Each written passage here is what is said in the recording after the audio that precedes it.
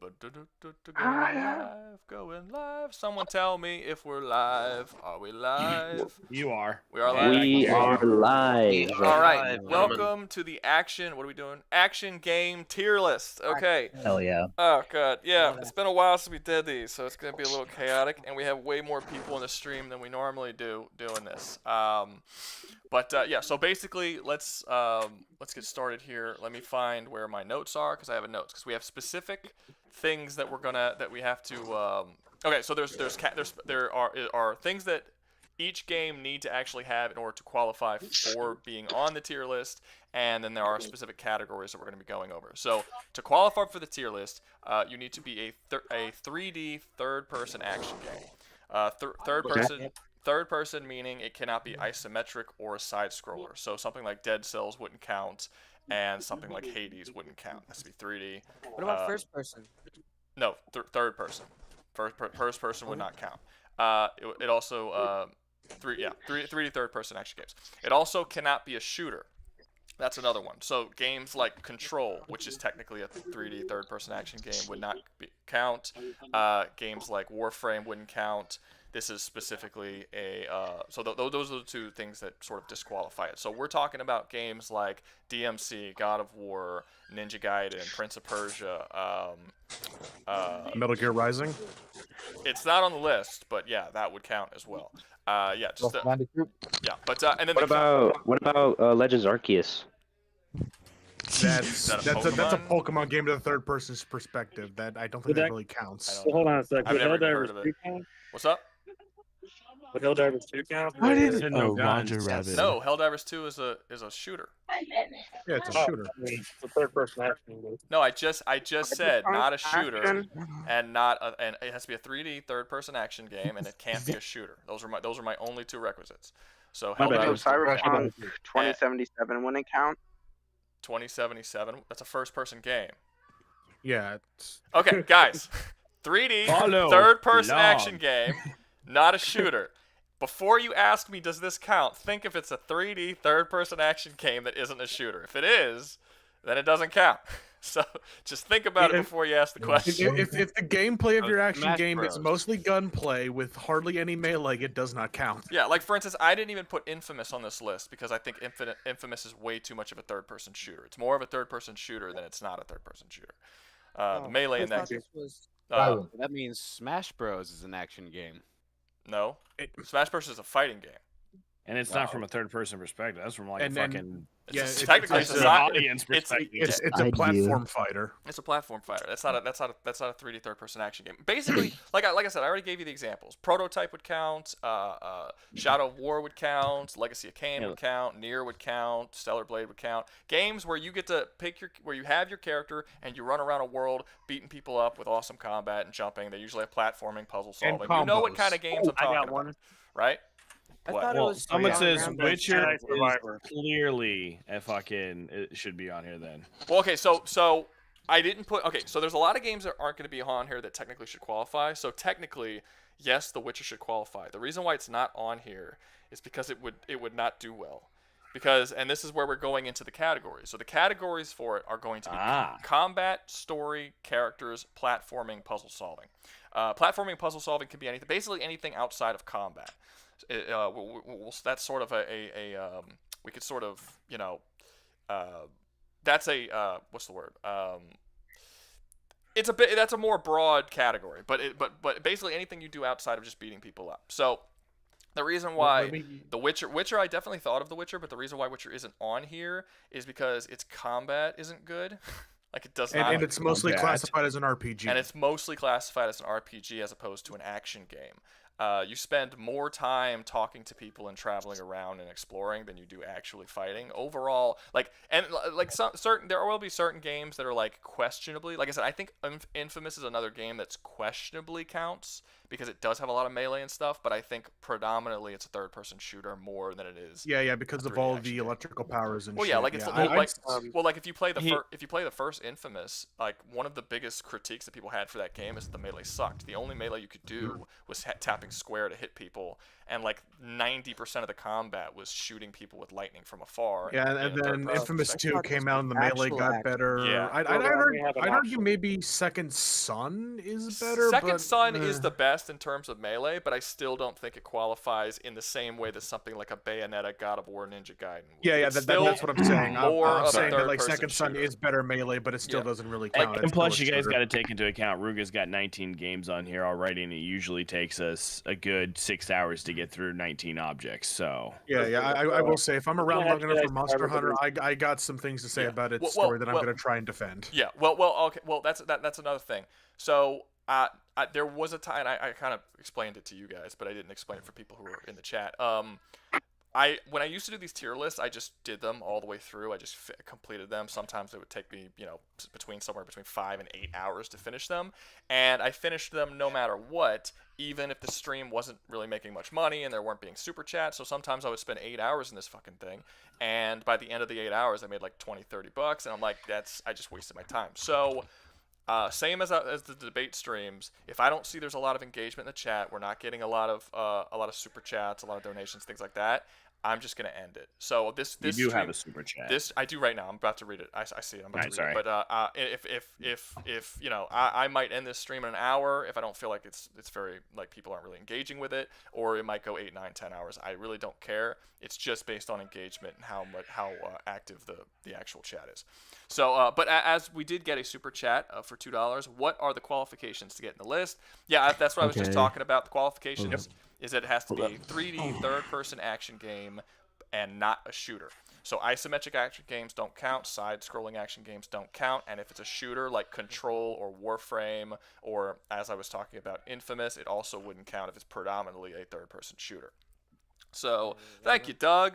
That was so nice of you, Doug. Doug put it away. So yeah, okay, we can get started. I think that's it. Does anyone have any questions before we get started? I thought this was like a first-person shooter, because you thought said what was action, a first-person shooter? Or not? No, I thought this was gonna be about first-person shooter. It is not. When I heard action, no, it is not. I assumed it was gonna be like Rambo, John Wick. Those are movies. No, this is video games. Yeah. There technically is a Rambo game, but we don't talk about it. Oh, right. Oh, yeah, that's another thing. Whoa, before we begin, that is another thing. Since Rando just jumped in, we have. I'm going to post a link to the Discord in the actual stream. So this is unlike normally when I do my debate streams where people can come in. There is a screaming child in the other room. Can you guys hear that? For once, it's not me. Yeah. Okay, everyone can hear that? Okay, Yeah. I'm gonna have to go say something because I have my niece and nephew over right now, and they are screaming in the other room, and I'm gonna have to go tell them something. But I'm gonna put this post, and then I'm gonna go deal with that, and I apologize. I'm gonna have to walk away for a second. This is no, you good. Take care. They know I'm working in here too. That's the thing that pisses me off about it. Okay, so let's see. We're gonna get this thing. Boop. Save. Okay. To mess with the audience, you should switch over to your Discord real quick so they can just see how many Rugas are in here with you. That's true. I will. Give me a second. Let me post this first, and then I'll save it. And then anyway, what was I saying? Right. So in the debate streams, we usually do this in a what do you call it? What are they called in the fucking the stages? Right.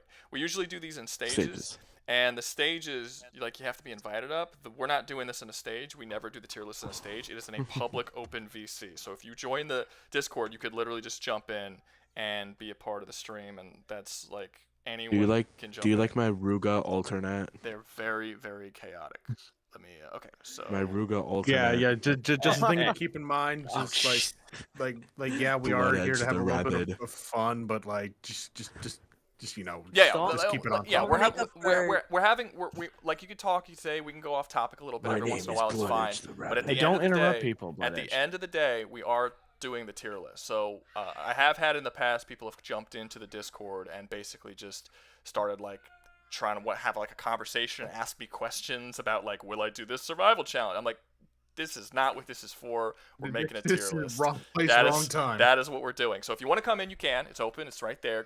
Come on in. Okay, I have to go scream at children. I will be right back. Yeah, no, go right ahead. Here's the Discord. You can look at all of the different. Just don't make a furry Roga. Yeah, I'll be right back.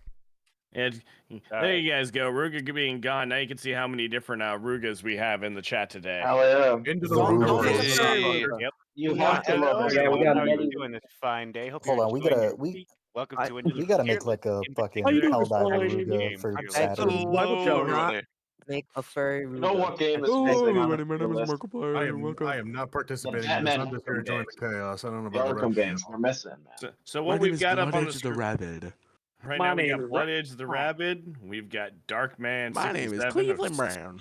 Osama bin Ruga. We got love Gear Osama 5 bin Ruga. Ruga's- We got Osama bin Omni Ruga's Ruga. legend. We've got Roger. Keeping this thing monetized a little bit. Roger We got Rapist. Ruga Roger Midori. Rapist. Oh, for fuck's sake. Skip his name. We got the Virgin Don't forget Ruga. about And we got the Rectol Ruga, which is Ass Ruga. I didn't realize this Damn what that straight. was. All right, I'm back. I'm That's back. Stellar Blade's ass. My Perfect timing. apologies Hey. for that. Okay, now we're back. No, you good? Hopefully it's done. Yeah, no, I that the reason why I usually stream Saturday evenings, not Sunday evenings. The reason why I stream today is because it's my sister's birthday and she went out of town with her husband and she asked me to watch her kids and their kids are making it You know very. who else has a sister that has a birthday? I don't care. Okay. The kids are making it very, very difficult for me to neglect them right now. So We have kids. we're gonna try, but let's see how that goes. Okay, so are we all ready to go? I think we're all ready to go. Let's.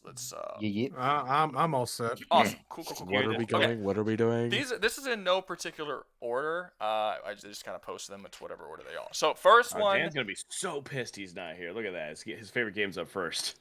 Who? Dan. That's Dan's favorite game. So Shadow of War. It's one of his favorite series. Yeah. Yeah. Well, I thought the whole reason why Dan wasn't going to come here is because he was helping you with your stream, but you decided not to do his stream tonight. His power has been going out all day, so he wasn't even gonna make it to mine because he's got that ice storm going on. Okay. I mean, he's at Pray the Gateway camp. Right. Because of fucking Canada. Okay.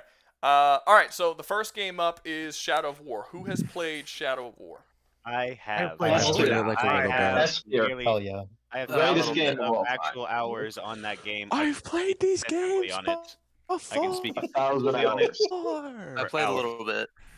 Okay. I've So for mostly future played two. reference, if I ask you if you played the game, yes or no is cool.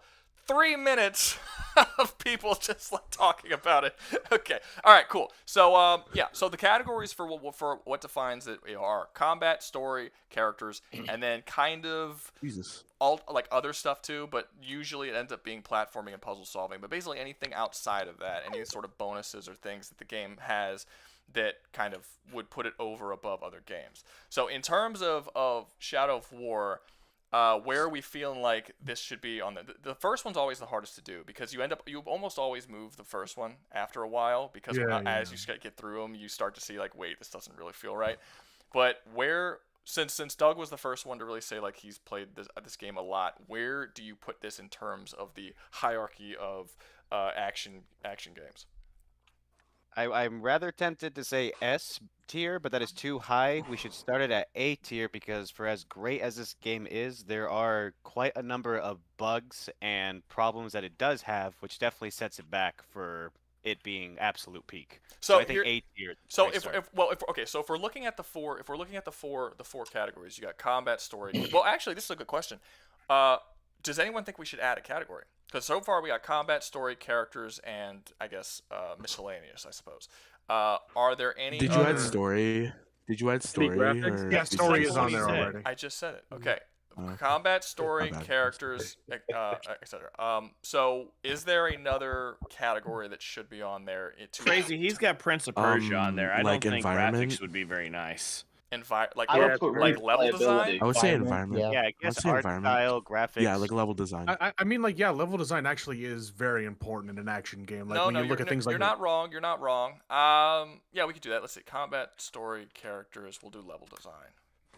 I would put the problem is I don't know how well we're going to be able to go into that for a lot of these games because a lot of these games are action games are not known for amazing level design mostly. I think you're going to have a couple of games that are going to excel, but I think we're going to have a lot of games that basically are just arenas that are like. Well, there are some. Wait, are we counting like there horror are games some with it if they're action games? Okay, do you have Oh, any wait, no, idea what's open world going on? action games. Yeah, like No. Does Blood, that guy have man, you any gotta be idea? on dumb. the stream if you're gonna be in here, dude. dog. Okay, watch. Like, actually, if you don't know it, like, open up. You have to open up the stream so you know what's going on and actually be watching. This is a stream voice chat. You have to be in the stream and watching the stream on YouTube. Yeah, because you keep saying things. I will like, just give me a second. Okay, that's fine. But you keep saying things like you're not really sure what we're doing. We're specifically building a tier list, and it's in a live stream right now. Also, when you do open the stream, mute it so that we don't hear double sound coming from your mic. Okay. Yeah. So so we have where is it? Okay. So anything All else? Combat, story, I characters, think level that design. replayability. Yeah, that is important. Replayability. That's another. because... But that's another thing that I think Not for action. most action games do not have replayability. Like that's going to be a I would very argue rare. that some of them. Some, Yeah, but it's not some. it's not a necessity for an action game to have replayability. I was about to say. Like some of the actually, I did just think of this because DMC5 is on here. What about just like how hard or easy it is to like pull off like all these combos? And I don't shit think like that that matters. matters. I don't think that matters. No. Some action games combat. are really hard. Some action games are really easy. It's not a quality thing I necessarily. think that would be a combat. For the game itself. That would be a part. design. Yeah, I think that all of that would just kind of be a part of the combat, and fair. and it would also really be sort of subjective as to whether or not that's like a good thing or a bad thing, or whether or not it's easier. Gotcha. I didn't know if we wanted to make that a separate category no. because So- action games are combo heavy as shit. So Yeah, I mean, I feel like we're gonna get to a couple of action games here that I personally think just have absolute trash combat that we'll talk about when we get to them. But okay, so everyone's good. We're happy with those 5 categories. I don't think Yeah. it should be added, but it is Yeah. kind of funny. Red Tower down here says the we go. soundtrack style. Like, what's the style and aesthetic of the game? Yeah, he's just saying basically like the soundtrack, which adds to the combat, in my opinion, or this. the music probably would add to the combat. That is a good point. That's That is true. good. I think most of these games I would probably have forgotten the fucking soundtrack by now. We're gonna. I could tell you for a fact. I hardly ever forget Monster Hunter soundtracks or DMC soundtracks. I got you. Yeah, God of War has the best thing soundtrack. is that when I usually do these categories, it's stuff that's like pinnacle. Like for instance, you can have an amazing soundtrack. If you're that does not matter, not even a quarter as much as the combat would matter. You know what I mean? So it's like you're not gonna go over like all of these. I was trying to make categories that are all equally important. And it seems like a lot of the categories, like level design and soundtrack, are important aspects, but I feel like they're not as important as combat, story, characters, and like the actual, platforming and puzzle stuff and all that kind of stuff. But again, we'll keep them on there. But I do feel like those categories will be less important. That's fair. But okay. So anything else? Are we good? Those I ones are think just we're what takes an A to an S. If they got awesome level and awesome soundtrack, but they were just on the A. Yeah, I want to say like boss fights, but that goes under combat. Boss too, fights so would be. never I mind. was. You're not wrong, because I was actually thinking about putting that as a separate category as well, because there are some games that have really solid combat, but like some games you just play specifically for the boss fights. Like something like Sun Wukong. That game literally DMC. exists for the boss fights, not just the combat in general. I would argue that like Dark Souls games exist solely for the boss fights almost. Oh yeah, I was And gonna say, I will can mention recall that you that's don't like like a- you don't like them. You don't like Souls games. I can recall you saying. Oh, it's not. They're not my. I don't think they. Well, we'll get there because they're actually not your on cup the of list. tea. He's got soul games on. They're not your cup of It's tea. not. Pretty It's much. not. It's not that they're not my cup of tea. I think they have bad combat. I don't Bad like. combat. Yeah, I don't think any Souls game has good combat. Maybe Sekiro, arguably, but I think all the other ones have very Excuse me. very meh combat. And actually, let's get into This is Shadow a of War. controversial hot take. Yeah, let's get into Shadow of War. This is Let's a get, hot let's get take. Because I actually Yeah. think Shadow of War has very average combat. I think It is. Yeah, It's I pretty can understand basic, that. honestly. It's easy to pick up. I will say Shadow of War is significantly better than Shadow of Mordor. And another issue that I have Oh, yeah, with 100%. Shadow of War as a whole is the characters are boring. Talion is a dull as dirt fucking character, as are all of the Yeah, side he is. characters in the game. Now, you could say that the orcs themselves that are in the Nemesis system, though, they're pretty interesting and cool. But they don't have. yeah. But they're more Oh yeah, like. Nemesis system boosts it up a little bit. It does boost it up, and I think you would put that in sort of the platforming, puzzle-solving, miscellaneous type category, where it's like that's something. May I add something up Yeah. for that? Yeah, what's up? I think it's also the magic and stuff as well that really adds up to it. No, I mean that would be a part of the combat. I think there are certain things that I like about the combat. Like the sheer number of builds you can make in the game, especially not really Mordor so much, but in War, is insane. Like I had a poison build in that game, and then it was like anyone who got poisoned would like explode, and then that poison would spread, and then I did like more damage via poison weapons, and then all of my like alternate attacks, like if I dashed to someone, they would be poisoned, and like my arrows would when it blew up fire pits, they would also be poisoned. So I was just like a poison god, you know. And it's like and then you run into somebody who's resistant to poison. And then you run into someone who's fuck resistant me." to poison, so you'd have to like. So that was really cool. But I think the character building aspect of it, and the army building aspect of it is the best part. That's the part that's gonna make it. Yeah. That's an S. The army building, the fortress system in Shadow of War was badass. The story to me is maybe a C minus. The characters are a D, possibly even an F. I think they are dull I think they're awful. The combat is probably like a C plus, B minus. Level design's not bad.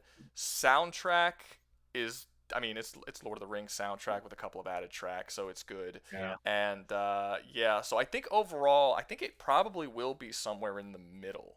Maybe a B. Should we I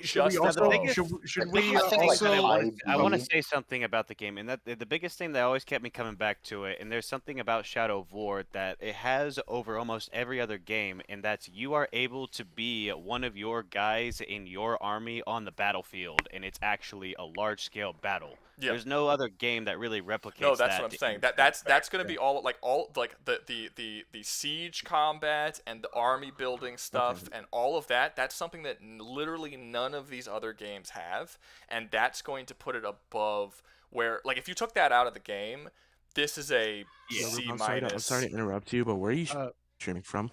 YouTube. Okay. Yeah, just go. I mean, this is a Discord for a YouTube channel, so it's like YouTube. The link to the YouTube stream is even in the announcements channel. Yeah, just go to the announcements channel. I'm sorry. It's fine. He didn't know. I'm sorry. It's fine. He didn't. It's a YouTube. I would like to bring up a point. Should we also bring up the early life of Shadow of War with its absolute garbage microtransaction system that it tried to push on us? I was thinking about that as well. I was thinking about that as well. It is not in the game currently. Okay, if we were talking about that, like originally when the game came out, you had to play 30 fucking siege matches over and over and over again because they were trying to force you to have to pay money to get new soul. Like, it was so shitty. But then they patched the game, and then they reduced the amount of battles you had to do, and they took out the thing. And there is still, to an extent, it's the system doesn't work perfectly because it was clearly meant for there to be a loot box system that doesn't exist anymore. So that is an issue. But I feel like we need to take the game as it is currently, not necessarily as it if we talk about this and we put it on the list and then we put it super down, like, that doesn't matter. Like, anyone who goes out to buy the game because we gave it because of our recommendation here isn't going to even be able to experience that. So I think we should kind of throw it away. But I think I just figured I'd bring it up. Yeah, I know it's worth it. I thought about it too. So I would say probably a. Well, we don't have any in B. I would say probably a low B, but at the moment, probably a B. Does anyone disagree and think it should be higher or lower than B? I do not disagree. I'm actually not too upset with B, actually. Low B is fine with me. Right. If we get anything else in B. Really carries it. Honestly, I was really. Does anyone in the chat? Does anybody higher in the? Oh, you think it should be higher, Doug? On B, like if it were to be on B, let it stay up towards the top. I don't see the game. It is about fighting games, but the followers and how they can play out on the battlefield, it can allow them to be as like a separate asset in the combat, which I think doesn't give them a whole other tier, but at least at the top of B tier. Well, the way I see it, if you took out all of the siege combat and the nemesis system stuff, you removed that. This is a D plus C minus game. with that Yeah. added in, it knocks it up 2B. Like it goes up almost like a whole tier and a half, 2 tiers, just because of that stuff. Because that's the stuff that makes the game. Like that's great stuff. But I don't think that it should be pushed up to A, because the fact that the combat's not the best, and because the characters and story are not particularly good, or you don't really get all that invested in what's going on. Yeah. It's only in B tier because the Nemesis system carries hard. Well, it is the Nemesis, saying. the siege system as well. It's the siege, the Nemesis system, the siege system, and the army building mechanics, which are all very unique to this type of game. No other type of game, no other game that is in this genre has this stuff. I mean, it does deserve some praise for that. It really sucks that they closed down the studio and we're never going to see this again. But and that they also put a copyright on the Nemesis system too. Yeah, they put a copyright. Well, they would be able to. I don't think that should be allowed because, like dog, that's like an entire game. No, they put it until that's they too put it there until broad. 2036 though. So like. I've heard that it won't stand up very well. It's the fact that they did it is what pisses me off. I don't care how long it lasts. The fact they did it. Kind of makes it a hot. Just 10 more years. 10 more years. So it looks like. Well, Rouga, I'm saying somebody did pay you some money to put it up to A tier. No, they didn't. Who did that? Does Rouga accept bribes to put things up higher on the tier list? I'm sorry, man, but I am worth more than $2. I know my worth, sir. All right, $3. At least 15. At least 15 or 20. Not 20, but $3. You can't get me to do shit for $2. I'm sorry, but hold on. $3. Can you name a bribe price? A bribe price? You never name. Yeah, can you name one? You never name a bribe. $20 to bring this up to A tier. Depending on how much you want to bump it up, it's gonna cost more, and depending on how much of an asshole you are about it. No, so I was fine. You drive a hard bargain. $2. Another $2. You drive a hard bargain, sir. $2. He wants me to put this game. $2 more. $2 more. We'll pay actual money for you to put this game in A. Star Host is asking if the limit is 15. No, dude, just whatever you want. I'm just fucking. Alden knows the rules. He's in the chat. I'm messing. I'm just fucking around. Yeah, he's not actually expecting me to put $2. I have a budget for fucking already. Yeah, but no. Generally speaking, that should at least bump it to like high B tier. But generally speaking, the rule of these streams are capitalism. God damn it, we just need another time. That was sitting for a minute. God damn it, Doug. There you go. Someone do $1. Please. The rule generally is that capitalism wins on this stream. The stream ends when the super chats stop and all that kind of stuff. And if you want something moved on the up or down on the tier list, you can donate and it will be moved. That's generally the rule, is that capitalism rules on this stream. Full grab. God damn it! Yes! $1? Yeah. What kind of only one philosophy Rouga follows, and that's the mighty American dollar. God damn it. Okay, so. Right now we got Shadow War at B. Next up is Prototype. Who has played Prototype? 1 and 2. 1 and 2, correct? Nope. Yes, it's the whole series. Yeah. Okay, so I've played just out the gate, where do you guys think the Prototype should be? Alden, please gift another 2. I kind of do agree with B. I don't think the story in 1's all that good, and the story in 2's a little better. Story in 2's meh at best. Prototype 2 is A, bro. I'll tell you what I think, and then you guys can disagree or agree with me or whatever. But I think that the Prototype combat is fine. I think that I think there's a serious problem that there's no really awesome bosses in it.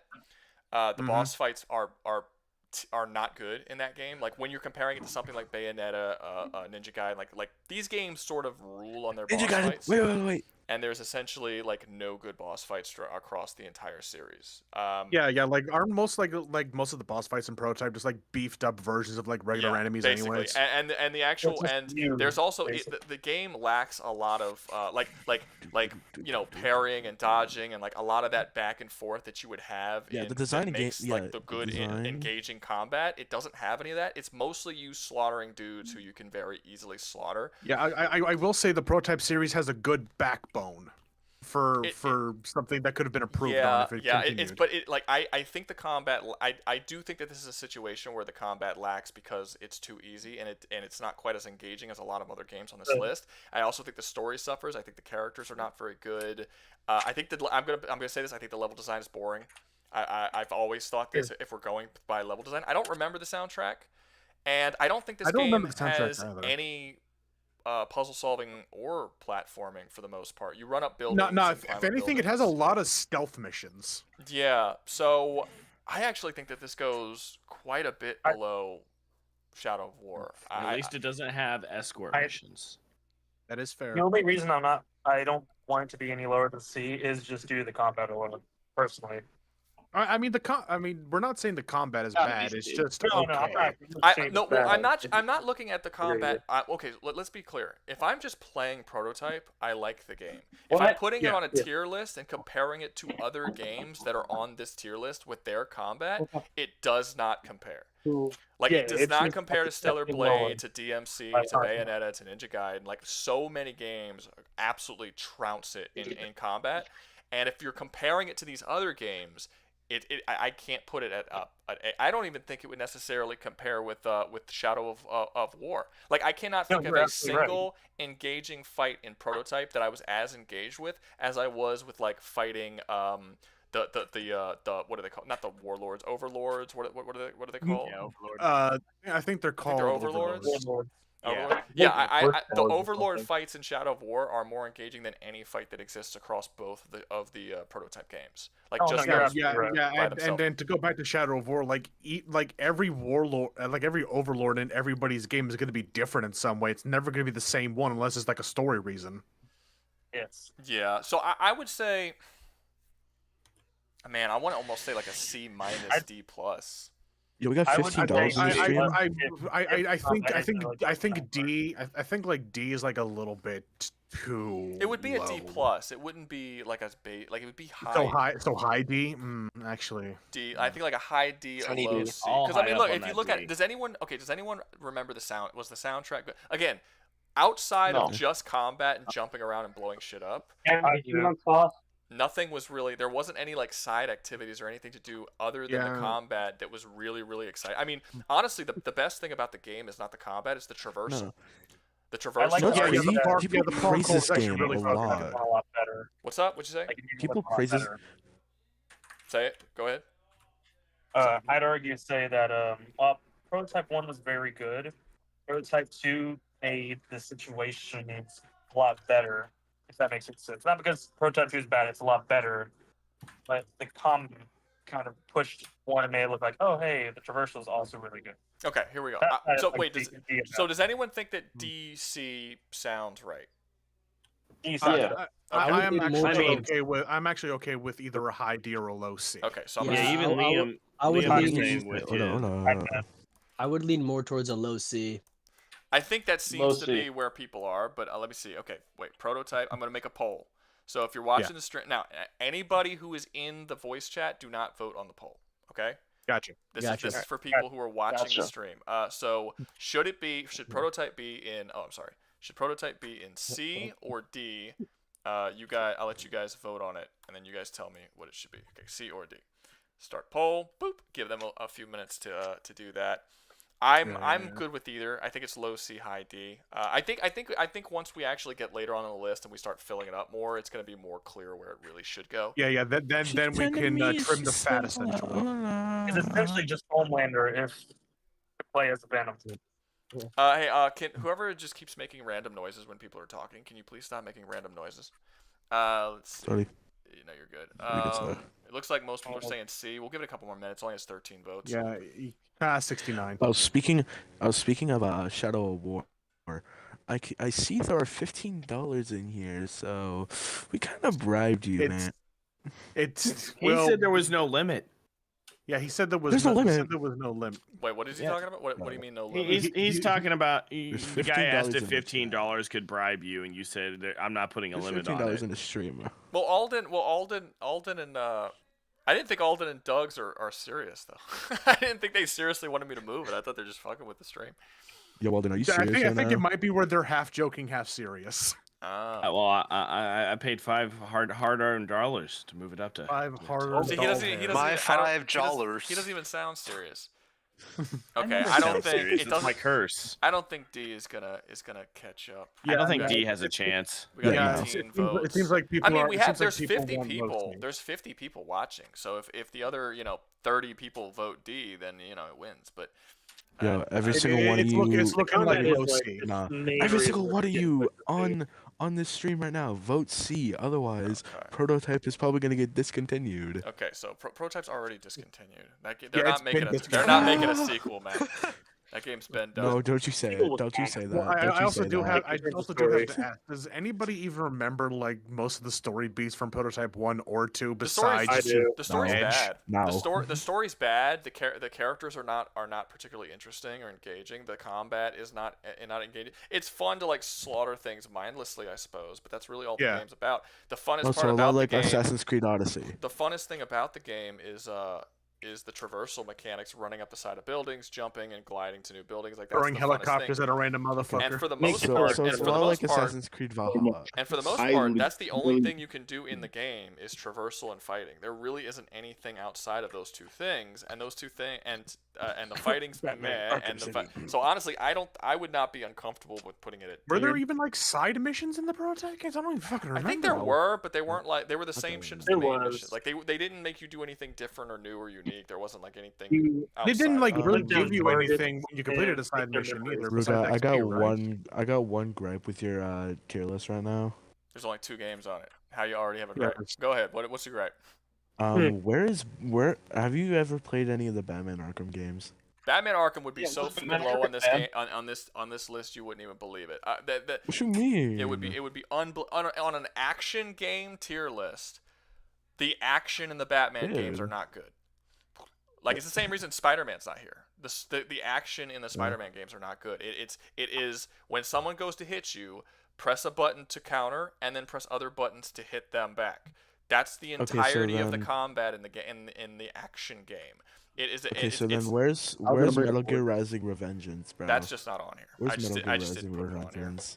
Yeah, he probably made the tier list and just like thought of it last minute after he finished. Like, oh well. Well, no, I thought of it when someone brought it up when we were doing. Look, there's like I guarantee you, there's like 40 games that could be on this list that's not here. Yeah. But There's like 40 different there's, like- fucking but games there's, on here like- that could be but on I- here. This is but I- what we're working with. We'd be I here. currently We'd be have. here for a while. 40. I currently If there were have. 40 games, we'd be here for 5 years. Yeah, I currently have Yeah. 18. We'd be here for a I while. currently have 18 games here. It'll probably take us 6, 7, 8 hours to even get through it. So if we if we get to the end and we realize we get through it pretty quickly, and I can add some more stuff, and people are engaged and there's super chats and shit, we'll add more. I have an idea for next tier list though. Well, let's stick to we're this not- tier list. Yeah, Let's stick to the one that we're we're not here to currently talk about that we future just ideas. We're here started. for this. Yeah, but okay, so next up we have I feel like no one's had to have played this, but Enslaved Odyssey to the West. Has anyone played this game?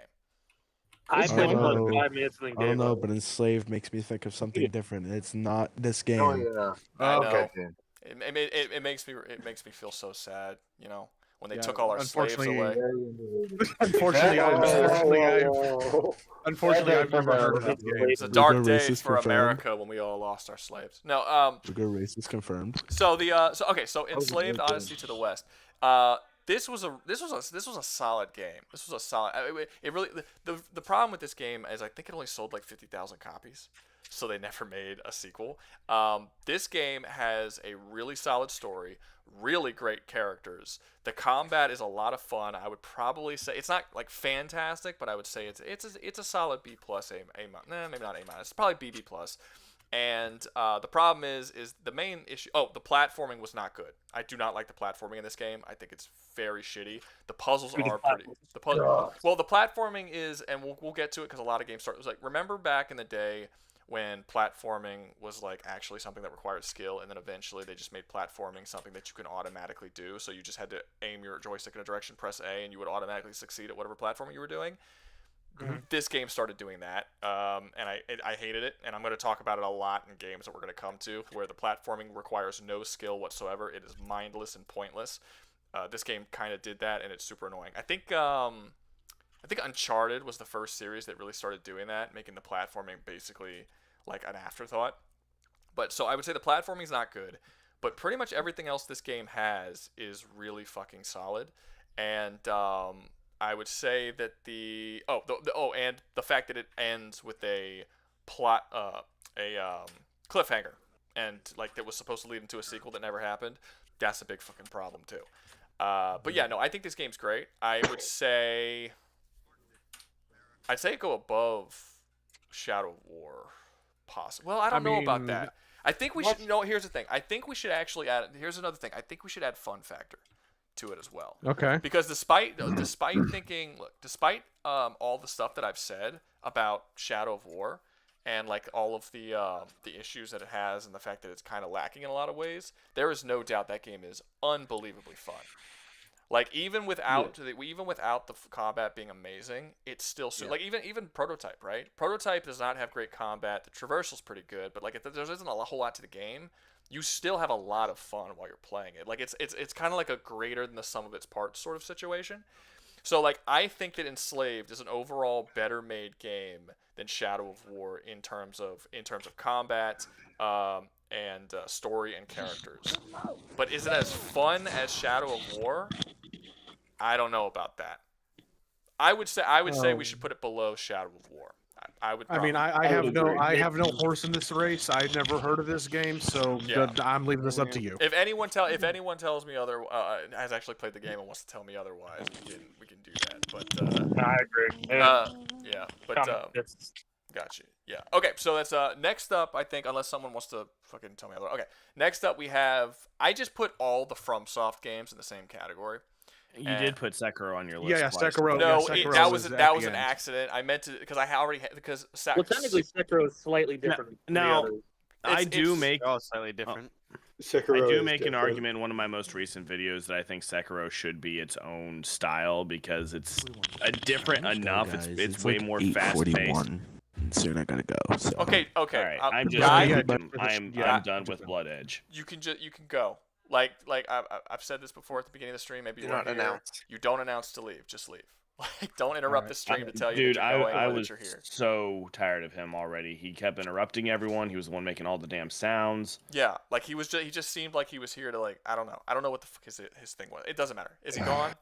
Yeah, he's gone. Yeah. Fine. Yeah. So like Sekiro being in its own actually makes sense because like it's different enough. Yeah, like you've got the Souls games, as you put it, with the Elden Ring and Dark Souls and Bloodborne, all are decently. They're a lot slower. Their combat's not as fluid.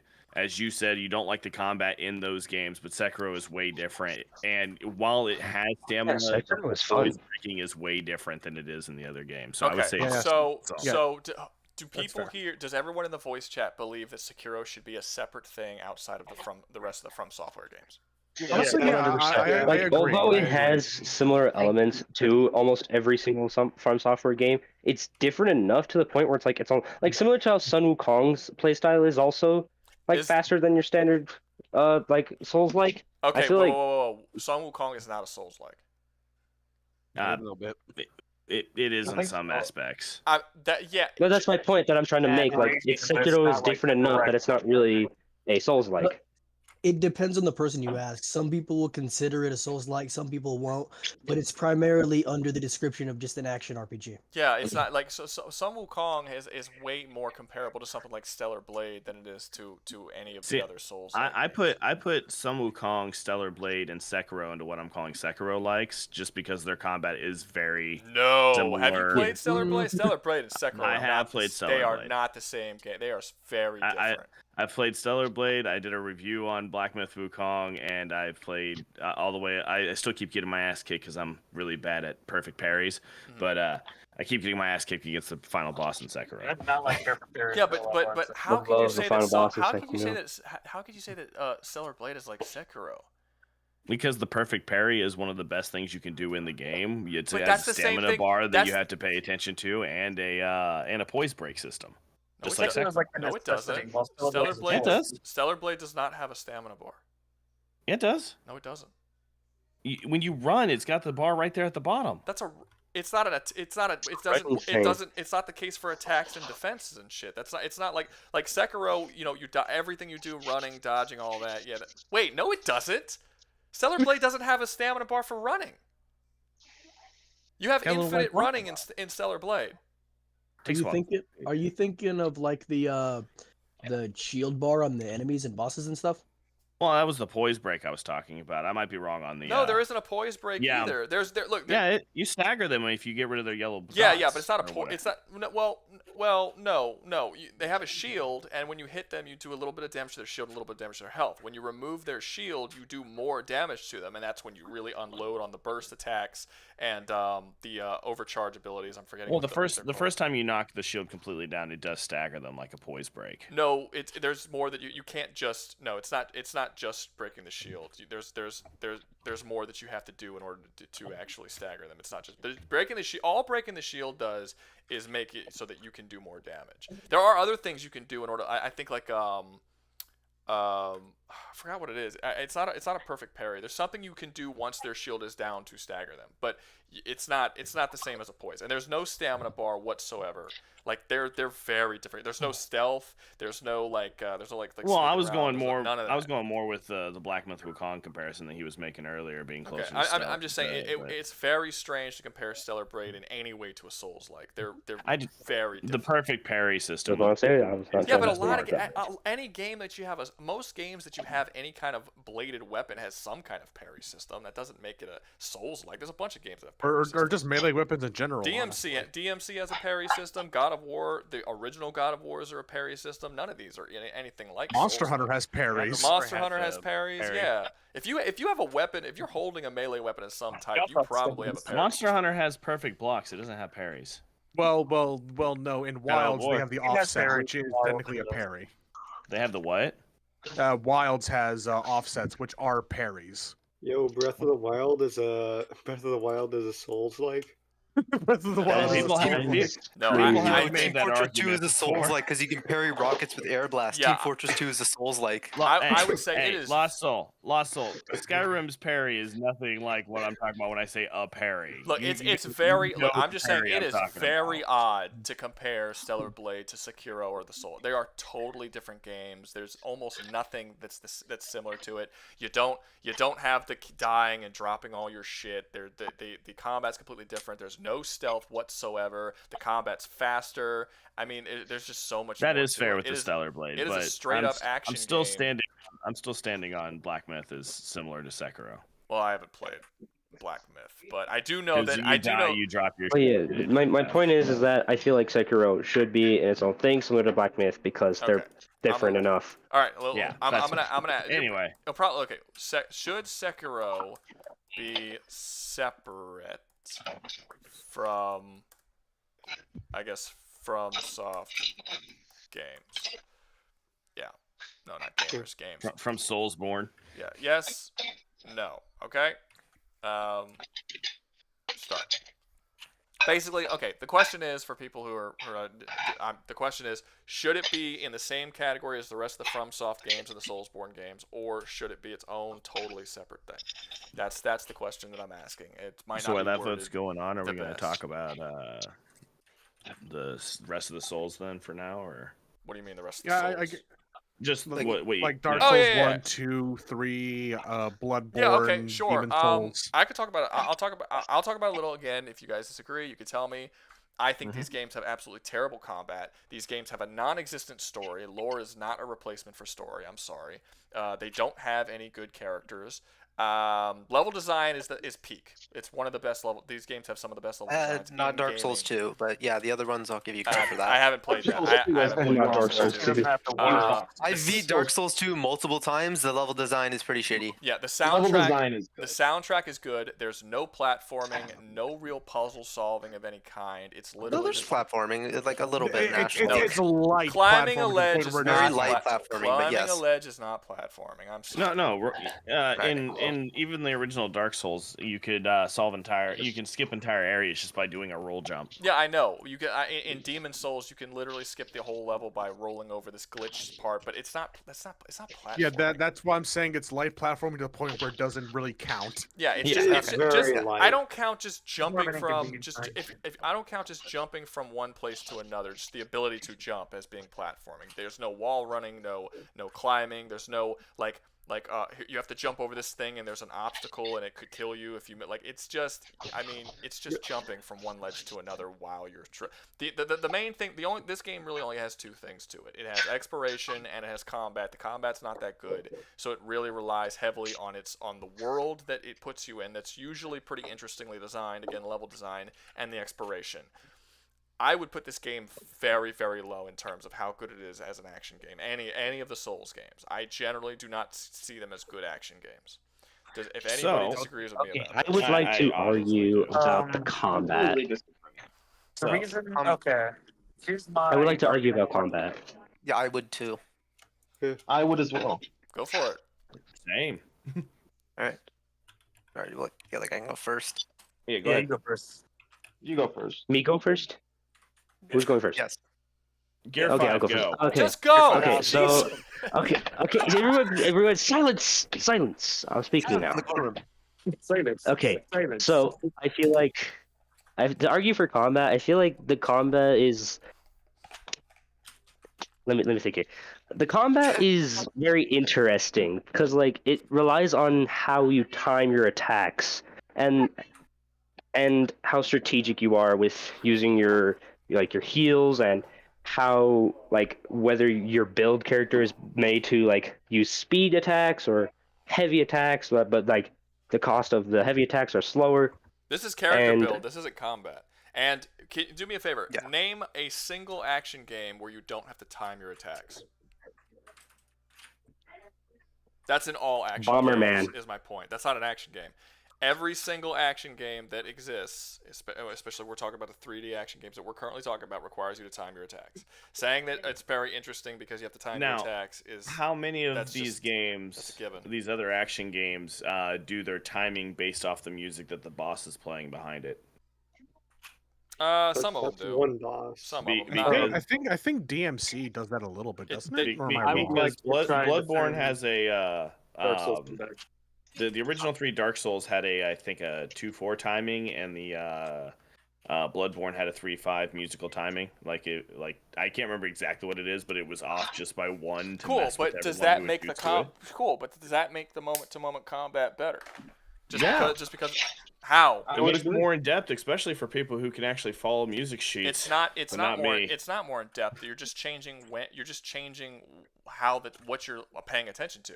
Normally in a game, when you're playing a game, you pay attention to tells that the boss gives. And this one, you're paying attention to the music instead of the tells. You're doing the same thing. You're just focusing on a different part of the game to do it. The actual combat itself is slow, meandering. I hate the fact that it's based on stamina. I think stamina is a dumb concept to even add to an action game because all it does is make you have to wait when you really don't. It's an action game. Get in there and do the action.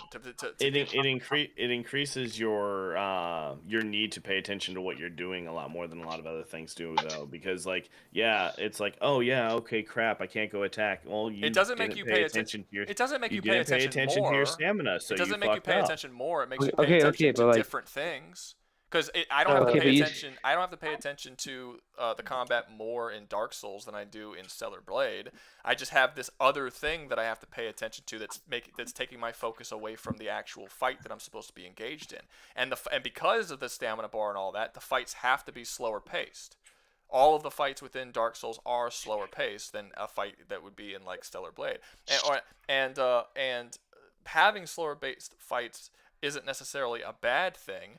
But there isn't it's not nearly as engaging, I would say, when you're in the combats. It's a lot of like standing back, walking away, kind of getting away, let me go heal, let me kind of go back in, let me wait for a tell. He's going to go through these different types of combat, different types of attacks, wait for a specific attack, okay, go in, hit him once, get back, can't get 2 or 3 hits in because then he'll wreck your shit. It's a lot of waiting, it's a lot of walking in a circle around the boss. It's not engaging combat. I do not think that it's anywhere near something like a Stellar Blade, like a Sun Wukong, like a DMC, where the actual combat is about the combat. Also, you I'd can like to make cheese an all the argument boss towards fights that. by. Also, you can cheese all the boss fights by summoning people to come in and help you do the boss fights.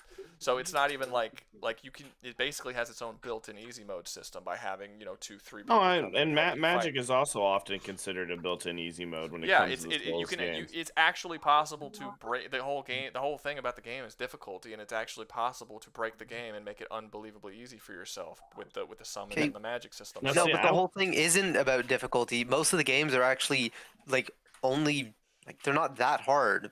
I don't People are think they're just hard. bad. People were just bad at video games when that stigma came around. I don't disagree. I don't think It's also the just due games to are the that hard. combat that really holds you down. What's up? Yeah. So I'm curious about something, which this might sound like a bit of a smart-ass question, but how would you determine depth for a game? What elements give it the points in that category, I guess? Oh well, I'm not necessarily talking about depth. I don't usually talk about depth because I guess if you're talking about depth, it would just be like more mechanics. I suppose would be depth. But I don't really care about depth. I'm talking about engagement. How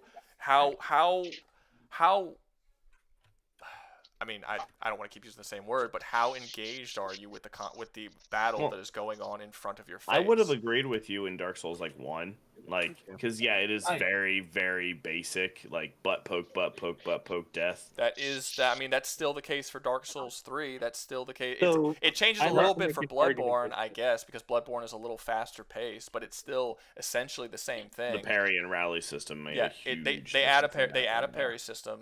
The American magic system. Yeah, they add the gun parry in Bloodborne. They also make it a little bit faster, and they make the weapons faster. So overall, it's just a faster paced game. But it's still at the end of the day, it's still a faster paced version of what is. Let me keep dashing around this dude, trying to dodge his attacks and waiting to see an opening, hit him one time, get back, and do it over and over again until I kill him. The most important thing about the combat in a Dark Souls or any of these Souls-like games is not mastery of the mechanics. It is not really skill. It's patience. That's the main. It's because the majority of the game is you waiting. That's how the combat is structured, around you waiting for the right opportunity. That's the combat. That's literally the combat is not fighting, knowing when not to fight. That's not engaging combat. Not to me. I would Go ahead. Go ahead, Darkman. personally, I think that's part of the reason why it's engaging. At least for me personally, I find the fact that I can't just wail on an enemy and a boss, and I have to actually plan my attacks and how I'm going to attack. And You're using two You have a extremes. point. You're using two You have- extremes because you can't just wail on an enemy in Stellar Blade. But you can't say that you having patience and waiting is what's engaging. That's literally the opposite of being engaged if you're waiting. I wouldn't also say you could apply the patience to a Dark Souls game, because if you were to take another game like Chivalry 2, which isn't even in this topic, but that's a game that requires patience and timing and like proper timing for every action you perform, but you have so many different ways to approach that. Your patience is far more rewarded. But when it comes into Dark Souls, you only have like very basic mechanics of move out of the way and hit, which without having different methods of approach, that really pulls back on how much that patience adds to it. Does that make sense? Well, are you saying this? I can't. The way you worded that, I can't tell if you're agreeing with me or disagreeing with me. I'm agreeing. I'm agreeing with Rouga, and I'm trying to explain that because there's not very many because there's not many ways of attack in Dark Souls. It's just move and then hit at the right time. The patience that would make it engaging doesn't apply as much, because there's not so many different methods of approach that require you to use that same level of patience. Patience, but I don't think that you can say that patience is engaging, because it's literally waiting. That is what it is. Okay, that's the opposite of engaging against something. I think that would okay, make but the like argument in that case, I think it's like because you have to be strategic about it, and then I feel like because you have to use like your brain to figure out when to attack. That's where like engaging. That's where they become engaging. There are almost no games on this list that we are talking about where that's not the case. Like, you have to have your brain engaged for something like Devil May Cry. You have to have it for Stellar Blade, for Sun Wukong, for Monster Hunter. All of these games have that. The only difference is that is what you're relying on having to be engaged with. And what the Souls-like games are all about is not being engaged and actually backing off and waiting for the right opportunity. That's every single boss fight throughout the entirety of the Souls games. That is how they are structured. It is sitting back, waiting, learning all of their different attacks and what the tells for those attacks are, and then when you have that right opportunity, going in and hitting. When someone dies in Dark Souls, it's because they're impatient and they go in too soon. That is 100% of other than falls. That is like 100% of deaths in it is just not paying and having an enemy type like be behind a wall for the first time that you didn't know and you walked and he comes out. Like that's how you die. Like, it's not you're not getting in there and there's no mastery of the mechanics. I would like to add something. The only thing about it that I see that you really don't like is just the fact that the stamina bar exists and it messes with your ability to because if you took because if you took the stamina bar away, if you removed it entirely, it wouldn't change how the fighting how the game is structurally designed, which is to stand back, avoid attacks, and wait for the opportune moment to walk in, hit him once and back off, or twice and back off. That's with or without the stamina bar, that would be the case. The stamina bar does make it so that you could do that less often, and that's like an extra thing you have to worry about. But the only reason why the stamina bar is even there is to have to pay attention to something else, because the actual combat itself is so simple, you'd get bored without the stamina bar. Like, there's nothing else to pay attention to. There's nothing else to actually factor in when you're fighting other than walking and hitting, backing up. The stamina bar gives you, it's like jiggling keys in front of you. It's like, here's something else to just keep you preoccupied. I would like to throw something on with that. Go ahead.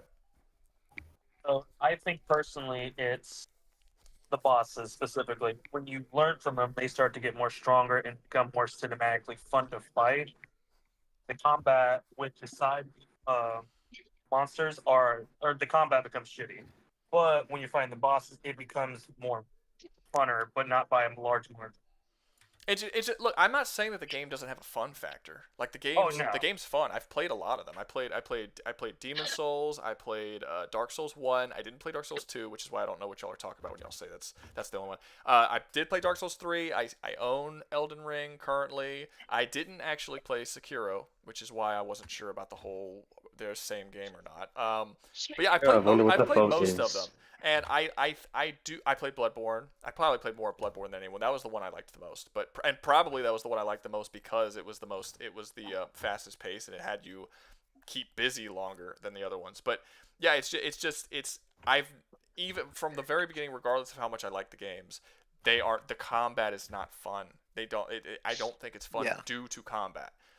I like the exploration. I like the worlds, but like the enemies, even like your basic enemy types, it's the same shit. The enemy types, they come at you, you like stand back, like try to learn their combat patterns. Once you master the combat patterns, you wait for them to do a specific attack, run forward, hit them, and you do that to all of the different characters, like literally everyone. That is the entire, not just the entire game, that's the entire FromSoft library.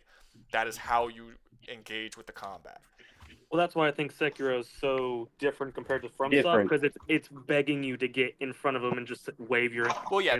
Everyone has already agreed that Sekiro should be separate. I mean, 82% of votes say that it should be separate. So we are going to make that a separate thing. But as far as anything other than Sekiro in the FromSoft library, I think it is extremely difficult to argue that this combat would be anywhere else but the bottom of the list. Yeah, Elden Ring is arguably like the least of the.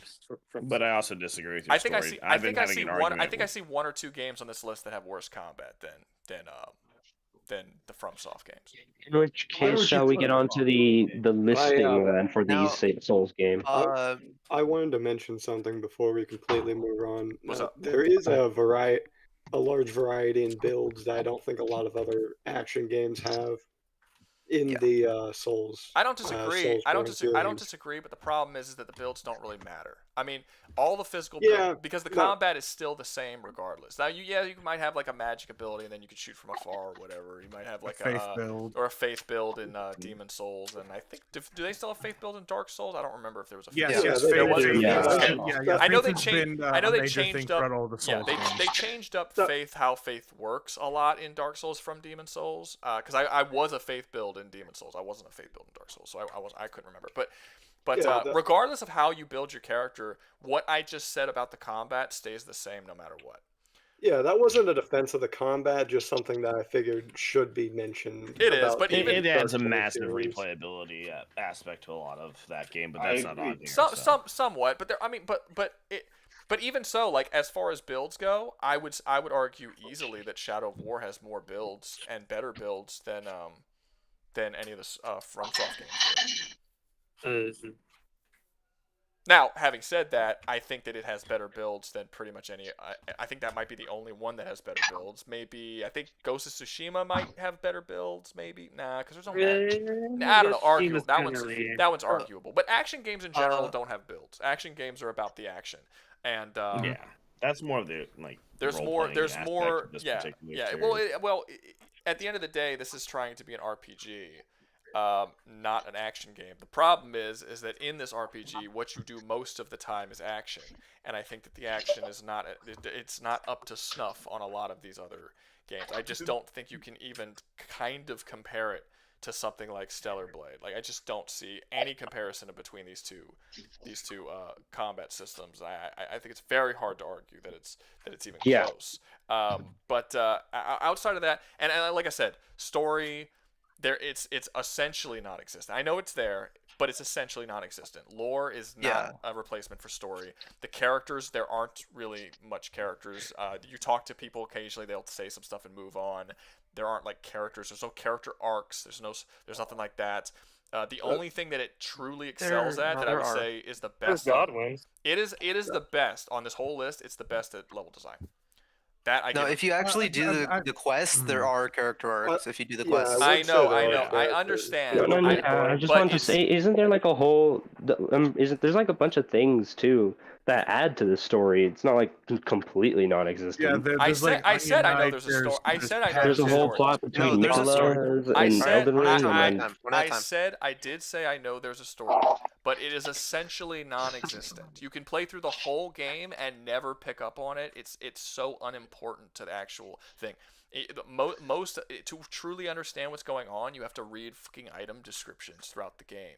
Otherwise, you have no idea. Like, you could play through all of Bloodborne, get all the way to the end, and fight the dude in the moon, and have no fucking idea what happened. Because, like, you just get little tidbits here and there from certain dialogues and stuff like that. This is lore. And for the character arcs that you're talking about, where you talk to the side characters and they start telling you things, you don't get to see their character arc. They tell you about it at different points within the game. You don't see them go through any of the things that they're actually going through. No, you do. Like, no, you do. I was gonna say Dark Souls 3 Onion Knight. Actually, you get to see him do a lot of stuff. Especially you run into him at different points, and you could see him fighting a guy, and you help him fight a guy, and then he talks to you for a bit, and then he moves on. You don't see him for a couple of hours, then you'll run into him somewhere else. You'll talk to him for a bit, and then you move on. That's not a story. That's not a fully fleshed out character. You're not the main character in his story. He's the main character of his story, but you are still an ancillary and learn more about his story and his character development as you go. Yes, but learning about his story is not you being able to experience his story. You step in and help most of these characters in their major fights and in their major like you go, like glory. a guy's locked in a prison cell, so you unlock him out of the prison cell, and that kicks off his story. And then you don't see him for a couple of hours, and then he talks to you about some stuff that he was going through off screen, and then you continue. These are not stories. This is stuff. This is character development for the other characters. It's like even with Ronnie, you help her get her item. Like in say Elden Ring, you help Ronnie get her items that she needs to complete her character development, which is taking out the two fingers. She has this entire arc. She can become basically one of the three canon and endings. So do you think that going through a side quest, a fetch quest, and giving it to some chick, so that chick can tell you her opinions of something have changed or how she's altering is the same thing as actually watching a character go through a story and evolve, as opposed to just hearing them talk about it because you gave them an item. This is not a story. This is not how stories are done. Again, this is their character development, which you said wasn't there. No. Now, hear me out. No, I just want to say, go ahead. like, let's take books, for example. In books, you read what is happening, but you don't see what's happening. No, there's some books where they just tell you what's going on. That's like the whole point of like a book, is that they tell you the story. This isn't a book. So like, I feel like in a game where a character is just telling you what's happening, it's like similar. No, it's not. No, but it's not. I would make an argument towards visual novels we see in video games. So I just would like to say something. The whole point of the Dark Souls series is that you're just one of the guys. You're not the main character. You're just one of the guys who is sent to do the thing. You're just so happen to be the one to do it. No, you are the main character. You're such a poorly written main character that you say that you're not a main character, but you are the main character of the game. No, you're a droplet. No, let's take Dark Souls 3 for example. You're not the Ashen one. You're one of the Ashen ones. No, I get that. But in the game, by what you would consider a main character, you are the main character of the game. The game focusing on you so little that you are arguing that it's not the main character is kind of a part of the problem. Because it's a game that doesn't actually that puts so little effort in actually having their main character be a character that you're actually arguing with me that the main character is not the main character. That's a problem. It's not the effort, it's that it's meant to be framed that way. I understand that, but you can make a movie where you have a character be at the front line of what's going on for 90% of it and not give him anything that makes him a main character and say, well, he's not the main. No, he would still be the main character. Just because you didn't focus on him or that you're deciding to frame it and not give him anything that good does not suddenly mean he's not the main character. He is the focus on the story. We see the entire story through his eyes. That makes him the main character. The problem is we don't know anything about this guy. So it doesn't matter that we see everything through his eyes. Yeah. Because he's not actually a character. These games do not do story. They do lore. People tell you about things. They tell you what happens off screen. They explain to you what arcs they're going through. You don't experience those arcs. This is a poorly written story. I know what you mean. It feels like it should have been a book. You're not supposed to be following one person. You're supposed to be exploring a world, and But I mean, it's not good as a game. Book, basically. Even in a book, you get a perspective. You get the perspective of the characters as they're going through things. I mean, I'm sure there must be a book somewhere that is written in a similar way to Dark Souls, where literally every single thing that happens is told to you after the fact. That we don't actually get a first-hand account of what happened and get to see it happen in the book. I guess that exists, but I wouldn't want to read that fucking book. Citadel said something over in chat. He says, the lore of the world does not apply to the player character. The story is what the player character is experiencing, in his opinion. From a point of view. Yeah, so the whole story is just what you're playing. The lore in the game is just ancillary background stuff to enrich the world itself. Yeah, but world building though, that's completely different. The way I see it is that the lore should be there to enhance a story, but it's not a replacement for a story. And it is true that these Souls games do replace the story with lore. Look at a good example. Father Gassione. Father Gassione, the only thing you get from him is you meet him, he looks at you, he looks all messed up, he fights you, you kill him. That's it. He says something, I think, that's important right before he dies. You chose the one character with the most actual story around him to say he has nothing about him. I know. No. He's got a wife, he's got a you have to daughter. listen to what that's what he means. That's the character with the most. That's the point I'm making. That's the character with the most, but it still feels like he doesn't have much. You find his music box, you have to talk to a little girl through a window, you have to find his clothing, and then that tells you a little more of the story. You're reading about it from items and little things like this. He has some of the most story, and the only thing you get to experience is he attacks you, you kill him, and you don't know anything about it. You can go through the whole game and never even find out anything about him. He has one of the most interesting stories, and you don't get to experience it. It is all told to you from other people and after the fact. That's not a story, especially when you're talking about a visual and interactive medium. Well, like I still go back to what Law said, because like if the this story happened is in a what... movie, like for instance, if this happened in a movie, we would say that this is bad exposition. If we were watching a movie and a character just told you a bunch of shit that happened off screen or something that happened beforehand, we would be like, this is very lazy exposition. You should have found a way to give us this information in the course of the movie. We would call this bad writing and bad exposition. That is what we would say. But for some people, for some reason, people like to make exceptions. I think for it's Dark because Souls. the lore is so fucking like it is sometimes really good. it's so It's sporadic. necessity, basically. It's like the lore tells a really good story. Yeah. But the thing is because it is so but lore and story like is not spread the same out thing. Yeah. But the way that Dark Souls does it, it tells a good story. But again, and even like Chaos is saying over here in chat, because you have to go around and read it all, and because you have to go find every ancillary fucking item on planet Earth, the lands between or whatever, it makes it so it's a pain in the ass. Here's the thing. So Let's give you an example. Harry Potter is a story. That's like 8 books or however many books it is. That's a story. All the shit that happened with like the building of House Slytherin, and how like the guy who founded House Slytherin had an issue with the guy who founded Gryffindor, and he was ousted from the school. That's lore. Because we don't see it happen on screen. It's not in the book. We don't experience it in the first place. It is background information that gives us context for the current story that's going on. But that's not story. That's lore. That's what Dark Souls is. It's 90% lore and like probably less than 10% story, to be honest with you. Like lore, I understand that, but the lore does paint a good, very nice story, or well, not story, but like a very nice. If you're not, it's the story of the world. It's not the story it's the story of the world, the story that's already happened before you were there. It's like I understand that. I understand that doesn't matter in a gameplay context. It's like a documentary story. You know, it's not something. You know, it's like with the Gascon thing again. Like your character is being told the story. You're not experiencing the story. Then it's not a story. If you find everything, your character gets told the story of Father Gascon. Yes, but if you don't, but that's not the story. It's just that's lore not the bits. story of the game. That's not the game's story. To be fair towards Dark Souls, usually the games, from what my knowledge is that you are a character that's at the end of a story, basically. Yeah. So all I heard is George R.R. Martin sucks at writing because he wrote Elden Ring.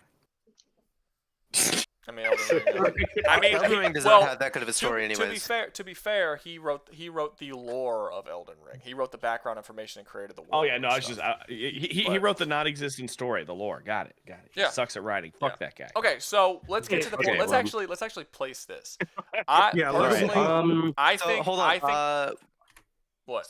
Are we gonna bring up the multiplayer or like the PvP, or is that just a non-factor? No. It could be. You can add it to like the miscellaneous type fun factor sort of situation. You know, world building's not really here, but I guess we could kind of bump that in with that as well, or like into level design, because that's really good in the game. But as far as like mechanically goes, like I said, I think the action's poor. I think the story is essentially non-existent. Lore is not a replacement for story. I think the characters are not particularly great. You don't really get to experience them firsthand. They just tell you about shit after the fact. Level design is an absolute S. It's one of the best in all of gaming. I don't really recall Except the soundtrack. for Dark Souls 2. But I believe the soundtrack. That soundtrack is good. Pretty fucking good. Fun factor's pretty good. Ash Lake is fucking awesome, dude. Overall, I would struggle to put this above Shadow of War or Enslaved Odyssey to the West. I can see it being ahead of Prototype. I can see it your criteria. I'm okay with B it minus being ahead or below Prototype. I think it could. I think it could say be ahead B of minus. Prototype. I'm a bit biased on it because, well, fuck, I've been playing the damn game since it came out, and I've platinumed Elden Ring 16 fucking times. So that's why mine, not on my own. Like, I've platinumed it on PS4 and PS5, and I've helped everyone else platinum it. Also, my entire channel was basically just helping people platinum the game until the DLC came out. So I'm a bit biased. That's why I was going to give it at least a B, but I can see it just being a high C above Prototype. I'd say you give it either C plus or B minus. I think on its own, wonderful, but when you compare it to other games, it does drag down quite a bit. And under your criteria, I definitely see it being a C+. So does anybody in the chat think that it should be anywhere other than C? You got a couple people saying still A. Legacy says easy B to A minus. Well, it's not really A you'd material. You'd have to justify. You'd have to justify why it's an A. Tao just say says it's A. B, low B. Because that fits. I mean, B minus C plus. Yeah, we're getting a lot of B minuses. I'm seeing B's and C's. I'd say yeah, B minus. Some people are saying B minus. Some people are saying yeah, Citadel says D. D is crazy. I'm pretty sure Okay. Chaos. No, he said D is a little too harsh. He said as an action game, probably. Which Chaos was the harshest. If we're just looking at gameplay, guys, Chaos was the harshest the entire time while we were in chat, and he's even saying B minus. So. Yeah, I'll put it at C plus for now. I'm seeing a couple of C's, a couple of B's. I guess I could put it to a vote because I am seeing a little bit of both. I'll put it to a vote. I'm seeing a lot of A's, but nobody's justifying why it's A. Yeah, if you guys do say A, and I'm not going to justify it. I think it's just a lot of fanboying because at the start I did think A, but then I heard the points. I'm like, yeah, you know what? Yeah, like it's under criteria. Yeah, under criteria, then yeah. They're still good games. I'm gonna put it at high. I'm put it at high C for now, above prototype. If there's enough demand to put it up to B, I'll move. Legacy says the music makes it a B. As of right now. In which case, shall we move on to Sekiro? No, technically. No, Bayonetta's next. Yeah, also, there isn't a whole lot of engagement at the moment. So if we don't start getting super chats and stuff, I'm gonna end it after Bayonetta. So just letting you guys letting the chat. Really want to talk about Monster Hunter. Oh well. Hopefully we get there. Okay, so Bayonetta. Next up we have Bayonetta. Okay, I think that this one will be. Who's played this game? This one will be fun. I don't remember this game honestly. Okay, so. This is an interesting one because combat is one of the best. It's up there with DMC. It's really, really solid. Combat. The story I've seen is clips of it. Garbage. This is one of the worst video game stories I have played in a long. It's so confusing and convoluted. It's nearly impossible to understand. I played through this game and beat it in 2 days. And after getting through and beating it, immediately after beating it, I could not explain what. If you asked me what it was about, I couldn't explain it to you. It's very, very convoluted. The story is an easy F. The characters, Bayonetta is amazing. She's a really good character. Level design is fine. Soundtrack I don't really remember. Cool. Platforming is. There isn't really a whole lot of platforming and puzzle solving. There's a little bit, not too much. But basically, this game it lives and dies on its combat. Its combat and its basically it's combat. So, is that enough to put it above all these other games when pretty much everything else is either non-existent or not very good? I don't know about that.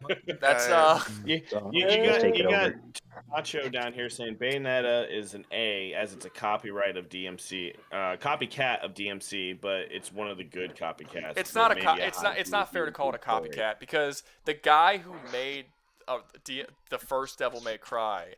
Then, shit! Fishy to Monster Hunter. All right. Whoa. Fair enough. Thank Fishy everybody. We're getting to Monster Hunter.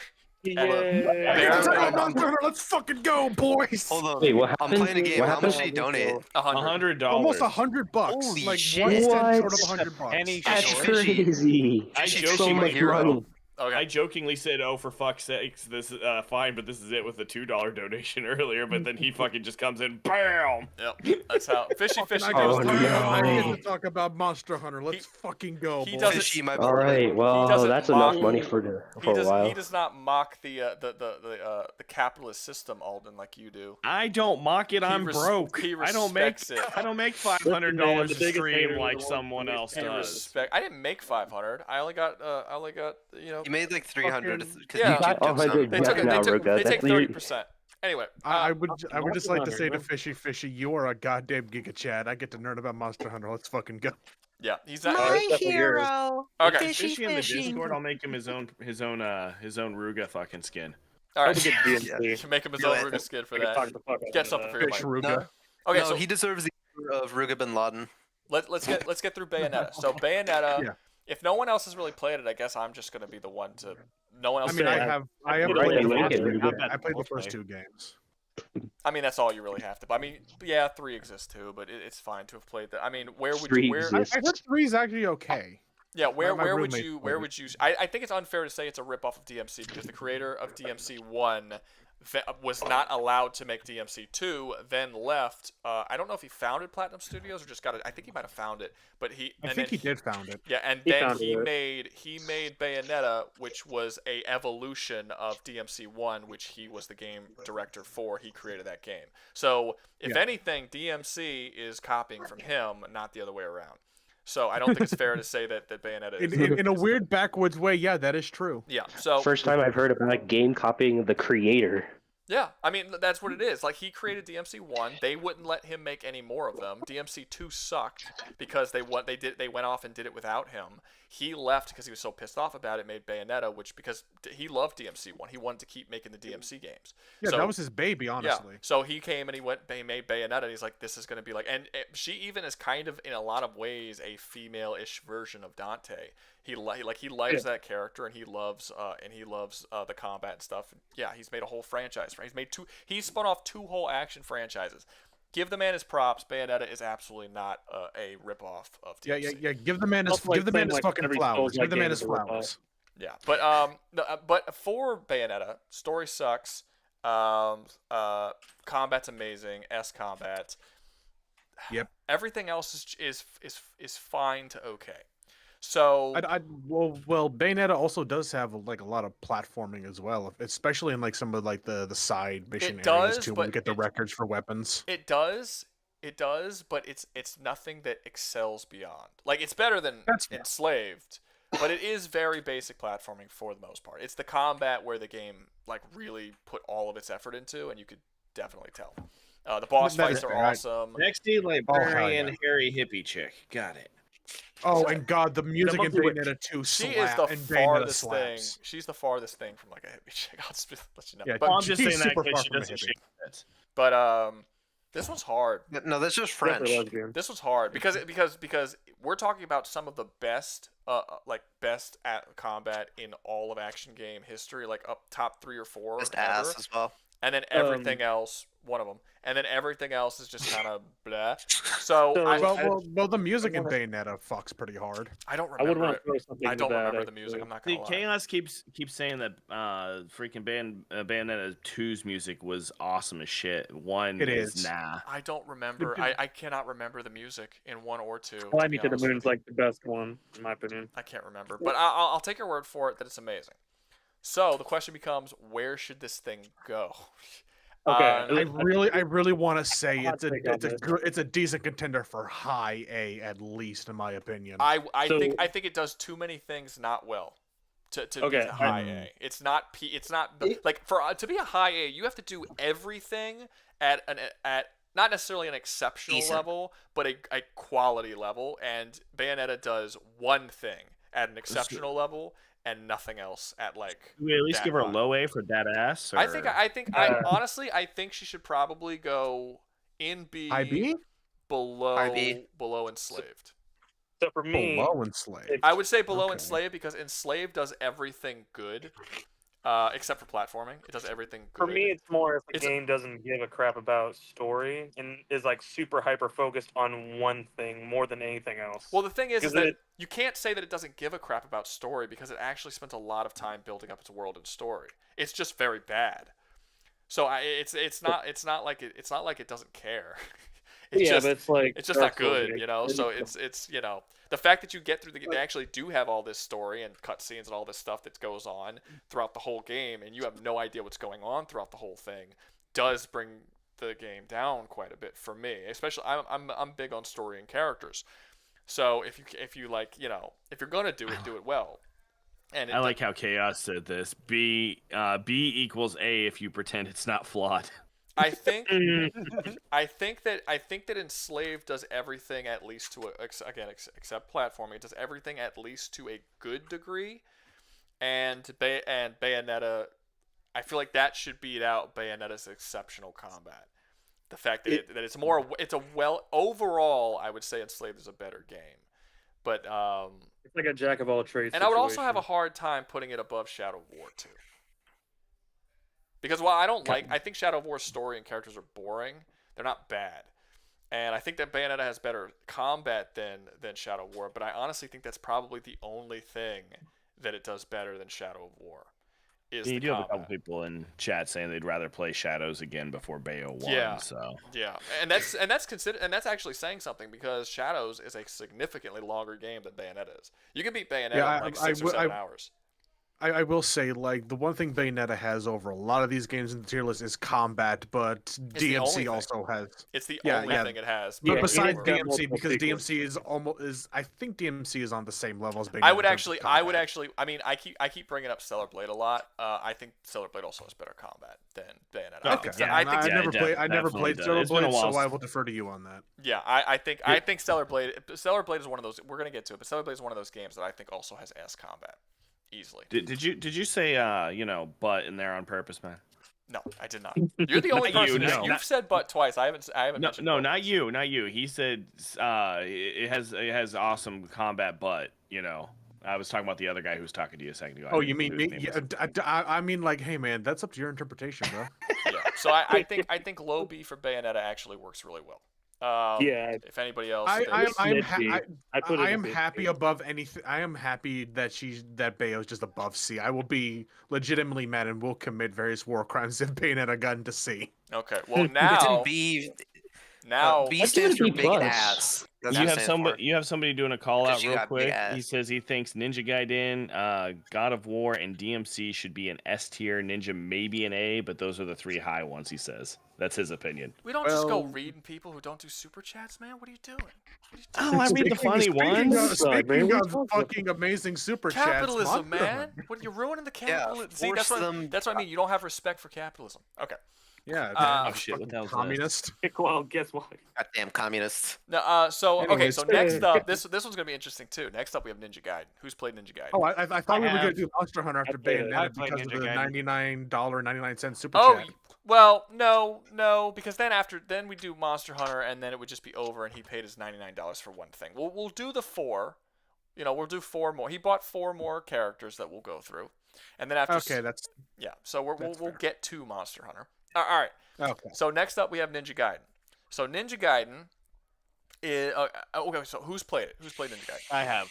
I've played one game, but I didn't get very far because I was complete dog ass. Just for future reference, if I ask you if you've played the game, if you haven't played enough to really comment on it, just don't answer. Just say if you have played the game. If you've played a size, you've had to have at least beaten one of the games. Like a decent chunk. Because then we're gonna have a bunch of different people being like, "Oh, I've heard of it," or "Oh, I played a couple levels." Like your opinion doesn't really matter if that's all you've done. Can we at least get to the final boss? Like, come on, the last boss of that game is like 5 or 7 stages before you actually beat him. That's true. That's true. Okay. But so Ninja Gaiden again. I'll give my opinion. You guys can disagree or agree. Combat amazing, probably top 5 on this list. Great. Story, it's average. It works, and that's it. It doesn't do anything other than work. Basic, yeah. I was just gonna say better than Bayonetta, but it's better than Bayonetta because you can understand it by the end. That's important. But in terms of characters, dull as dirt, boring characters, much like Shadow of War. Yeah. Level design is fine. They're basically just open arenas and stuff. Nothing too important. I don't remember the soundtrack. It's a very fun game if you're okay with like bleedingly hard games, because I feel like the people who said that Dark Souls was difficult didn't play Ninja Gaiden. And then platforming's okay. Puzzle solving, I don't remember a whole lot of puzzle solving in that series. They had some, but nothing too big. Overall, this is another game that's very, very that pushes its combat more than anything else, but it's got really good combat. I think it automatically goes over Bayonetta, even though I wouldn't say its combat's better than Bayonetta. It automatically goes over Bayonetta because it does every other aspect better than Bayonetta outside of combat, and the combat is still like peak combat. So automatically, I don't think we can put it any lower than in front of Bayonetta. But we may actually be able to put it higher than that. What do you guys think? definitely going over Bayonetta. I don't know how much I want to put it. It's definitely comparable to Shadow of War. It's just that the sheer difficulty. I know that doesn't really fall into most games for it. Ninja Gaiden is meant to be extremely difficult, and that definitely can make it hard to enjoy it sometimes because it makes for me, I got stuck in so many places for literal hours to days before I True. finally managed to get past. That's not wrong. You're not wrong, but I don't think that you should hold that against the game because I think that there is a place for gaming for games that are specifically meant for people who want a like bone-breakingly difficult challenge. So I don't think Yeah. that you can say I don't think that you can objectively say that makes it worse because it's hard. Like you're gonna have your games that are easier and that appeal to a wider audience. You're gonna have your games that are meant to be niche, that want to challenge their player base, and that's Ninja Gaiden. I don't think that that's a negative. So I wouldn't say that that's a negative. But okay, let's just say, does anyone have a reason as to where, like anyone, not a reason, but does anyone think it should be somewhere other than above Bayonetta, below Enslaved? I think that's a no. That's a no. Seem to be in agreement. See, I think okay. Well, how about this? Since no one's played Enslaved, does anyone thinks it should be somewhere else other than above Bayonetta and below Shadow of War? Like, does anyone think that it should be above Shadow of War or below Bayonetta?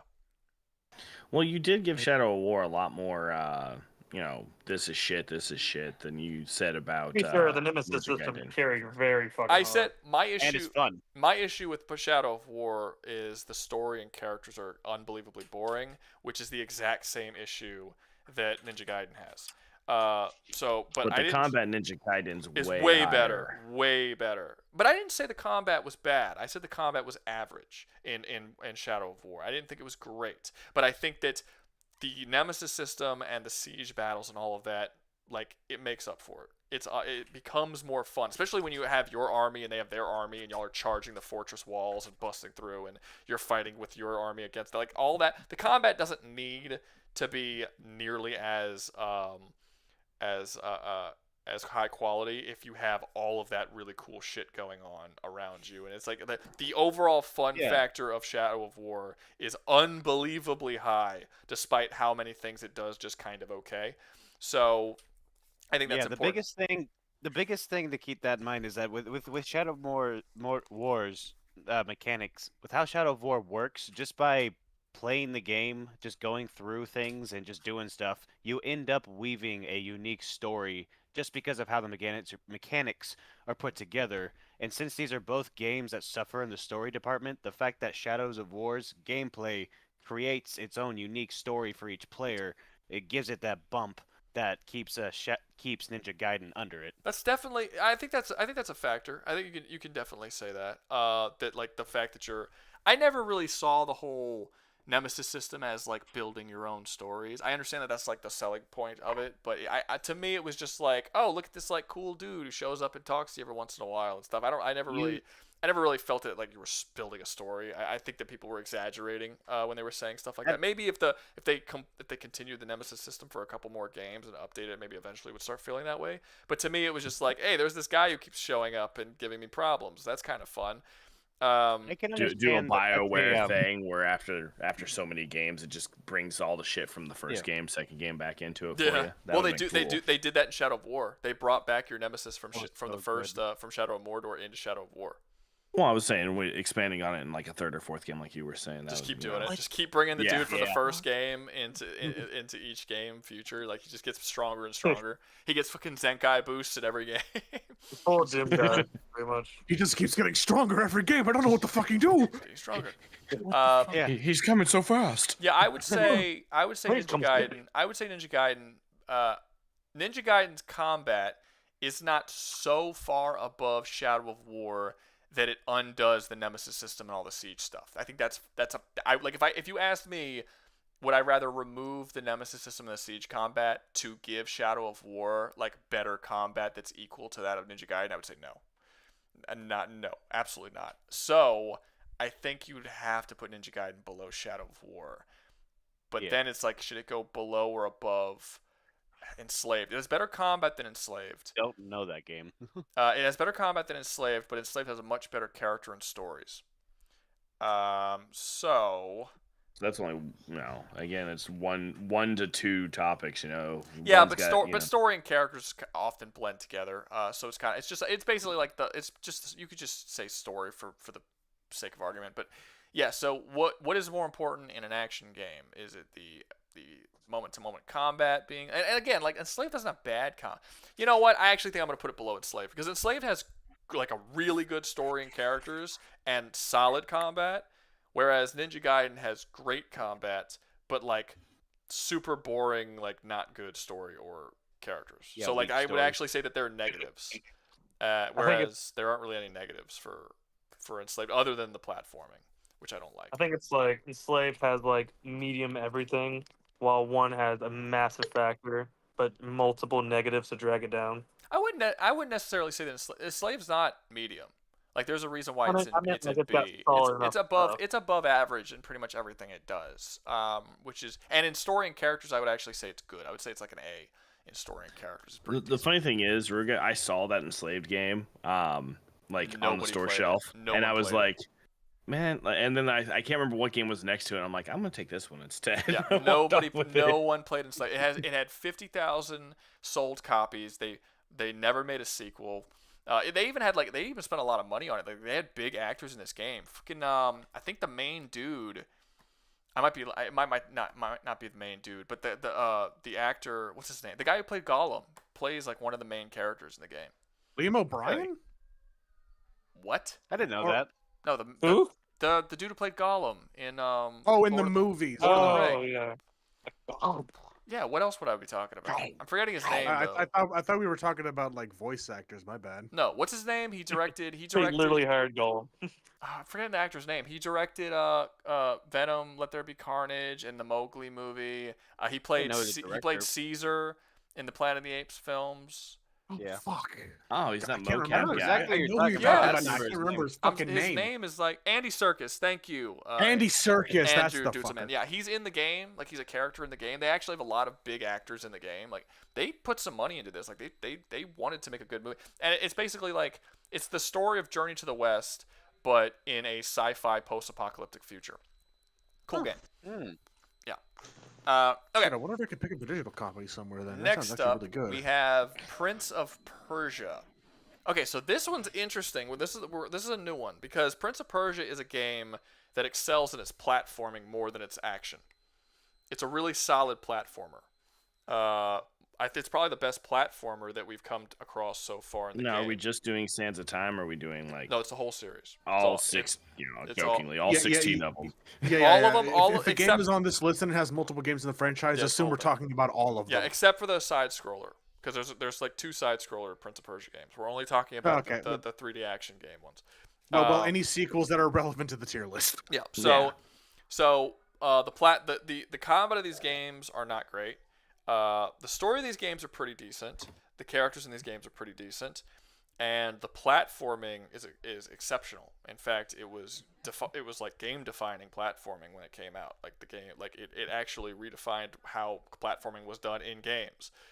I think this might have been one of the first games to ever have like a wall run, for instance. That was like a big thing.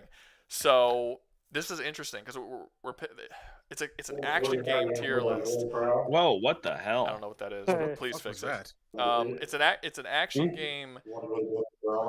Whoever that is, fix it, please. You got to stop talking, mute yourself, fix your mic. Yeah.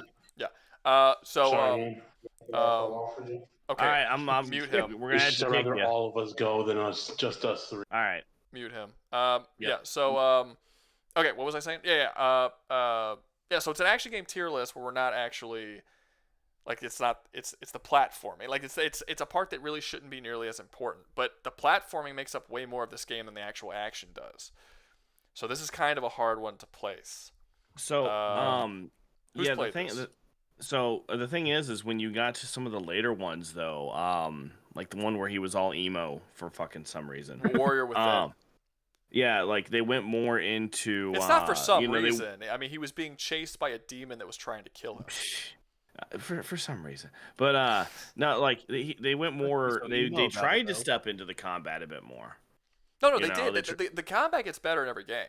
That's for sure. It never gets to Ninja Gaiden or Stellar Blade or Bayonetta. Like it never gets that far. But it does get better. There's like they do have parrying and dodges and stuff like that. It's basic. It does what it needs to do. It's fun to play. That's it does its job, you know. So like I don't know, like combat. I was saying like the platforming was way better. Like I know they didn't cut back on it massively, but like I felt like the more they tried to go into more of the action combat game, the less they leaned into the platforming. I don't know about that. So Warrior Within was where they really like went up with the combat, and they had way more platforming than combat in Warrior Within, like a lot more. And Sands of Time had less platforming. They also had puzzle solving with the time powers that was pretty cool too. A lot of the puzzles were cool. Yeah. There were like sections of the game which they kind of stole from Zelda, but there were sections of the game where you had to change time to different time periods, and then the environment would change in a way that you had to at this point you had to go in the past, and then to get through this area, but then the next area you had to go into the future where this thing changed to get to like that next part. So you were constantly going back and forth across time to sort of try and like solve puzzles. So the puzzles are pretty good. It's really weird. It's like this is the opposite of all the other games. So far, all the games that we've talked about, most of them at least, have the combat being the thing that it's excelling out, and then they kind of sort of half-ass a lot of the outside stuff. This like excelled at the outside stuff, and the combat was kind of like all right. So I think would this be our first day because everything else was pretty good and the combat was just all right? I mean, do you think the Prince of Persia should be in front of Shadow of War? I think Prince of Persia had more missteps in its series overall, but I think that's not one of our criteria is like how good was the series overall. Like if it was one of the older tier lists, then no. You think Prince of Persia had missteps, or you said? I think a couple of the games had some hiccups that like messed with the story a little bit that I don't like. It's been a while since I've played any of them, so I can't remember exactly. I'll say Sands of Time was pretty good. Warrior Within. Yeah, that was my favorite one. People didn't like that Warrior Within was so edgy, but I actually liked that game quite a bit. I thought the combat was improved, and overall. Which one had the chick again? Was that Warrior Within? The one with random. The one that was like wearing like no clothing and shit. That was Warrior Within. The one who would like she was your time power thing instead of you having it in a dagger. No, that wasn't Warrior Within. I think that was like the remake or the like when they tried to reboot no. That was yes. That was just Prince of Persia. I didn't like that one because you couldn't die. Like it was literally impossible to die in that game. Anytime you would fall to your death, the woman you're talking about would save you and pull you right back up, or if you would die and fight, she would just revive you. So it was literally impossible to lose.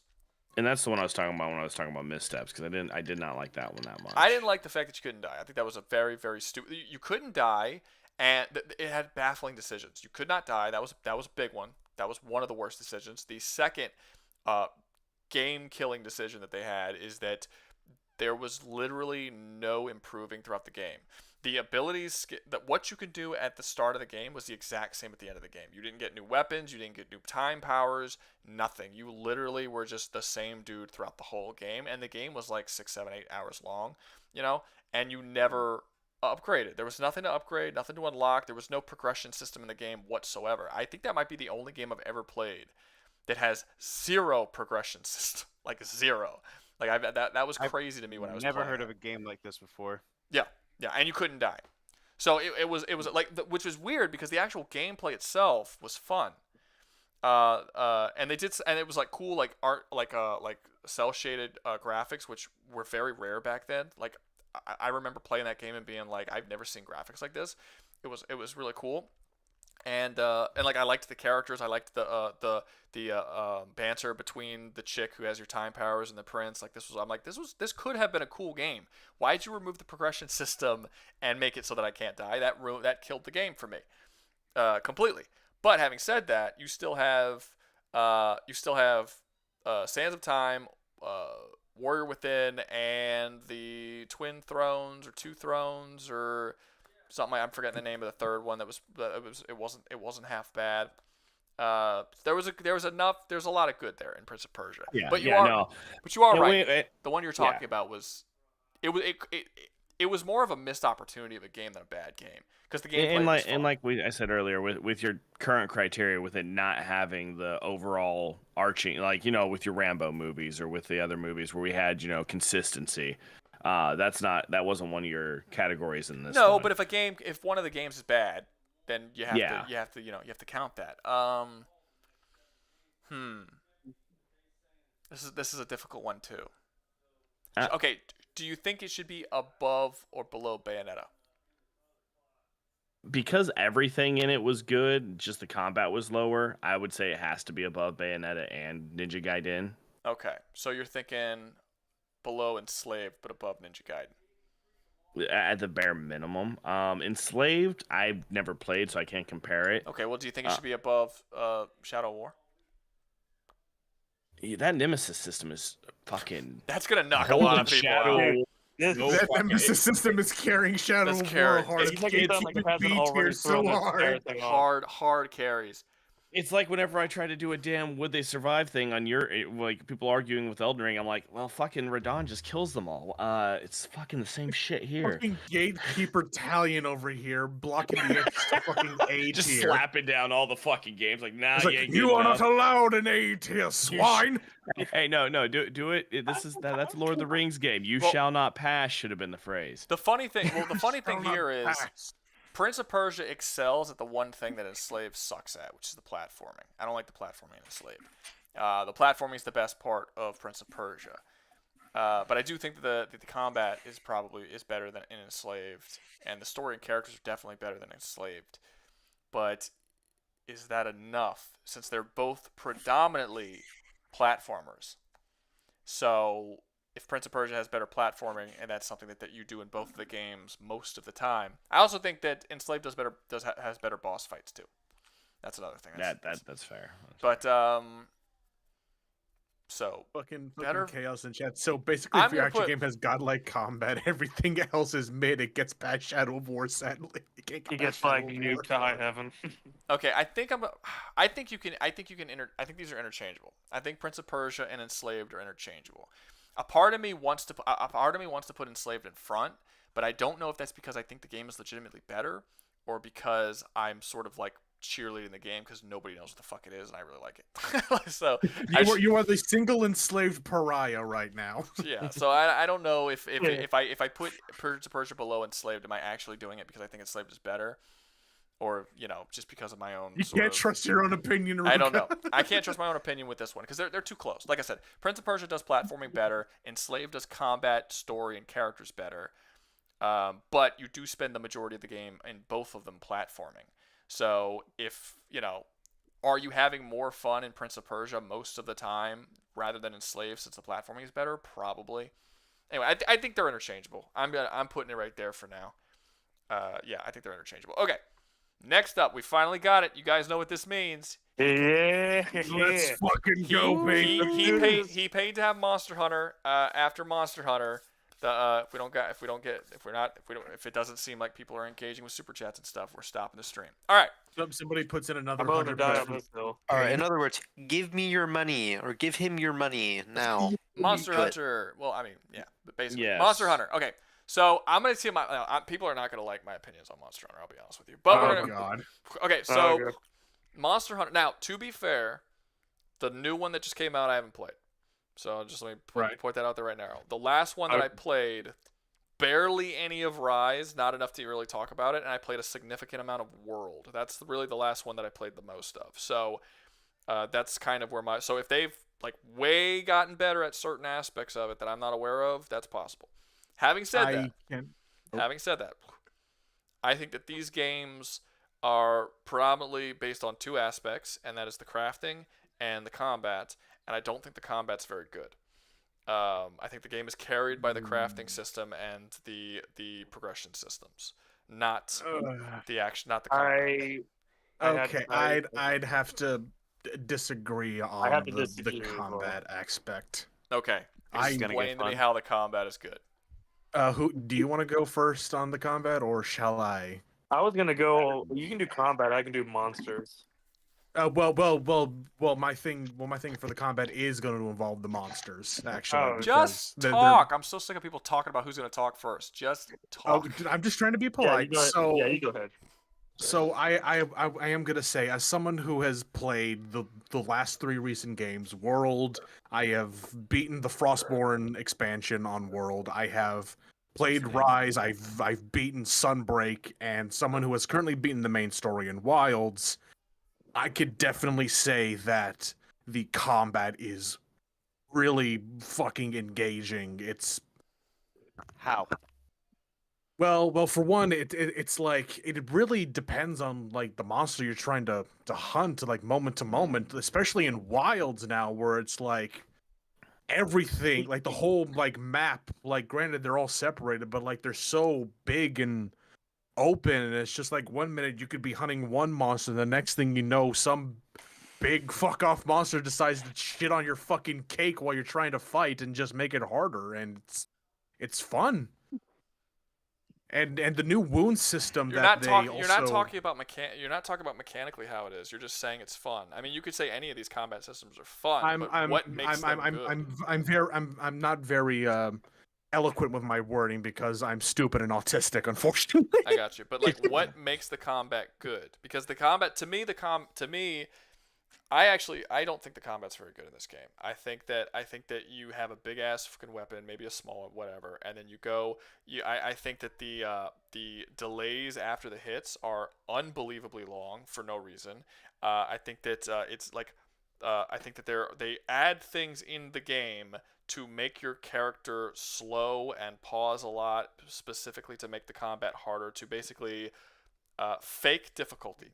So like you'll swing your weapon, so you should be able to swing your weapon and then dodge out of the way. But for whatever reason, you swing your weapon, then you have to wait like 2 or 3 seconds for no reason, and then you can dodge out of the way. I will and say it's they kind did of a similar situation. It's kind of a similar situation with the Souls games, except the difference is I think that Souls games are probably a little bit better at it. Whereas you do a lot of waiting for the proper time to go and hit something, but then when you do, they have this added thing where like you have this like awful pause after all of your hits, where like you basically have to go in with the added thought of it's like, okay, if I hit, I know I can't get out of there for like this number of seconds, or point whatever seconds, and like that's like an important part of it. It's mostly the same thing with Dark Souls, just to a worse extent. It's a lot of waiting. It's a lot of waiting and being patient and having to do that. Now, I know that they added some stuff. Like, I know the twin swords, they basically turned into the fucking Attack on Titan swords, where you can like hook onto them and slice them. And there's the gun lance. Yeah, the Beyblade spin. And they've done that recently. I learned that a little while ago. But even if they did do that in Wilds, even if they did get rid of that, you still have an entire game series that has this kind of combat. And again, I just don't find it particularly engaging. And like, do you even have like a perfect block and a parry system and stuff like that? Yes. There's perfect block and guard. And gun lance is like the perfect example of like blocking and parrying. Okay, why is the gun lance a perfect example and not all of the weapons? So basically the gun lance has a shield that very much slows you down, but you're a walking wall. Pretty much. But all the weapons don't do that. Okay, so some essentially, do, especially in Wilds, they have added this completely new and cool way of doing the perfect dodge with your lighter weapons, and then the weapons that have shields. You have the sword and shield, which is a weaker one. I understand, but what I'm trying not to do is have all of you only talk about Wilds, because Wilds improved the combat, and ignore the entire rest of the history of this game franchise, where this wasn't much of a factor. Yeah, no. Before then, it would just depend. So even back in World, yes, you had the big, heavy, clunky weapons. Like you had the hammer, you had the greatsword, you had the katana, which had, if you didn't hit L1X to sheath your weapon in order to do a combo attack, which would allow you to charge up your bar faster again, then it would take you, you would have a ridiculous amount of recovery, as you were saying. But then you had your weapons like the sword and shield, which could infinitely combo into each other. You had the dual blades, which could still infinitely combo into each other. They didn't have the perfect dodge but they did still have offensive guard and perfect block. back in Wilds, which was also in Rise, which went over to, World, which went to Rise, which went to Wilds. And essentially what it Yeah, is but I don't is think you every manage weapon to. can do it. No, it's only the shielded weapons that can do that. Yes. But again, to say what they added into Wilds, your light weapons now have a perfect dodge mechanic, which will completely recharge your stamina bar if you pull it off. Mm-hmm. So that's just a cool thing they added into Wilds. To I just think combat. even compare the combat of Monster Hunter to fucking the Souls games. Like, you don't even have like. You go up, you hit things. You guys even said yourself, not all weapons even have perfect parries and perfect dodges and stuff, which is, generally speaking, in most action games, just a given for all weapons. So they're taking away mechanics that you would normally just have regardless. They have the same thing that the Souls games have, where you go hit them, you leave, you kind of wait, you go in, you hit them, you leave, except they just give you far less options to do that with, since they don't even have a magic system like the Souls games do. It honestly just seems like a worse version of the Souls games, and they're also far more. The gameplay is far less fluid. Like, it feels good to move around in Dark Souls. The rolling is very smooth. The attacks are smooth. Your rolling into an attack is very smooth, and vice versa, which is not the case for Monster Hunter. Everything is very rigid. It feels very janky when you're playing the majority of those games. Again, haven't played Wilds. Maybe they've improved it, but that doesn't like negate all of the years that you had this very sort of stiff movement, stiff dodging, stiff rolling, stiff strikes, and then like a constant pause after everything you do. Like, you can't comfortably roll and then get up and go and attack. Like, there's always this little like pause time between every action you do that just feels very uncomfortable to do, and it makes the combat far less fluid and fun. Mind you, this is old as hell, but back on the PSP, I played whichever Monster Hunter was like the first one that came out on that with my friend Noah. I can't remember what that one was. And Shit. I think it was Ultimate 1. I think so. I think it was Ultimate 1. Essentially, it's always been the prospect that the big, heavy, clunky fuckers are going to be a I swing. I never have. It's not just the big ones. It's the way the combat works with all the weapons. Well, even with the sword and shield, you could do a roll, and if you hit, I think it was triangle. Like I said, PSP. No, I'm not saying that. That's why I didn't say a rolling attack. I said if you roll in the game and then you start walk into an attack, there's nothing that happens fluidly. Like, even if you roll and do the attack and then your next action after the rolling attack, or your next action after a roll and you get out of a roll to do something else, there's no fluid action. Each individual action feels like its own separate thing, and they don't fluidly work with one another in the same way that Dark Souls does, which makes the combat feel less good. It makes it feel unnatural and janky. I agree with Chaos. It feels like everything is added weight to it for no reason. Well, some of them have reason. Those fucking great swords are ridiculous. It's not a weight thing. It's something that is built into the actual game, like across the board for all weapons. It just has very janky combat, and that's the only word that I could say to really describe it is jank. It's janky. It doesn't feel smooth. It doesn't feel natural. It feels like you're playing a game, and that this is you can do this animation, and then this animation, then there's a pause, and then you can go into this next animation. You don't and the best action games, they're smooth. They don't do that. The original God of War games, even the current God of War games, Stellar Blade, Ninja Gaiden. Each action smoothly goes into the next action. The closest to that you get is with the longsword, really. Well, I'd like to throw an argument to that.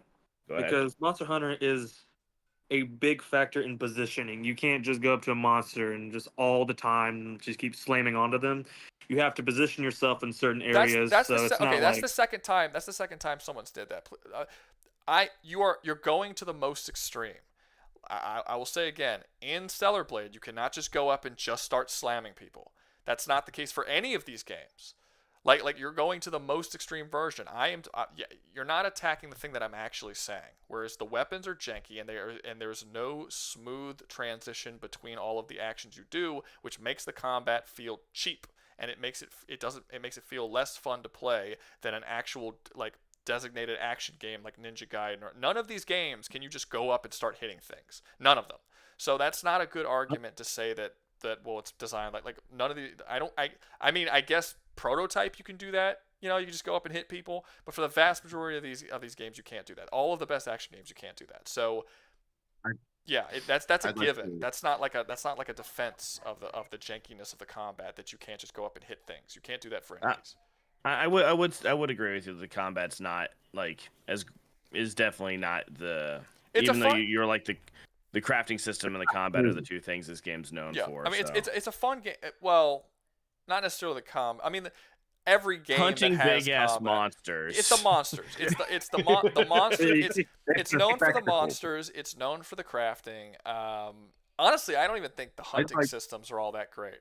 Like, I think that you can have way better. Like, this series. This is a hot take. This series has been going on for quite some time, and I still think Evolve did the hunting mechanics better than Monster Hunter does currently.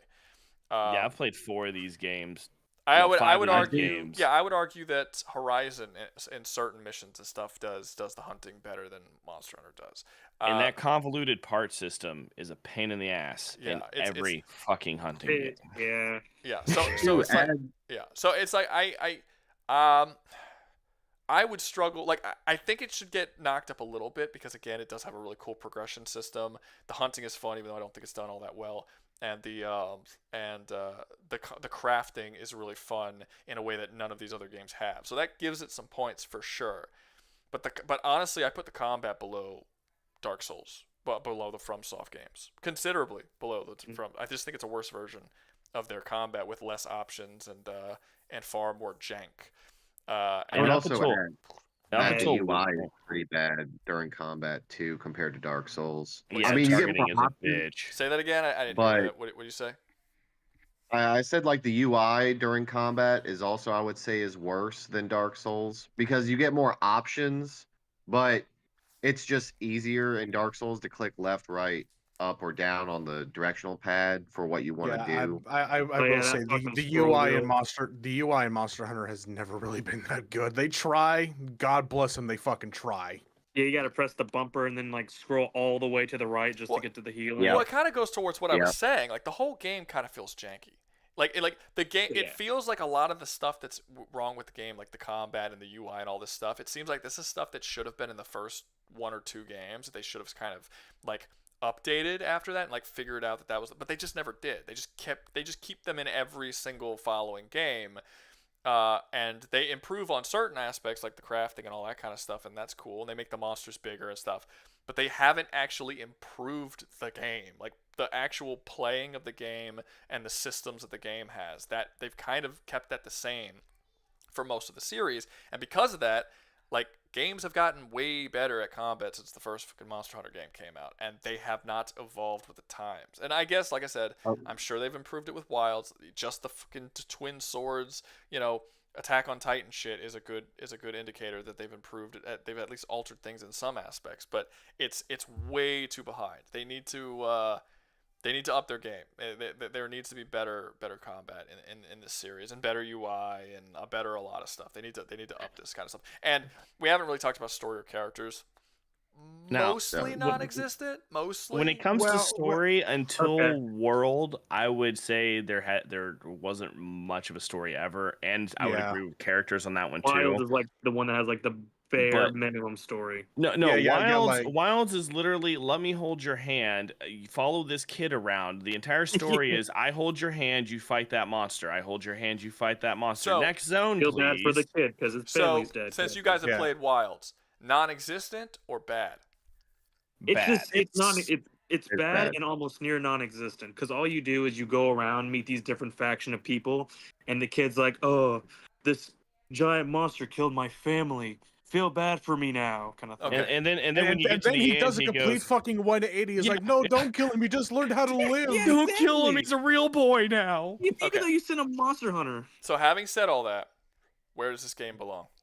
I was gonna continue on like the story bit a little bit because, like, you know, besides the whole fucking fuck that World kid. has a good story. comparative to all the no, other I was gonna say back into like the Wilds thing. It seems like Wilds is teasing like old concepts that they haven't used in like the old original games, like the Dragon Jizz. I mean, the ultimate dragon, the equal dragon weapon and shit. They're teasing stuff like, we're gonna take like old concepts that we never got to use and we're gonna remake them now and do this new story. That's what they're teasing, from what I can tell.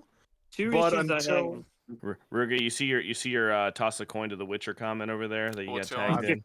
How many coins do I gotta toss into the arcade? It doesn't really work that way. Look, guys, we were joking earlier when we were talking about how capitalism. Yeah, no, we weren't joking about capitalism does rule. We weren't joking about that. I was joking about the idea like, oh, what's the minimum? Oh, $2. That's not enough. No, the idea is I'm not putting it. There's not a price. It's just look. This is my Sunday night. I'm doing this with you guys. I'm enjoying it. We're doing this thing. It's fun, but I'm not going to do it if I'm not making anything because this is me working. This is my job. I could be like just chilling on my Sunday night because I got work to do tomorrow. So like as long as there's super chats and things are happening and it's fine. I'll keep going. It doesn't matter. I don't really care how much y'all put in, just as long as I see that. If we go like 30 minutes and nobody's doing anything, it's like okay, like I'm not making any money. I'm just kind of blah blah. Then I'll get off. So no, there's no amount. Just if it keeps coming, cool. We'll keep going. That's all it is. Hey, maybe we can get Lee in here and people can start fucking like interrupting Lee with super chats. That shit was funny. If y'all were in the last, bring in Lee. He'll rake in the cash for us. Capitalism always wins. But yeah, no, it's not. I was kidding. Like it's whatever y'all do. It's just that's all it is. Oh, thank you. I just want to say one thing about Monster Hunter that also is in defense of it being bad is especially with the UI, because I just played Monster Hunter 1 like through emulator. Mm-hmm.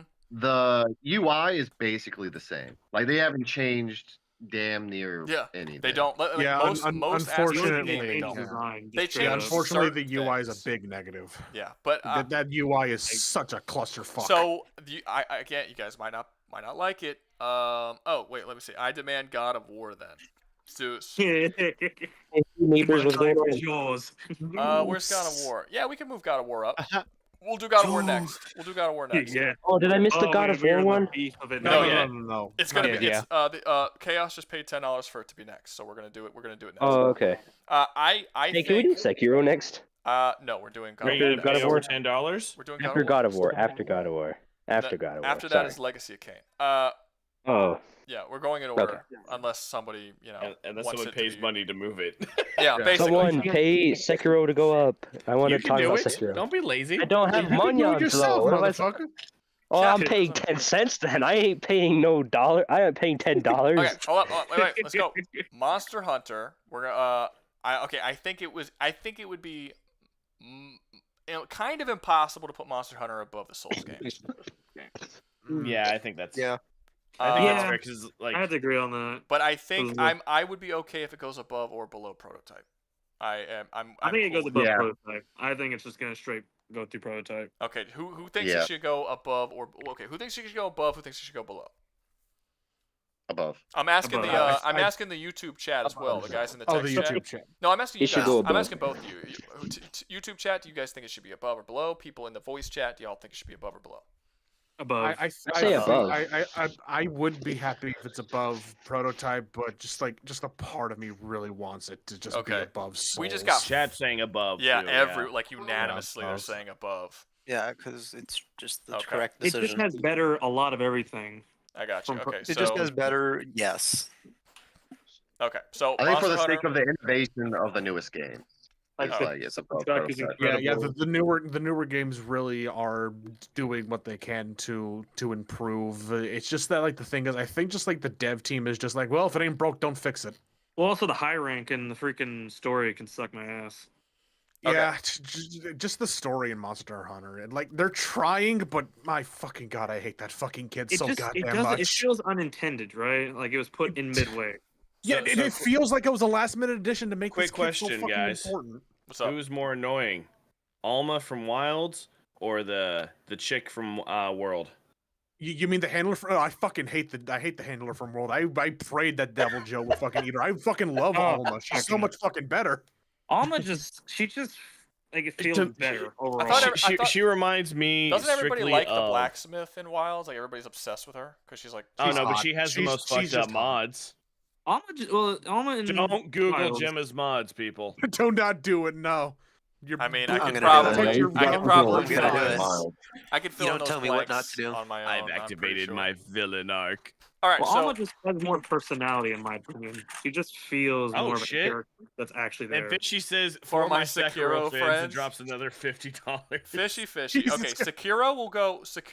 We'll do Sekiro next, and then we'll do God of War Sweet. after Sekiro, since Alright. he outbid Fishy, you. we love you. He outbid you, Some mixed Chaos. opinions But on Wild. Sekiro. God of War still got pushed up. But Sweet, yes, so we're doing both God of War next. we're doing and we're doing Sekiro. we're doing Sekiro next, And any sudden Legacy of Kain fans out there in the middle of it? and then we're I doing mean, God I've of played War. it, Well, but all 10 of you out there. All right, wait, let's what are we on right now? Right, Monster Hunter. Okay, Monster Hunter's done. Okay, I guess we'll do Sekiro. So Sekiro. I mean, since y'all are the ones that was talking so highly about Sekiro, so you guys talk about it. Where do y'all think it should be? How do y'all think it is? What's the stuff go? What's Well, the good word? I would say that it does fix some of the problems with Dark Souls, especially the fact that it was a sort of waiting game in Dark Souls with a matter of patience. But Sekiro and its parry system, especially, it allows you to be a lot more aggressive and head on with the boss and Yeah. feel like you're doing cool things constantly through the it fight. straight up said, Bloodborne, hold my beer. This is how you do speed combat. It really Yeah. did. It really Like, did it- look at Bloodborne and said, "Ha, that's fucking." It really cute." is some from Software's answer to we know our combat is very like weighty, so let's have you just straight up in the action at all times. Okay, so in terms of combat, where are we putting it? Are we putting is it I say in Ninja terms of Ga- combat, is it's A tier. Is it Easy A Ninja tier. Gaiden Alright, levels okay. of combat? Is it Bayonetta levels of combat? Where I think it's parry system and the fact that as long as you hold your parries properly, because like you can get poise broken as Sekiro, but if you parry properly, you can be on the brink for the entire fucking fight. has anyone and it played Kazan the Berserker? not just yet. real quick, someone should That's my move next game. I played the It's demo. based. Someone should. Oh, Yeah. go ahead. I played the demo. Someone should move them off the Hummer. I played the demo the other Uh, day, and I haven't played Sekiro, but I feel like Kazan took a lot from Sekiro. It is heavily based on parry. If you can't parry, you can't play this game. Basically, like parry is the point of Kazan the Berserker. And It plays slower though, from what I've seen. it depends on your Isn't it weapon. supposed to be like a fucking truck levels of slow kind of thing? No, it depends on your weapon. No. There are there's a spear that does really fast long combos, and then there's a great sword that's super slow and has like a pause after every attack. So it really depends on what weapon you're using. But Sekiro. Go ahead. Oh, sorry. No, go I was ahead. gonna say Sekiro is one of those few games. Like the thing that turns me off with say like Black Myth, one and later on in it, is it's got one weapon and it feels very samey the whole fucking time you're doing it. It is smack, smack, smack, power attack. One of 3 different special power attacks. Make my with- pole bigger. I with- personally think that I think Kazan's gonna overall have better combat than Sekiro, to be honest with you, because Kazan, but I do think they're similar. I think Kazan took a lot from Sekiro based on what I have seen. Like, I don't think Sekiro has like massive, like over the top combos and stuff. Like, it doesn't have DMC level combos in Sekiro. I would like to throw something into the parry system. Kazam does. Kazam actually, you can do like long string together combos and stuff, and it's the one thing I think that is lacking. Cause I kind of almost wish I waited on this tier list so I could have added Kazan, the brand new, because it's coming out like very shortly, or it might already be out. Is it out? Yeah, it's already out. Oh yeah, it then came I out on should the have. 26th. I should have probably then I probably should have maybe given it a week, bought the game and played through it, but. No, it's pretty fun, but they're very similar in the ways that it's so based on. They both have stamina bars. They're both clearly Souls-like games, but like they're very fast-paced game. And someone in the chat did say a little while ago, they said the combat in Kazan isn't slower, but your weapon changes your combat pacing, and that's true. You have 3 Okay. different weapon types, so you can We make it also super had faster, a little bit slower. something we also got to take into account with Sekiro is it combos. They do have really good combos, but they use the prosthetic arm system in order to allow you to combo into some really good shit. Like you can throw down fireworks that scare any of the big like beast creatures that'll let you power into some badass combos. You got an axe that you can break through a shield and immediately freaking poise break. You got the giant fan shield thing too, right? But there is one thing.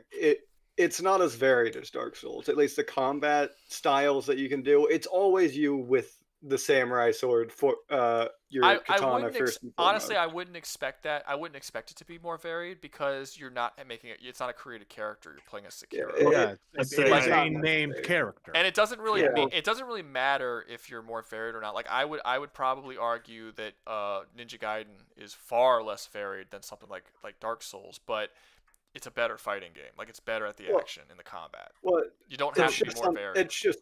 It's just something to mention, especially since the whole Soulsborne franchise is something usually compared to it. Actually, however, I just realized Ninja Gaiden was a terrible example because you have like 20 fucking weapons in Ninja Gaiden too. So like, that was a terrible example. But Stellar Blade, you have 1 weapon. So let's go with Stellar Blade. You have 1 sword in Stellar Blade, so you have less build options with Stellar Blade than you do with something like this. But the combat is that's a very varied game. Even with Sekiro, you get other options with like there are martial arts you can learn, which will highly vary how you decide to go into different attacks. Because you can get like a Shadow Strike, which will allow you to I can't remember all their abilities, but there's like one that'll allow you to fucking jump up in the air and do some shit. There's some that allow you to just basically use Rivers of Blood from Elden Ring and just fuck things up. There, but I was mostly saying that it is katana combat first and foremost. There are other ways of taking it through, like techniques and the prosthetic arm system, obviously, but it is mainly. It is katana combat, but it never feels like it's the same katana combat. You're always able to change it up and feel fresh. I'm just saying it's not as varied. Don't they have different fighting styles in Sekiro, right? Yeah. I'm just saying it's not as varied. I just don't like the parry system all that much. I think it's kind of so it's kind of like I'm not good at it, but it's a great system for that game. Yeah. Oh yeah, it's a great system. I just think I don't think having one weapon. I don't think having one weapon really matters all that much. I mean, God of War 1, you had just the Blades of Chaos until like the last 15% of the game where they give you the Blade of Artemis, but by that the game's Blade mostly of Olympus, over. Right? Yeah, Blade of Artemis you get at the very end of the game, like right before you leave Pandora's Temple. Most of the game you just have the one weapon. Another one, Ghost of Tsushima, which is actually on this list. You have one sword throughout that game. I think you get a bow. You get 2 different types of bows. You get a short bow or you can get a war bow. Don't you get a bow in Sekiro too? You also get different weapon styles. I don't think there is a bow. You get throwing stars. Yeah, so you get a long range weapon. You get bombs, all that. It's part of the prosthetic. It's part of the prosthetic setup. You technically get the knife fans from the Lady Butterfly, and you also have the throwing stars. My point is that it's not unusual for you to have just a single weapon in these types of action games and still have it really good. And what I always in the first compare Devil it May to Cry, is... all you get is the sword. I don't think you get anything else. You get Rebellion and they get Alistair, which are both swords, and they both fight the exact same. So I don't think you get another sword in the first It wasn't until like DMC2 where they introduced like multiple weapons that you could switch and combo. That doesn't mean having one weapon does not mean that the combat is not as good or as complex or as engaging. I never said. As long as you improve upon I had never said that it made the combat bad. I just said it wasn't as varied. And one more thing that Sekiro does better than I'd say the Soulsborne series, it has a more straightforward story. Like 100%. The story is way better than any Soulsborne. So are we saying out the gate, without even having us talk about anything else, Sekiro will automatically have to be over the rest of the FromSoft games? Oh yeah, as much as I love Elden Ring, it's better in combat. Yeah, as much as I love Elden For Ring, this list, Sekiro, yes. even though I haven't platinum Sekiro yet, it is still one of the games I like the most on the entire franchise. Actually, that's a good question. You already answered, Alden, but do you guys think that it's higher than it just for the purposes of this list, or that it's just overall like the best game that FromSoft has made? Just for the purposes of One of the best games they've made. In fact, I've come back to it multiple I times. still think Bloodborne is like one of the best FromSoft games to have like. I like ever made. Bloodborne in terms of like aesthetic. the aesthetic. Yeah, I think it has the Well, best aesthetic, and I like yeah. the fact that it's at a faster pace than all of the other games. Those are the two things I like about Bloodborne, which kind of I also agree with you. It's one of my favorite ones, and then I like Elden Ring because of the open world. Oh yeah. Yeah, And I there's a bit more also creativity this in might the this weapon might loading. get me shot, but I definitely put Armored Core up higher than the original 3 Dark Souls. You guys can shoot. You Never know played what? it before. Actually, I have to agree with you on that. well, I was only Holy talking shit. about the Soulsborne games. I wasn't. I know, but I just it's Like, from Armored Core Soft and it just came has out in between them. more. So, And by the story way, is, like, that's great. by the way, let that's a me shooter. say this. Anyhow. Chaos did say that he gave $10 to move up Splatterhouse. So Splatterhouse is going up right below God of War because I got $10 for God of War. as well. Lost Soul couldn't figure out how to donate to you because he's got Cash App and you don't, so he gave the money to Chaos to give to you. That's why it said this is from Lost. Thank you, Lost. Yeah, I don't have Cash App. But anyway, so Sekiro. So, do we think that Sekiro should be over Bayonetta, Ninja Gaiden? I think it has a better story than Bayonetta. That's not hard to do. I think the characters are more better than interesting. Bayonetta's story. That's not hard to do. Does it have a better story than Ninja Gaiden, which is just kind of a boring paint by numbers Yeah, I story? think I think so. It's Yeah, somewhat definitely like Dark story. Souls, but like in its own way. How is its No, com- it's how is its nothing like Dark combat? Souls. It's nothing like Dark Souls. No, Sekiro actually tells a fucking story without having to look up. You an can item. get ancillary it's not information 50 from layers items, or- but way if it's made, I'm talking like from the story itself. How is its combat? How is its combat compared to Ninja Gaiden? No, Again, it's combat. It's a very aggressive game. If No, you but are not in there, Is it comparable specifically? Because we're trying to see where we're putting on the list. Comparable to Ninja Gaiden, is it better, worse, around the same? Like where the quality of the combat? it's better, I'd say. My opinion. Because Ninja Gaiden has some of the best combat and action games. Like it's I'd- within the I'd- top I would- 5 or 6 on this list. So if you're saying that, you're saying that Sekiro is going to be above a lot of, like, you're basically talking about A+ to S level combat. Is that a no? Everyone went quiet. That was a question I was asking. That's why I was. Well. Oh, you I asking already me? said I haven't played much Ninja Gaiden, so I have no horse in that race, unfortunately. Okay, so well, I who can't has a say horse in exactly both right now. races? Who's got 2 horses? Someone speak. Jesus Christ. Someone fucking say something. think You just no had one like has 8 any people horses. talking at the same anyone I've here barely played played both Ninja Gaiden. games? Who has played Ninja Gaiden and Sekiro? Yeah. Nobody. No. Okay, so this is gonna be a problem. All right, This is gonna be interesting. this is gonna be a thing. Okay, Yeah. so I'll ask the chat then. Chat, has anyone in chat played Ninja Gaiden and Sekiro? Because I've played Ninja All Gaiden a five Ninja ton. Gaiden fans, please. I've never tell played us. Sekiro, and it seems like all the Sekiro players haven't played Ninja Gaiden. So comparatively, we don't have anyone in the stream that can actually compare these two games in terms of combat. So I need somebody somewhere. Yes, I played Citadel many said- times for both. I've played both. Well, then answer my question, please. Tell me, what is, like, how do they compare to each other? Which one has the better combat? Citadel and James are our only hope. Come on. And Fishy apparently. And Fishy. Ah, and Fishy. Don't apparently. forget about Fishy Fishy. wait, what? Can never. My beloved Gaiden fishy over fishy. Sekiro. Ninja Gaiden is better combat. All right, no, so I've it seems only the general consensus is Gaiden. It's guidance. Okay, I that's kind of fair. I kind of assume so. Ninja Gaiden, like I said, one of the best. It's up there with things like DMC and like those types of games. So it's one of the best. So When you said it was like dick ripping hard, I was like, yeah, I mean, it's difficult as fuck, but it's also very very good. But But- okay, so you guys you say characters better, stories better. Let me see. Combat's just a what were the little bit criteria? And worse. combat's a little bit worse. I'm going to assume level design is better due to it being a FromSoft game. Yeah, it's pretty good. Yes, You got several different especially ways to considering take that out especially considering that the prosthetic arm also doubles as a grappling hook, so the traversal is really fucking good. Yeah. There's like literally a scene where you traversal go. level is very good. And I'm going to assume platforming is probably better for Ninja Gaiden, since at least it has like wall running and things like that. No. Again, with that grappling hook, dude, you're jumping around from rooftop to rooftop like but I don't Spider-Man think that, yeah, shitting. but I don't think that climbing is necessarily platforming. Like Infamous, you can climb buildings, right? Assassin's Creed, you can climb buildings, but that's not platforming. I mean, platforming started with Mario jumping sideways. I understand that, but the idea, yes, but it's not just climbing. It's climbing with difficulty as a challenge in of itself.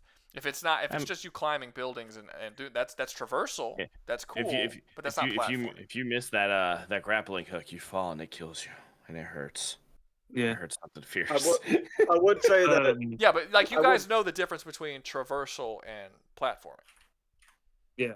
Yeah. It does. Platforming is like almost Sekiro does not have built in the platforming game for you to go around running around. I would say that it does have platforming, at least much better platforming than a FromSoft game, which is not saying much. They don't have. I mean, come on, Elden Ring. Yeah. Elden Ring just has the force where you jump around. That's pretty much the only real platforming in it. It's just like climb up this ledge or like jump from this spot to this spot without falling. That's all that Elden Ring has, or that any of the FromSoft games have. If they have if Sekiro has a grapple hook, that's cool. That improves to some extent. But like I would not consider, despite the Prototype has amazing traversal. It's not a platformer. There's no platforming. Yeah. There has to be a challenge, which is also why we're going to get to it next. All right, he does have a good point. There is an entire giant snake boss that you have to platform around and go to very specific very specifically, or else it one-shots you. Yeah, that like was a platforming that was boss. a part of the game. Oh yeah, It's a platforming boss. Okay. Yes. Okay. Look at that, a platforming boss. Okay. I fucking Interesting. forgot about Interesting. that. Okay, so overall, you guys think the Sekiro should be above or below Ninja Gaiden? Because of how much better the story and the characters are, and the level design, I would say above. The combat's close enough. Okay. I think really from what I'm understanding from let's what ask, Rouga said, I would almost do what you did with Prince of Persia and the other game and say they pretty much just sit on top of each other. I'm going to take this to the voting. Above Ninja Gaiden or below Ninja Gaiden. Is Sekiro a top or a bottom? We find out tonight. That's right. We find out tonight, boys. All right. Tonight at 10. You guys let me know. Ninja Gaiden the bottom. Should it go above Ninja Gaiden or below Ninja Gaiden? Oh, Rouga, towards the scenes, there's literally a scene where you land in this giant battlefield and the guy's name is like, Mon! I didn't hear that at all. He literally just cut out hard. There's a scene where you land in this battlefield with like I think a couple of dead bodies, and you see a dude on a giant ass horse screaming his name. Fun. Oh, you're talking about like like one of the first big bosses. Giant horses are fun. Yeah, and he like. We know you love horses. We remember the last April Fool's video. Hey yo. Not only 117 people saw that video, so I don't think think everybody remembers it. Here. Go watch his last April Fool's video, guys. Okay, people are promotion, guys. Go watch it now. People are saying we should probably watch it when the stream's over. Okay, so people are saying above. It's close though. It's only 60%. Only 10 votes too out of. Oh, that's right. I'll wait a little bit longer. I'll wait a little bit. Getting a new game, by the way. I'll wait a little. What? Wait, what's up? It's getting a new game and a remaster. What is? Ninja Gaiden. Is it? I'm not excited. Yeah, you know what? That's an important thing we didn't talk about. The last Ninja Gaiden game sucked. Did it really? One Sekiro. It's awesome. Yeah, we didn't talk about that. Yeah, no, the creator of Ninja Gaiden got fired from Ninja Theory because he sexually harassed a secretary or something.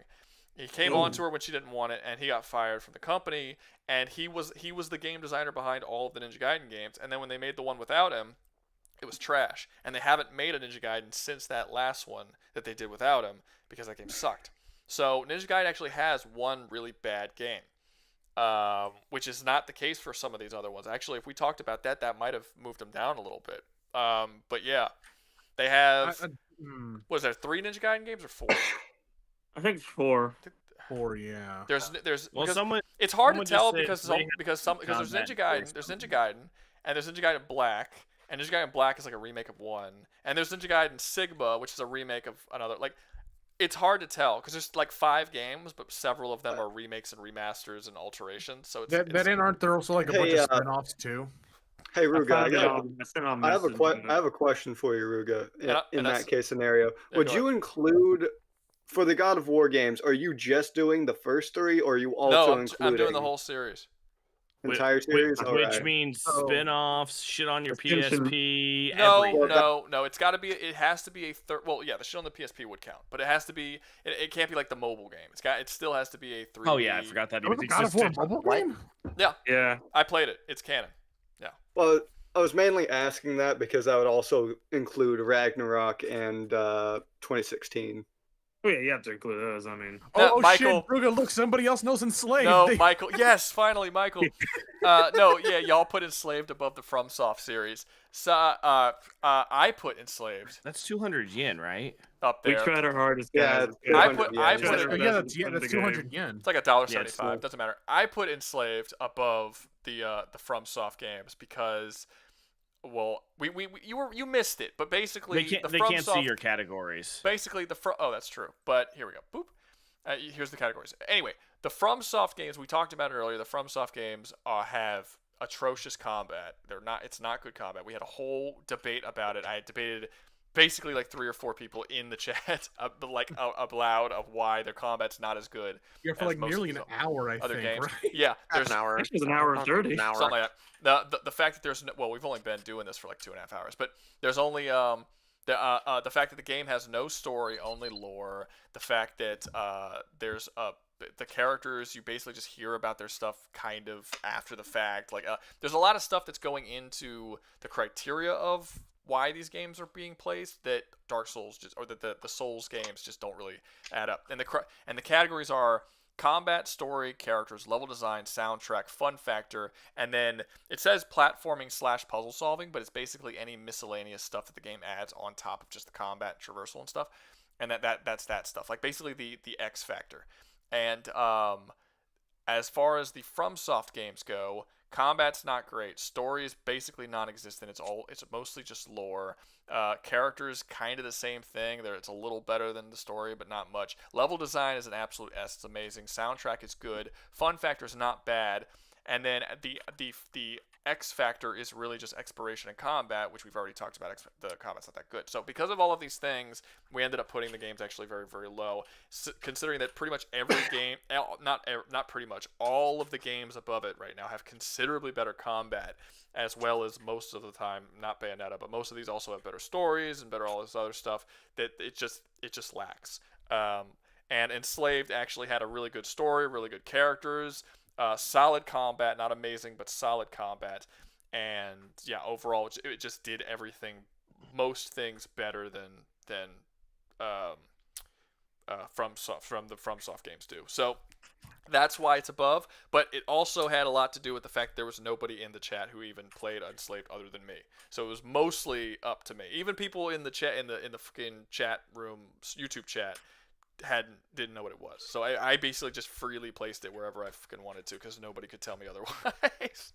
So that's rigged the system. That's He rigged it. We didn't even know Enslaved was the thing until Ruga brought it up. Yeah, and they he didn't was even like, know well, it this is up existed. to me now. So yeah, and I did admit earlier in the stream that a part of me is probably putting a little too much credit into it simply due to the fact that it's kind of the underdog and no one knows what it is, even though I think that it's a really good game and more people should have played it. That's definitely a factor. But yeah, it goes above. I still think it goes above the FromSoft. I don't think that I'm exaggerating when I say that. Anyway, everyone is saying above Ninja Gaiden and Paul, so it's been enough time. It was actually very close. Yeah, 15. It was very close. But But everyone in here too is also saying above Ninja Gaiden. Yeah, but there's also, well, your votes don't matter. But it's also, They don't matter. it's also, But it also only 15 people voted. There was like 40 people in the chat for whatever reason. Did somebody leave after you said your votes don't matter? Did they? No, I don't know. Like, what the fuck am I doing? I here, don't man? matter. I was kidding. I was She's like, oh man, I don't matter, man. I felt like For the sake of yeah. clarity, Well, though, man, my game we ain't should winning. probably move Bullshit. Monster Hunter into the proper category. What are you It's in the talking proper about? Category. Oh, it is already? Okay. Yeah, I mean, As in, see, as much as it hurts me to see it below Dark Souls, I will concede. I am not going to be a salty bitch. Oh, that's a good point. I didn't even think about that. Michael just he just sent a message. I'll need to see the take on Black Myths because it's technically from the same source material. That's true. We have 2 games on this list that are both. Right. I didn't even think about that, but that's true. I actually. Well, we'll talk. We'll get to it. We'll talk about when we get to yeah, it. Anyway, next up, they paid. So God of War is next, and every single time I talk about God of War, everyone disagrees with me. So this will be fun. I think that if we were talking, I think people mostly disagree with you on the Norse Saga, don't they? yes, Yeah. like 'cause you talked unanimously, about how people disagree with you me on weren't the a big Norse fan of Saga. it. I think the Norse Saga are mediocre games at best. I do not think they're good games. I think their stories are bad. I think their characters are bad. I think their gameplay is dull and boring. I do not like these games at all. I think that they are entirely reliant on the fact that they have to retcon literally everything that's happened. I think that is a self-insert for the person who wrote it. I do not like these games. Having said that, if we were talking about solely the Greek games, this is basically like an A+S franchise. Like, it does basically everything that it needs to do properly. It has an amazing main character. Its story is really well done. Even though people like to pretend that like it didn't have a character and story till the Norse games, which is fucking stupid. They clearly never played the old games. There was a lot of. I mean, the game series literally opens up with him throwing himself off a mountain to kill himself because he couldn't handle the guilt of murdering his own family anymore. Like, this is not a game where Kratos is just a rage machine and he's not a fucking character. He's a very deep character, and it explores him across all of these original games. The combat is not. I wouldn't say the combat's S. I would say the combat's like A, B plus maybe. It's not as it's trying to be DMC, but it's not quite as good as DMC. Although it is more it's more user friendly than DMC. DMC is a lot harder to master than God of War, which is pretty good. Level design is just open arenas. However, the vistas within the level designs are amazing in those original games. It's so good. Like the sweeping cameras of the environments and stuff, that shit's awesome. But the actual designs themselves, the actual design. The Kronos is like holding Kratos, and you see like just a tiny like version all of that him stuff. fighting It's not even just that, but it's like all throughout the whole series. The soundtrack is amazing. They're very, very fun. Great fun factor. Some of the best platforming and puzzling that these games had. It's considerably better platforming puzzle than DMC.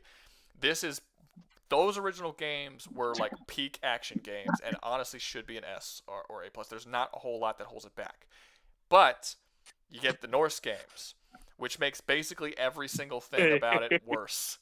Wasn't there God of War Ascension or God of War Ascension wasn't bad. God of War Ascension wasn't bad. Now people didn't like it because every single God of War game like upped the ante, and Ascension didn't up the ante. It just kind of did the same thing that 3 did, but they actually dove into aspects of Kratos' character that none of the other games had done yet, which was pretty cool. like peak, and then meh.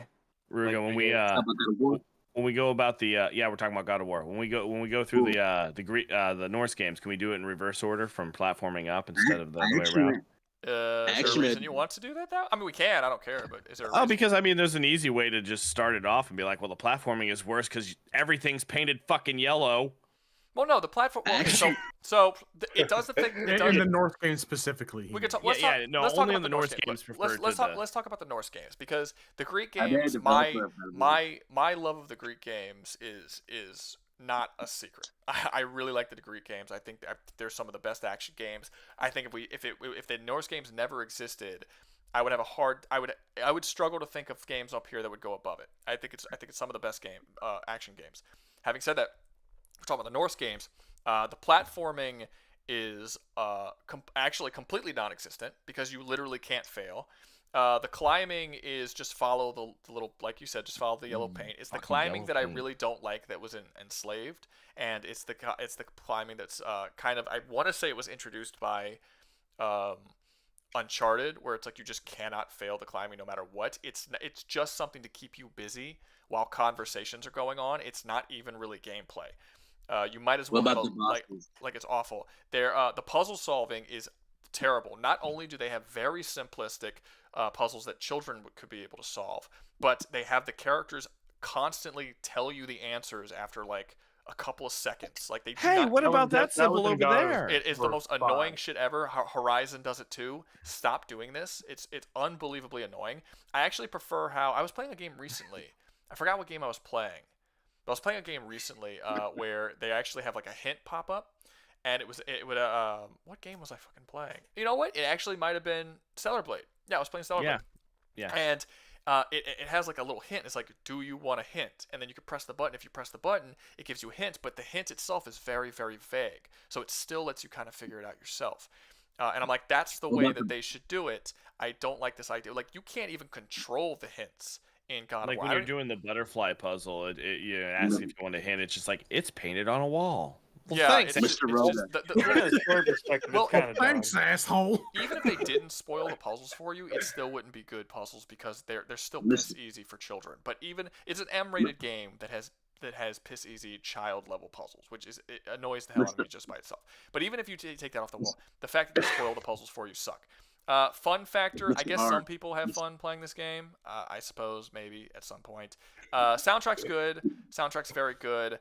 Level design is not actually that good. So they try to do the same thing that the FromSoft games do, where like you travel through the level and then you can like alter the environment, and then later when you go to that same level, like it's now more open. But they don't do it nearly as well. Like not even half as well. Like who's trying to talk? Someone's trying to talk and they keep stopping themselves. What are you trying to say something? Mr. R, what about the combat? We're getting there. We're getting there. We're getting there. We're getting there. Bottom to top. Bottom to top. Bottom to top. So All right, my bad. Yeah, no, you're good. So the soundtrack's really good. The level design is whatever. It's fine. It's just a really like lesser version of what they try to do with the Souls games. Characters, I do not think that this is good character writing. I don't see how people can think it's good character writing. I think the story sucks. And they did the journal thing a lot with the story in this one too. Like you see something and then they just put it in your journal to give you actually what they're talking about on it, kind of thing. Sure, that doesn't really. No, I'm agreeing with you. No, I understand. That doesn't bother me. Isn't it called the bestiary? I don't think that there shouldn't be any lore or codexes or whatever. I'm just saying like that. I think my issue with the story is that it's written poorly. Like the idea that they just introduced this concept out of fucking nowhere that like. Your kid, Atreus, gets sick because he doesn't know he's a god, and they don't even explain why why. Yeah. Like Kratos didn't know he was a god until he was 30. That was a thing that just happened out of fucking nowhere. Yeah, and then all of a sudden, it just happened, and okay, you're trying to go up the mountain. Oh, there's this black fog. What's this black fog? Doesn't matter what the black fog is. It's in your way. You have to leave, go get something so you can get through the black fog. Oh, you finally got to the portal. The boulder showed up out of nowhere and just destroys the portal. It's like it just like almost this story is only long enough to be about 2 or 3 hours of gameplay, and they know that, so they keep giving you all of these stupid little things that make you have to like redo shit over and over again. You have to keep going to different areas you've already been to, keep backtracking. Keep doing, and it's bad. It's a bad story. And also.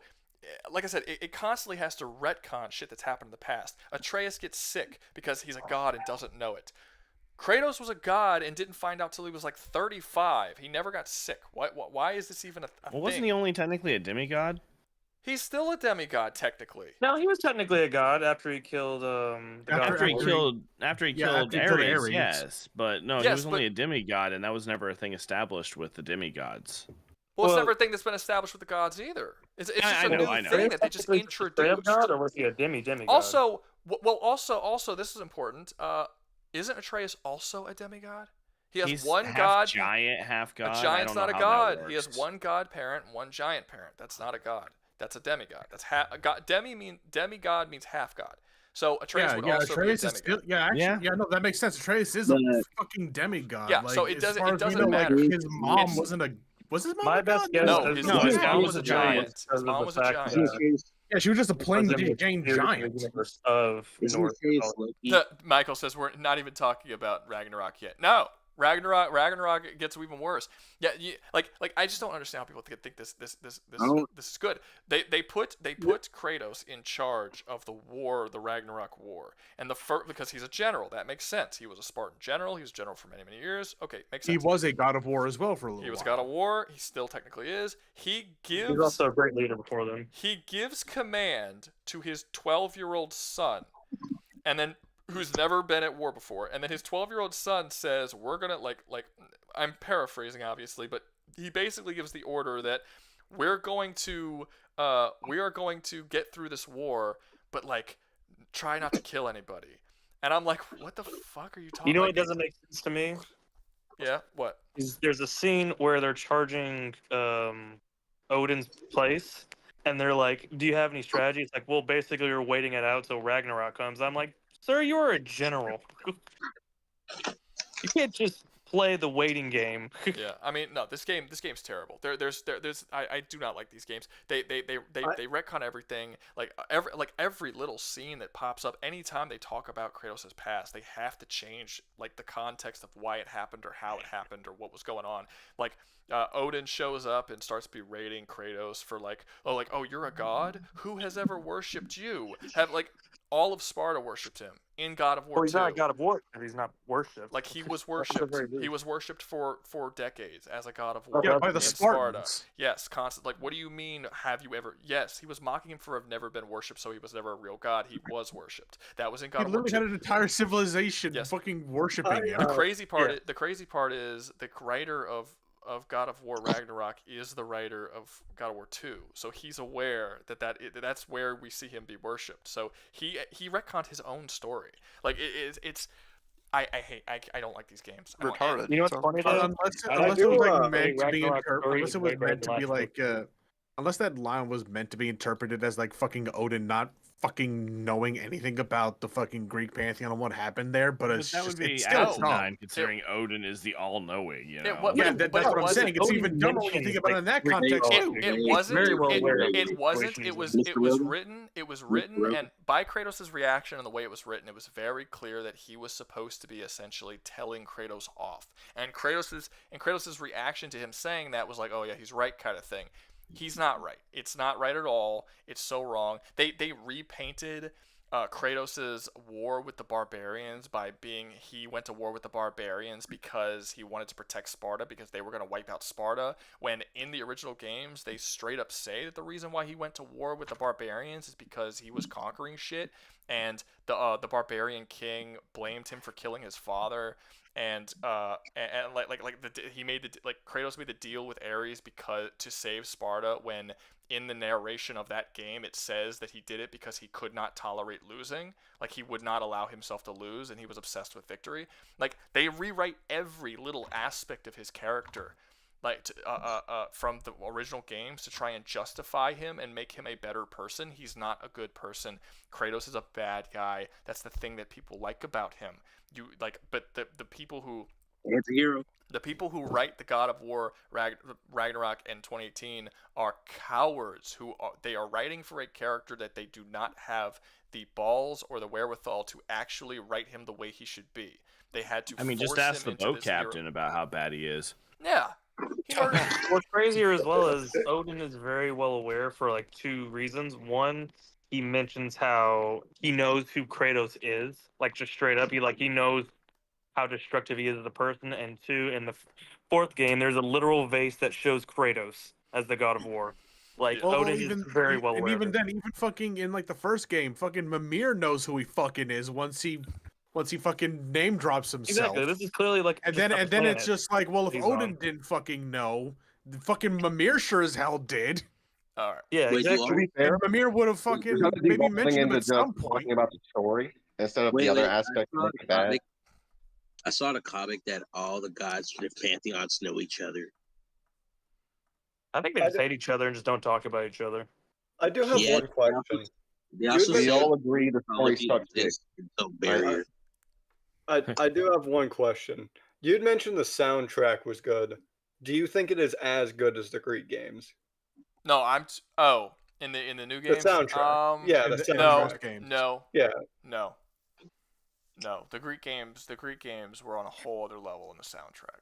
Yeah, that was one of the when that game came out. That was one of the. I mean, I I can't entirely remember the soundtrack of the Norse games, but I can remember I remember the soundtrack of the original games. Yeah, like, oh yeah, That's fair. dun dun dun dun dun dun dun. Like, no, Yeah, it the was scenes were great. like those were the best parts because you were fighting a giant guy, and when Kratos got his hands on someone ripping apart, that music makes you feel like you're actually Kratos ripping something. Yeah, no, Just music was fantastic. No, the Norse games, they have good music. I'm not gonna, because I remember when I was playing the game, I was like, oh, the music's good, but it's not as good as the Greek games. No, absolutely not. Yeah. Also, I think the combat is very blah. I would probably give it a C minus D plus. I don't think it's good. It's basically it's basically just wait for the hit people in front of you, dodge when they try to hit you, and if you see a red light behind you, roll. And that's No, it. I also have to ask, what you thought of like the few times in Ragnarok where you played as Atreus, how his combat is, but I have a feeling it's going to be the same thing, It's the but same. worse. It's literally the same. Actually. It's literally the same combat, but you have less options. Like it's the same. Yeah, thing. I was just like genuinely curious. No, it's the same. I don't think I don't think it's good. I don't think it compares to the original Greek games. I don't think it compares to. Let me see. Any of the games? I think it on feels this? more I combo. feel like the only stakes were higher in the only Greek thing games. the only thing I'm gonna give it. The only thing I'm gonna give it is because of the faster pace than something like like the Souls games or Monster Hunter, that the combat is more engaging, I guess. But when I say engaging, I mean you are engaged more. But I still don't think it's like good while you're engaged, because it's literally just hit roll, hit roll, shield, hit shield, hit roll, shit. It's like, Is it weird to say you don't feel as aggressive in the newer two games and then the originals? Yeah, because Like you like just don't feel like I'm gonna aggressively beat the dickens out of you. it requires more. There's more to the older games, and it required more from you. There were more enemy types. Those enemies had more ways of fighting against you that required you to use more of your arsenal. You had 4 weapon types in the later games, plus multiple different magic abilities that you can do. In the new games, some of those abilities were awesome in the original, like the petrify everything. Oh, the freaking Spartan yeah, shield it's great. spike. In the new games, you have 2 weapons. There's never a reason to use one of the weapons over the other, with the exception of the boulder boss fight. That's it. The last boulder boss fight. Before that, there's never a reason to use the Blades of Chaos or the axe. They're completely interchangeable. It is just based on preference. Nothing else. Unless something's immune to the damage. There is 'Cause that's only Boulder. damage. That's only Yeah. Boulder. And then Ragnarok added the Draupnir spear, which was really only really kind of useful in like one boss fight. One boss fight. Yeah, and, That was like, the Heimdall fight. That's it. The original games didn't force you. The original games never forced you to use a weapon, but they did have certain enemy types in certain situations where certain weapons were more useful than other weapons, which allowed you to swap between them and continue combos, and it gave you reasons to use other things. This magic might be more useful. In God of War, you had I think it was, you put 2 magics on each weapon. I think it was 2 magics on each weapon. I think so. Yes. Yeah, you put 2 magics on your 2 runic magics on your axe, 2 runic magics on your Blades of Chaos, and that's it. And you had no reason to change them out ever unless you just wanted to try something different. There's never, or like the game never requires you to have to use any of these mechanics, or even that it would be more beneficial to use certain mechanics rather than others. You don't. Am I remembering this wrong? 2 on the blades, 2 on the axe, and 2 on the spear when that got added in Ragnarok. Yeah. And then you Am I never had any remembering this reason wrong, to or pick was the Hell others, just the armors are stronger than the others? Well, Sorry, was go the ahead. underworld just way better in fucking the Greek games than it was in the Norse games? Like just the feeling and the atmosphere and everything in there. Yeah, I mean, most of the places were like the environments in the original Greek games, not just Hell, but just across the whole game, were so cool. I mean, they were huge and sprawling. The Temple of Pandora was fascinating. It was so intelligently built, and the puzzles were so cool. And how like you would be like at the very beginning, you would like do things that would then later affect parts of the temple later on. I mean, just look at the labyrinth of I don't remember the name of the labyrinth, but it's the labyrinth in God of War 3, and how cool the labyrinth was. It was that giant cube that you were trapped in, and it would constantly shift and change while you were inside of it. There were so many cool. I mean, the only thing that was The one where you go mid back in in the time. original trilogy was the fucking the Hella fucking maze. You know Oh, what I'm that talking one about? with the stairs? That was a cool puzzle. I didn't like it as much. It was cool. It was like you move. It wasn't I as don't cool as the entirely- cube, though. You know. No. Well, you're talking about three. Three had a lot more. Was a lot upgraded from two. Those are two different games. But no, two. It was cool because it was like you would move things, and you would like move staircases or something, and then the camera would shift, and based on where the camera viewed, that would change like. That would like you basically you were messing with perspective to have the stairs look as if they were leading to a certain place, and however this perspective changed, you can actually, you guys know what I'm talking about when I say that? Like, yeah, like you look at the staircase in this way and it'll allow you to go to this point, but if you just change what direction you're looking at the stairs from, it now suddenly changes and now you can get to this platform instead. It was a cool idea. It was a cool concept. And that's the thing with the older games. They had all kinds of cool little things like that across all three of them, including a lot of the spin-offs. The new games don't have anything like that. It's throw an axe at a thing and freeze it. So Ruga, does the S of the original games negate enough of the negativities of the newer games to give it an S rank still, or is that drop absolutely to A not. rank? No, absolutely not. The two, how many hours would you say the Norse games are? 60 hours each, maybe 50, 40? Yeah, something like that. If you're also If not, you if you're also know how not to play it, including 30. Okay. Yeah, I was also gonna say that's also not including the free Valhalla DLC that came out with Ragnarok. Each of the Greek God of War games are between 8 and 10 hours long. So one of the Norse games is longer than all three of the original trilogy combined. It's a considerably longer game with a considerably longer story and it's more content. If we're just comparing it to how much content it is, the Norse games are actually considerably longer than all of the Greek games combined. Not even close. So I don't think that you can not hold it back for that. But does that drop it down to Mr. I'm batting everyone away, Shadows of Mordor or War? I mean, or does it still stay up in the A category? Well, that'd be like what you said, 10 hours. So what, 30 hours of actually really good, solid gameplay. No, because you're talking about comparison you're talking about the PSP games, which are pretty good. You're talking about Absolute Ascension, which is pretty good. I think that's all of them. The three main games, Ascension and the two PSP games. So that's six games. Ooh, I don't think it's B- to C+, Andre. Well, I mean, you're still doing at least 60 hours of good gameplay to about 120, not even counting the Valhalla DLC. I'll tell you this. I would be comfortable with it being the lowest on A or the highest on B. I think lowest on A, just because the God of War games were just so iconic. Like, we also really fucking need something in A too. I'm not gonna lie. I don't. Shadow of War has been it's sitting really hard king not of the to put fucking God B of War tier. in A tier, even with the other two dragging it down. Yeah. I hate those games with passion. We'll just say the Norse games are the chains of Olympus wrapped around Kratos' We'll put it in A. We'll say that the Norse games bring it down from S to A, because I'm not gonna pretend like those original games aren't absolutely amazing.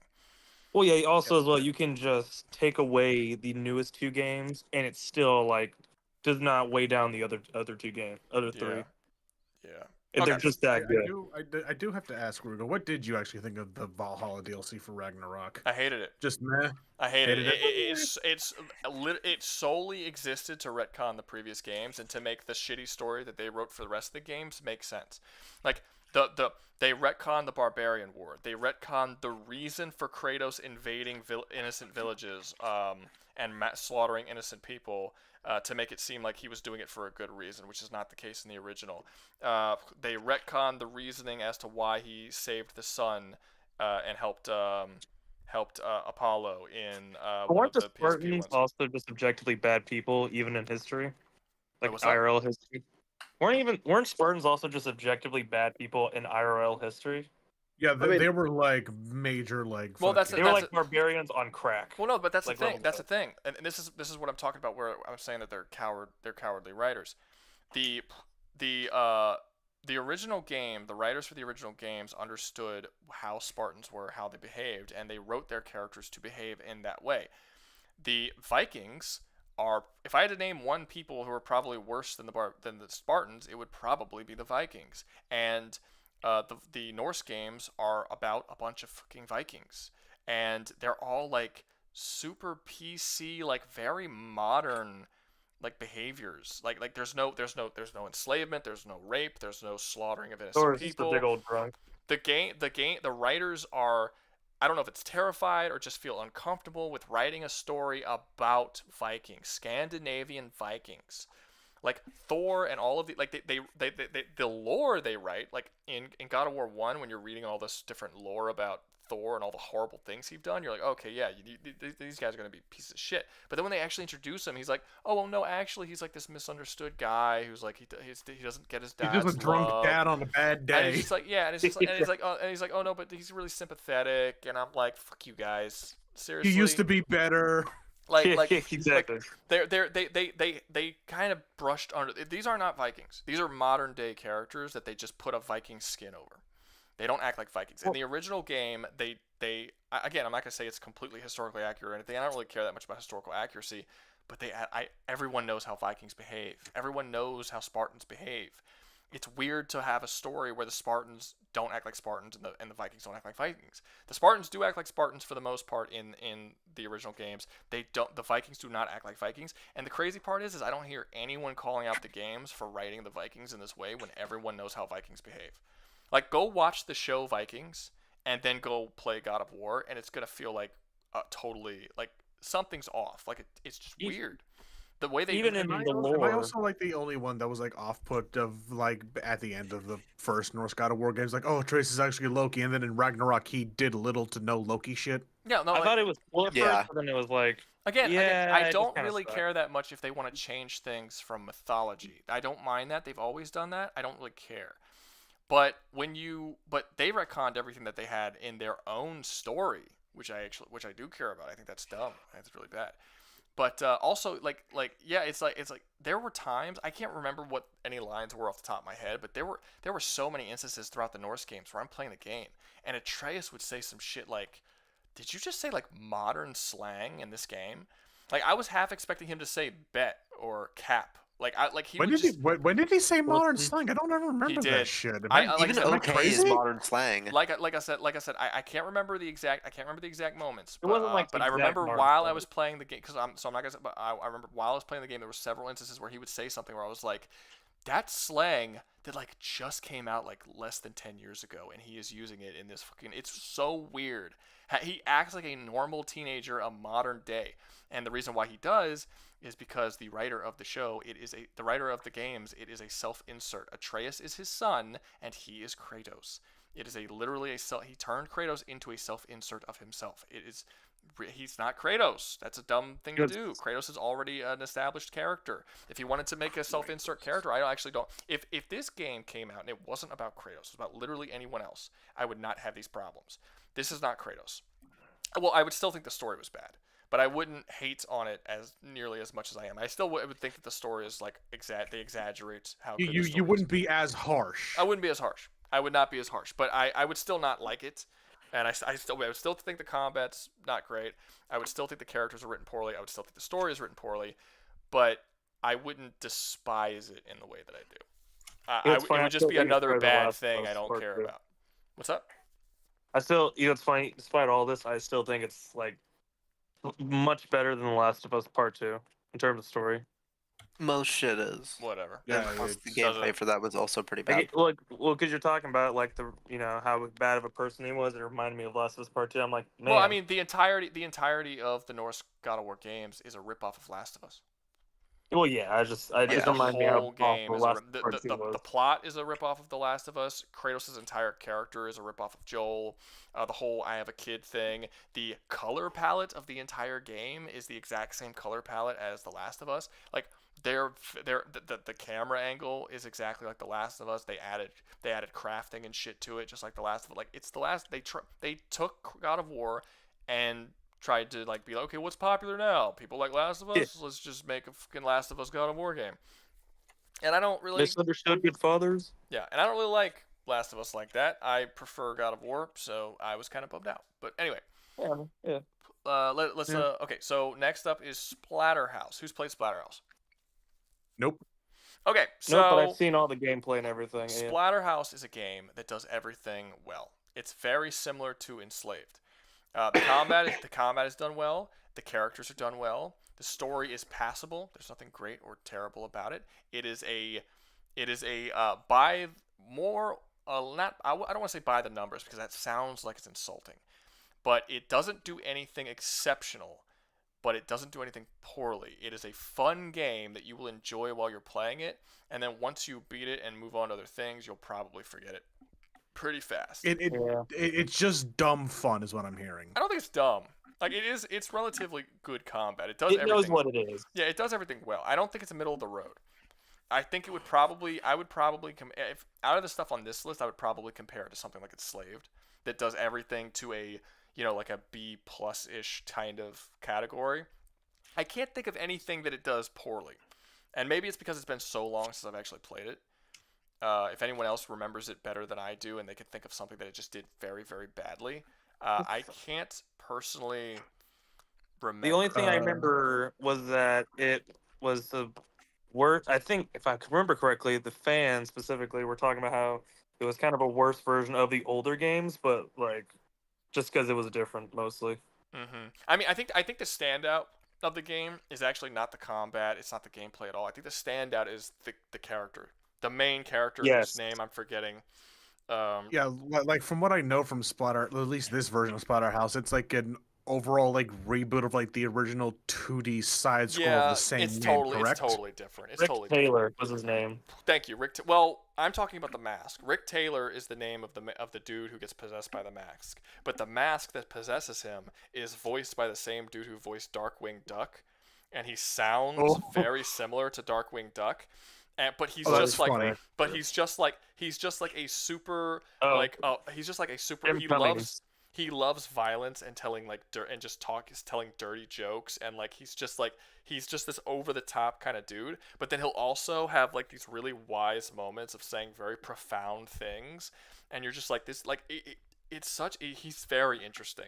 It's like he's also famous too. It's like if you took I don't want to say Deadpool because you're gonna think of like a meme type thing, and he's not meme, but it's like if you took like this funny over the top just bombastic character like Tank Girl or something, and then you made him like thousands and thousands of years old, and now he's like this super super wise guy who just says like really profound shit, but he also likes to mix in like like this really inappropriate humor, and he just loves killing things. Like it's his favorite. Like imagine if the Terror House guy picked up a giant sword and the mask was like, "I know what the ladies like." Yeah. Kind of thing. And the whole game is just like the guy who voices Darkwing Duck and his conversations with Rick Taylor, who is being essentially forcefully puppeted by the Steve at the whole game, and it's like, I don't want to do this. I don't want to be here.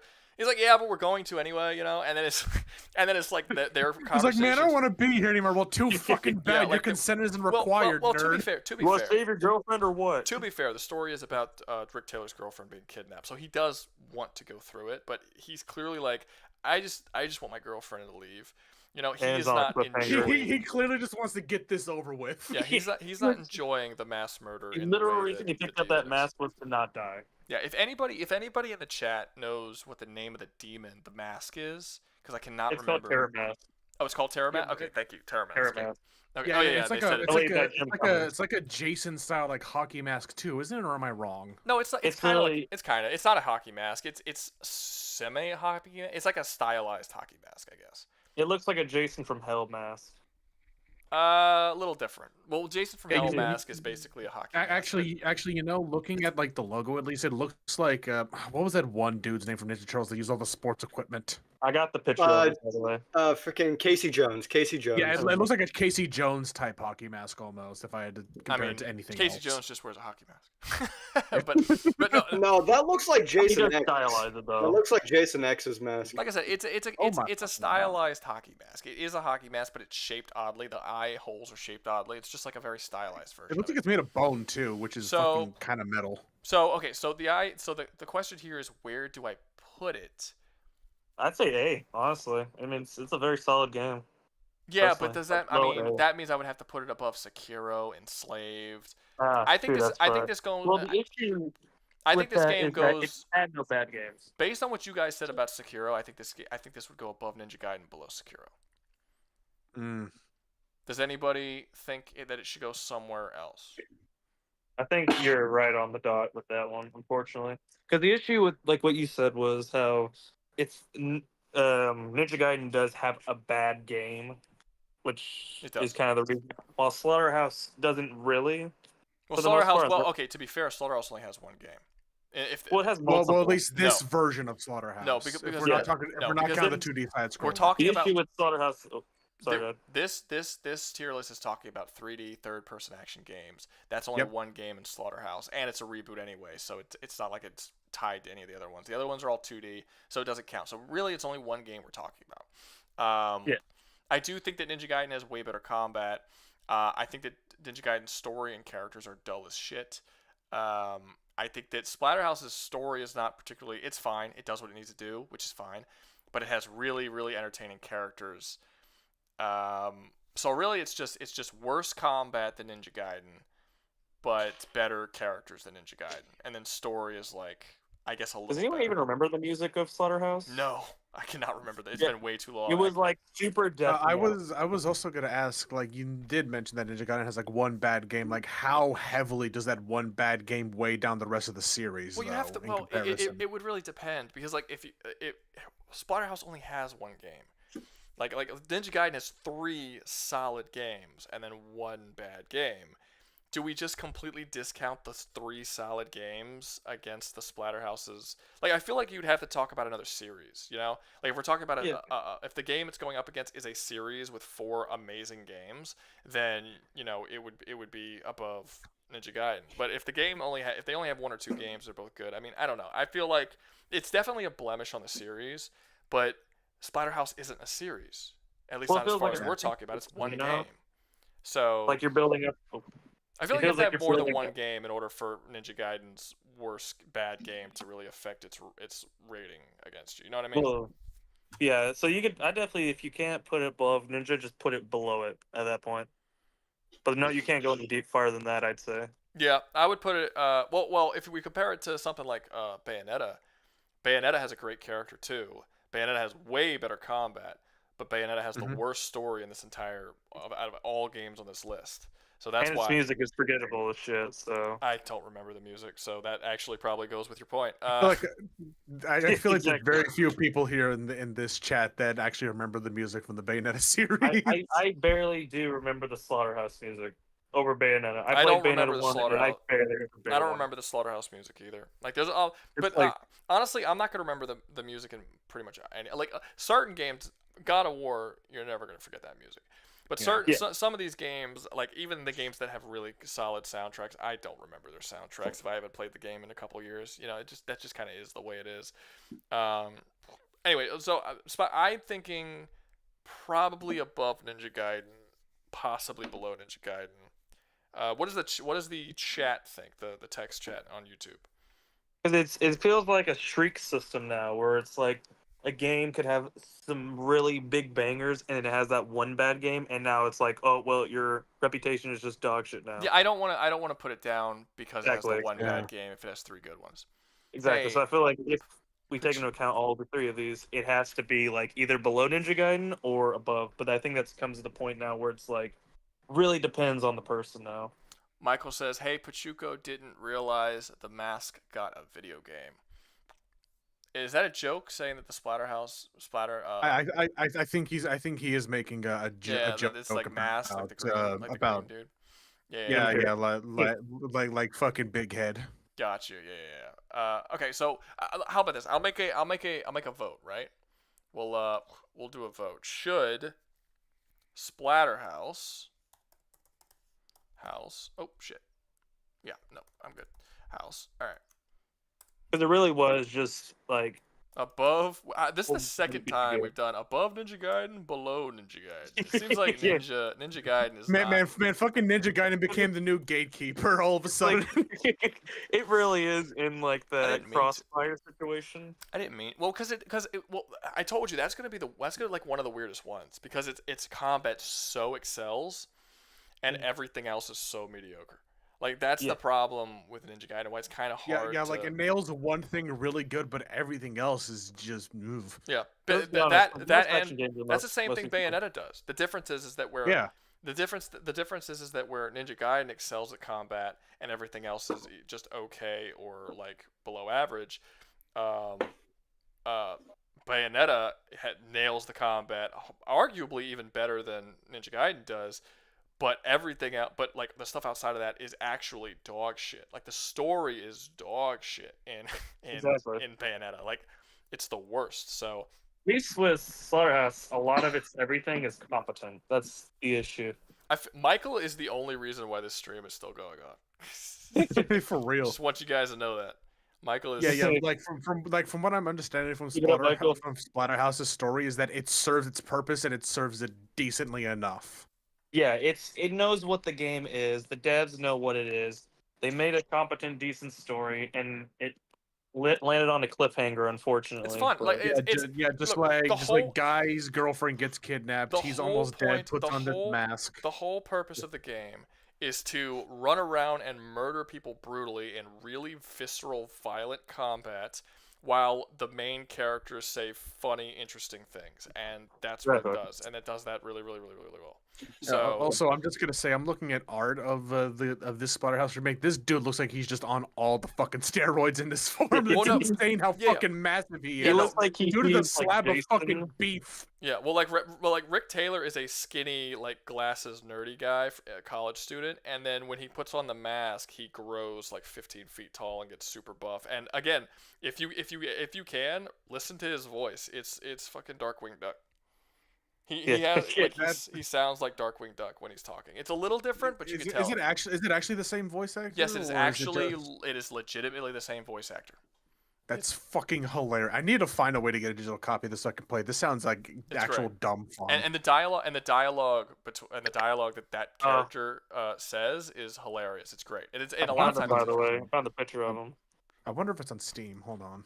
I mean, I think most people have probably seen what he looks like. You could post it if you want. Yeah, that's. There you go. He looks like a twink. No, it's not. Oh it's yeah, not on Steam. Yeah. Oh wow, that dude looks like He looks like your basic bitch average like college student guy, computer guy. You know, yeah, like basic average like IT college student with like a metal band T-shirt on. Like he only went to like 2 concerts. He only went to like 2 Metallica concerts his whole life. So Fishy just gave $50. Thank you, Fishy. I buy 4 random games from the tier list to talk about. Okay, pick your 4 games. Yeah. I'm not gonna stop you if you want to say. But does the rules still apply, or is it just like since it's $50, it's $50? I don't give a shit. He gave me $50. He wants me to move 4 games up in the list. I'll move 4 games up in the list. Capitalism. Fishy is a returning customer, sir. Fishy. And as they say, the customer is always right. That's not true. Unless it's not the grocery store, they're always the wrong. joke. Yeah. Okay. So the customer's always right until let's see they're what not. They say. So it looks like everyone is saying below Ninja Gaiden. Okay, fair enough. Okay. Yeah, that's fair. I'm comfortable. I'm comfortable with either because, like I said, Ninja Gaiden has amazing combat, way better than Splatterhouse. It's really if it is true the fact that like if the humor and the characters, basically, would you trade out the character? Like, what would you rather have? Would you rather have the characters within Splatterhouse with the Splatterhouse combat, or basically no good character but the Ninja Gaiden combat? And I think that's just going to be people's preference of which one they would prefer. I think a lot of honestly, if it was me and I was playing a game that had excellent combat, but the fucking character was just the most Boring. fucking plain Jane, Yeah. fucking That's Ryu Wonder Bread fucking Hayabusa. character. That is Ryu Hayabusa. Ryu Well, Hayabusa that's is. definitely you can just turn your brain It's just off. like, say something funny, you asshole. Fucking say doesn't have to something. be, well, it doesn't have to be funny. You just have to be written well and be interesting. Well, that's what I'm Yeah. saying. Like, say It's not. something interesting. I don't care anymore. It doesn't have to be funny. Just say something. Michael, doesn't become, Michael Valentine, 5. Thank you, Michael Valentine. Let me get in on this too. Black Myth. Because I don't think and Ghost complicated of Tsushima. gameplay equals that. Okay, Black Myth and Ghost of Tsushima, you want moved up. Okay, Black Myth moves up. I know a lot about Ghost of Tsushima, so I can definitely help you on that. Ghost of Tsushima moves up. Okay, did Michael? Not Michael. Did Fishy tell me what games he wanted? I don't see him in chat saying what he wanted. So, Oh, okay. Well, what did the chat choose? Oh, okay. the chat chooses. Yeah. So Absolute Carnage chose Stellar Blade. Okay, I have to put Michael. I do have to put his 4 games in front of your 2 games because he did come in first. But your stuff will be up there. Or I could divide it. 2 of his can go up, and then your 2, and then his last 2 since he bought 4. Okay. So we'll do it that way. Yeah. Okay. So we'll do Stellar Blade. What's the other one that you guys wanna have go up? Ghost of Tsushima. Ghost of Tsushima was another Well, one. I think Yeah, no, Fishy he- is asking the stream YouTube chat, not us. No, I'm not. I'm okay. asking. Yeah, no, I did that. So we have Sun Wukong and Ghost of Tsushima. I need 3 more that Fishy bought. Let me see. No one's saying anything. I need something. If you want me to shotgun something, just Devil May Cry is one of them. I'm gonna let the chat. Oh wait, someone said Devil May Cry. No, I don't see anyone saying any games. Do Dante's Inferno. Dante's Inferno isn't on the list. Pick someone who's on the list. You know what's funny? Even if it was on the list, I think it'd be just below Ninja Gaiden. Maybe Okay, even Stellar well, Blade. since someone said Stellar Blade, we'll move on to Stellar Blade. If nobody wants to say another game they want to move up. I know nothing about Stellar Blade. Darksiders. Oh, there we someone go. said, yeah, Darksiders. There we go. And Darksiders Assassin's goes up. Creed. So Assassin's Creed. Okay, Assassin's Creed will go behind Ghost of Tsushima. And then you got one more. I mean, does someone want to move Nier Automata or DMC up above? Legacy of Kain. Dude, the funny thing is, Legacy of Kain was like the 3rd game on this list. If there's any Legacy And it's of about to Kain be fans, and it's about to be dead it's about last to be if nobody dead picks last. it. It's going to be getting dead backhanded into last. I see Okay, someone said DMC. So DMC will go up. I think Legacy of Kain got a remaster not too long ago. I could be wrong on that. Yes, it did actually. It did. They did Soul Reaver. They did. Well, they re-released not a remaster, but they did re-release the original Legacy of Kain. They Blood Omen 2, and then they did a remaster of I think both Soul Reaver games. And I think one of the Legacy of Kains. I don't remember which one. They basically like released like 5 of them all in like a year. But like some of them were re-releases, some of them were remasters. Okay. So like there were like a lot of people online pushing for Legacy of Kain remakes, and people were just like, fuck it, let's do it. Why don't they push for sequels? People need to stop pushing for remakes and push for sequels. Well, because I guess like pushing for remakes will eventually make it reach new audiences, and then people will want sequels to those games. That never happens though. Like they re-release. I know it doesn't happen, but I imagine it's happened with Dead Space. It's happened with Dead Space. Dead Space didn't get a sequel. It got a remake. Not a sequel. Well, that's what I'm saying. People will. Well, they thought that getting a remake would allow it to get another game, but it's never going to happen because 1, EA, and 2, it's a remake. Yeah. Okay. All right. Yeah, so I'm not saying it's going to work. I'm just saying that's the thought process behind it. I got you. Okay. So let's go into the next one. Next one is Stellar Blade. Okay. This might be some. I don't know if this is going to be blasphemic or if people are going to have an issue with this. I think Stellar Blade is an S. Blasphemy. I think Stellar Blade is an S. Well, I haven't played Stellar Blade, so I will keep my mouth shut. Does anyone play Stellar Blade? Does anyone disagree with me that Stellar Blade should be an S? All I've seen is the Gooner shit. Well, we can add that as a category, Gooner shit. As far as that, that's definitely an S. Slaughterhouse is an S. Okay, so let me talk about it a little bit. So Stellar Blade has one of the best, if not the best, combat on this entire list. Fishy, that's right. See, Fishy agrees. Let's go. It has one of the best, if not the best, on this entire list. People hated on this story and characters, but the story is actually really, really solid, and the characters are only bad if you played the game in English. If you play the game in Korean, because it has terrible English voice acting, and it's weird. It's very odd. The translations are odd. Because like when people were saying that the game was bad, like the characters are boring and it sucks, like all the reviewers were saying that. I was playing through the game at that moment. Like I was playing it when the reviews were coming out, and I'm like, what the fuck are they talking about? There's nothing wrong with these characters. They're actually, the main character Eve is pretty interesting, but it's because it was the English versions. She's way better in Korean, and the game was made in Korea, so play it in the language that it was meant to be played in. Yeah, because most games are made from Korea. You've mentioned this. Yeah, you've mentioned this like a lot of times whenever you brought Stellar Blade into your would they series. Yeah. The story, So combat's amazing. The story's really good. I've talked about the story and the Would You Survive challenges as well. It has a really interesting idea that it's doing. Now, the idea is pulled very heavily from Nier Automata, but I do think it's told in a more streamlined way here. I really like the way it's told. Level design, I'll say that it's mostly deserts. It's very, very large areas that are mostly deserts. They're not super interesting. I will say that's probably not that great. The soundtrack's amazing. Actually, same dude who did the music in Nier Automata. It's just as good of a soundtrack. Fun factor game's amazing. Platforming's really fun. There's a lot of cool platforming sections. And the puzzle solving, there isn't a ton of puzzle solving. There's a couple here and there, not too big. But overall, I think as a full-on package, this is right up there with like the original God of War games. It's basically doing everything it needs to do properly.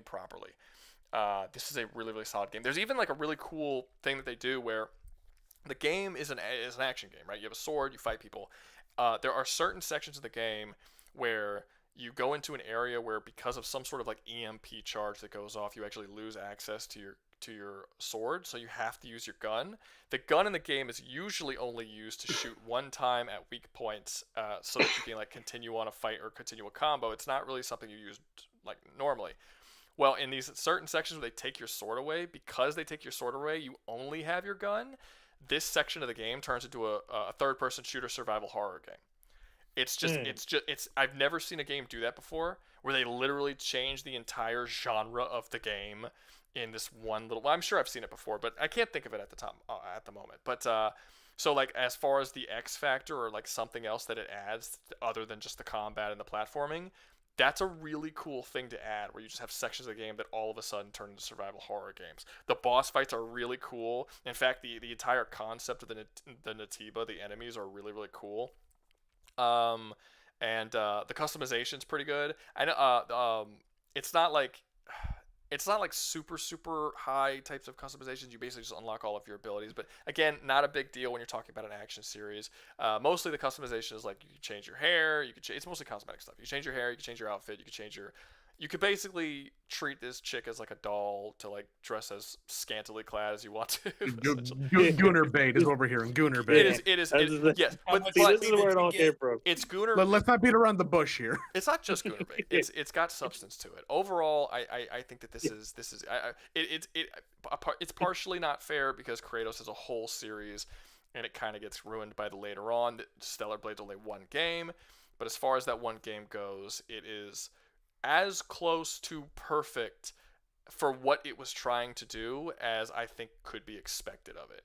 It was a really, really solid, great game. The only thing I'm gonna say that I was bummed out about, I would say, is because of the nature of the Natibas and that they're basically monsters, there aren't any really great villains, and I think that any great story needs a great villain. If you don't have a villain, it just kind of you lose something. And I would say that the game needed a great villain. There is a villain. I wouldn't say it's a great villain though, but there is eventually a villain revealed. But unbelievable game. I think it's an S. I think it's an easy S. Does anybody I guess if no one in the chat has actually played it, but has anyone in the chat or anyone in the YouTube chat played this game and thinks that it should be somewhere that's not an S, basically? Okay, it sounds like nobody in the voice chat has actually played it. I think you've got this one. Okay, so it's just on me. Okay. Does anyone in the text chat? Let's see. Talk about Eve's ascension. I'm gonna try not spoiling it for people who actually want to play the game later. So I'm gonna try not talking about that. But that's also true in terms of power level. She also becomes like one of the most powerful characters on this list as well. Keep my hands on the controller too. Gooner content, that's peak. No content, absolute S. Stellar Blade S tier. You can't Absolute name a ass flaw. tier. It's an S. I've only gooned to it, never played. Just keep Stellar Blade out of Western devs' control so we can prevent Eve from becoming a land manatee with the face like a yeah, no, that's a as far as just like appearance wise, I mean that's a I know we're all making fun of it, the fact that it's a gooner or whatever, but this is really good character design. There's a reason why the internet blew up when this came out, because it's a very, very appealing character design, and it's not always the easiest thing. I wouldn't say it's the best character design here. I think the best character design is original Kratos for the Greek games. I still think he is probably the best character design in gaming that's ever been made. But I do think that she is a very, very good character design. I'm putting her in S. Go ahead. I also think Kratos is like the definition of when people make arguments that people only want sexy women. You can also just add Kratos into that argument, and it just completely blows it out the water. Depending on who you ask, but yeah. Well, I mean, look, the entire argument about like women being sexy, why are women being objectified and men aren't being everyone's objectified. Are you fucking kidding me? Look at superhero comics and superhero stories and stuff. Every superhero movie, you got a dude taking his shirt off. There's a shirtless scene. He-Man, girls had Barbie that people were saying, oh, it's unrealistic beauty standards, but then boys had He-Man, who had muscles in places that didn't even fucking exist. He was like a 300-pound bodybuilder. Everyone objectifies everybody. This idea that it's a one-way thing, it's not a one-way thing. It's very clearly not a one-way thing. It's so dumb. I feel like you have to be so egotistical and narcissistic to argue that it's like only women are being objectified and men aren't. Like, very clearly they are. I mean, shit. People were the fucking Thor. After all these people were complaining about the objectification of women, they came out with Thor: Love and Thunder, where they literally strip Thor naked and show his ass cheeks and everything in front of 100 women that are all gawking at him and like doing all that kind of stuff. And then when they make a joke that Zeus is about to do it to the females, after the females finish gawking at him, they're like, oh, nope, let's leave. And they don't do it to the females, because you would never strip a female. You would never chain a female up in the middle of a room, strip her naked so that a bunch of dudes can gawk at her. You would never do that. So it's like, and again, I don't have an issue with it. I have no problems with them stripping Thor and gawking him and seeing his ass cheeks and stuff. Objectification, I'm cool with objectification across the board. Like, I'm perfectly fine with it. But, you know, the idea that it's only going one way is bullshit. Anyway, so if no one's going I think Muscle Roga wants back on. Wait, what's up? Muscle Roga, I think he wants to be back on. He got his mic working, he said. Hey. I mean, did we mute him? Who's Muscle Ruga? It's the Muscle Ruga. Gold Skull. I changed my name and profile picture for the bit. Ah, nice. Hey, what's up? His mic was all jacked up, so he had to change it. I got you. Damn, dude, we're getting through this list relatively fast. Yeah, we're kind of blitzing through this, aren't we? It's fine. Look at the rulings of it, really. It's fine. Hey, if the stuff, if we still get super chats and stuff, and it keeps continuing, once we get to the end, we'll add a couple more and maybe add to the tier list. Anyway, so next up we have Darksiders, all Darksiders. Who has played Darksiders? I played the first two. And the first one. I only play the demos, my friend. Okay, well, when I ask that question, if you haven't played it, don't say anything. Just say something if you played it. But anyway, so I guess I'll talk about it. Darksiders 1 is a fine proof of concept. It's not great. It's okay. It has a lot of problems. 2 is a really, really, really good game. And 3, it takes another step down. It's a hot dog. Yeah, that's what it is. It's not. It's not great. So you basically have like one really, really, really good game, an average game, and then like a below average game. So I kind of think which one about the games? Darksiders, I like the concept of it. Yeah, I kind of think Darksiders has to go below Prototype. Oh, most definitely. I think this is the worst one so far. Here's the thing, right? If Darksiders 3 was like was pretty good, I think it would have been good bit higher. But the issue was it's literally just a rip off Dark Souls. I mean, not to shit on it, but it's just like Yeah, I mean, I don't have an issue with I like the first Dark. I don't have like if Darksiders 1 came out and Darksiders 2 came out and then Darksiders 3 came out, it was the same quality of Darksiders 2. I would just call Darksiders 1 a proof of concept. It's the first game. First games don't usually get blown out of the water, especially from a AA studio as opposed to a AAA studio. I wasn't expecting that much from it. 2 blew us away. 3 didn't even really have to blow us away. It just had to be of a similar. It could have been a little less quality than 2, but still like really good. You know, somewhere in between 1 and 2, that would have been fine. But the fact that it was kind of the worst one, and that it was a massive step down, that's a bummer. And the fact that they're not even making it anymore. They were supposed to make a 4th one where you got to play as Fury, which was the other, which I think is dumb that they changed one of the Horsemen of the Apocalypse to Fury. That's dumb. But yeah, because the four horsemen are Wrath, Pestilence, Famine, and Death. And they changed which one did they change? Pestilence or Famine? No. Pestilence is still he's the cowboy looking dude with the dual revolvers that got that top down isometric Diablo style game. Oh, yeah. So Famine was changed to Fury, which I thought was a dumb. Which also that was the 3rd game, so that's another example of the 3rd game. I can hear myself echoing, so whoever it's for muscle. Okay, yeah, whatever Damn that it! is, fix it. Anyway, I don't know what's going on. Just, like I have everything turned down. I don't know what's going on. Well, have my voice come out of your headphones and not your speakers. Wait, do you have not do you have the YouTube stream muted? I have the YouTube stream muted. The only thing you're coming out of is my microphone and you're not in my headset. I have no idea, but just I can still hear myself. Just fine. Try figuring it out. Consider an action game. I consider it. Yeah. I mean, I don't really know. Let me see. Fury just isn't very cool. Because I know the story. Oh yeah, there's. I'm trying to consider an action Fury game. story-wise. I think it may be actually. Action game. Blah blah. Muscles. You can see this. Use push to talk. Oh yeah, they said use push to talk. That's good. Okay. Anyway, let's. Am I still echoing? Yeah. Let me try my phone again. Okay. Look, just go solve it somewhere else, and then you can come back in the stream when you have it fixed. We're not dealing with this live on stream. We still got a lot to go. I mean. Yeah, like we're not halting the stream that fucking over 30 people. I'm not trying to hold anything back, man. No, I got you, but just go off and deal with it and then come back. Yeah, you got like. Well, I already deal with it right now, so. Shadow. Okay. I agree with these takes, but Shadow of War. Can we hop in mic chat? Yeah, no. Look, guy. Someone just asked me if they can hop in the mic chat. Yes, you can. The top of it, there's a link to the Discord. Just go to the Discord. Go to you'll see it. There's a stream. There's like fucking 10 people in it. Just jump on in. It's free to anyone to come in. Yeah, but I'd put it over under prototype. To be fair, Lost Soul, I am not having technical difficulties. He is having technical difficulties, and he should be having them outside of the stream. Okay, get in there. Okay, let's. Okay, so Darksiders. Okay, so I'm saying Darksiders is below prototype. The question is it the lowest in C, or do we make it D? I think simply because of how good the second game is, we can't put it in D. I'd have to agree on that. So, Yeah. I think we're gonna put it below prototype in C.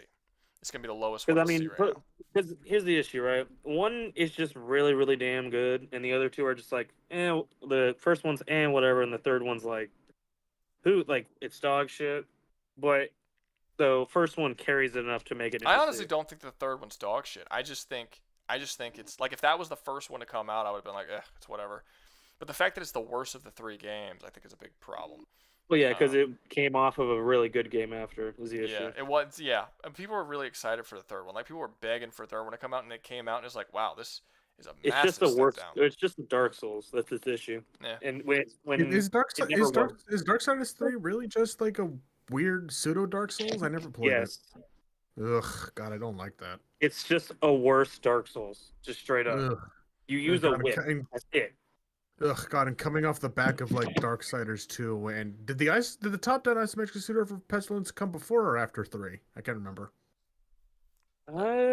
The Diablo style one with Pestilence or whatever the fuck. The phone was that game? before or after? No, think it no, came no. No. What was the? I think it's a was phone that- game. I think that was a mobile game.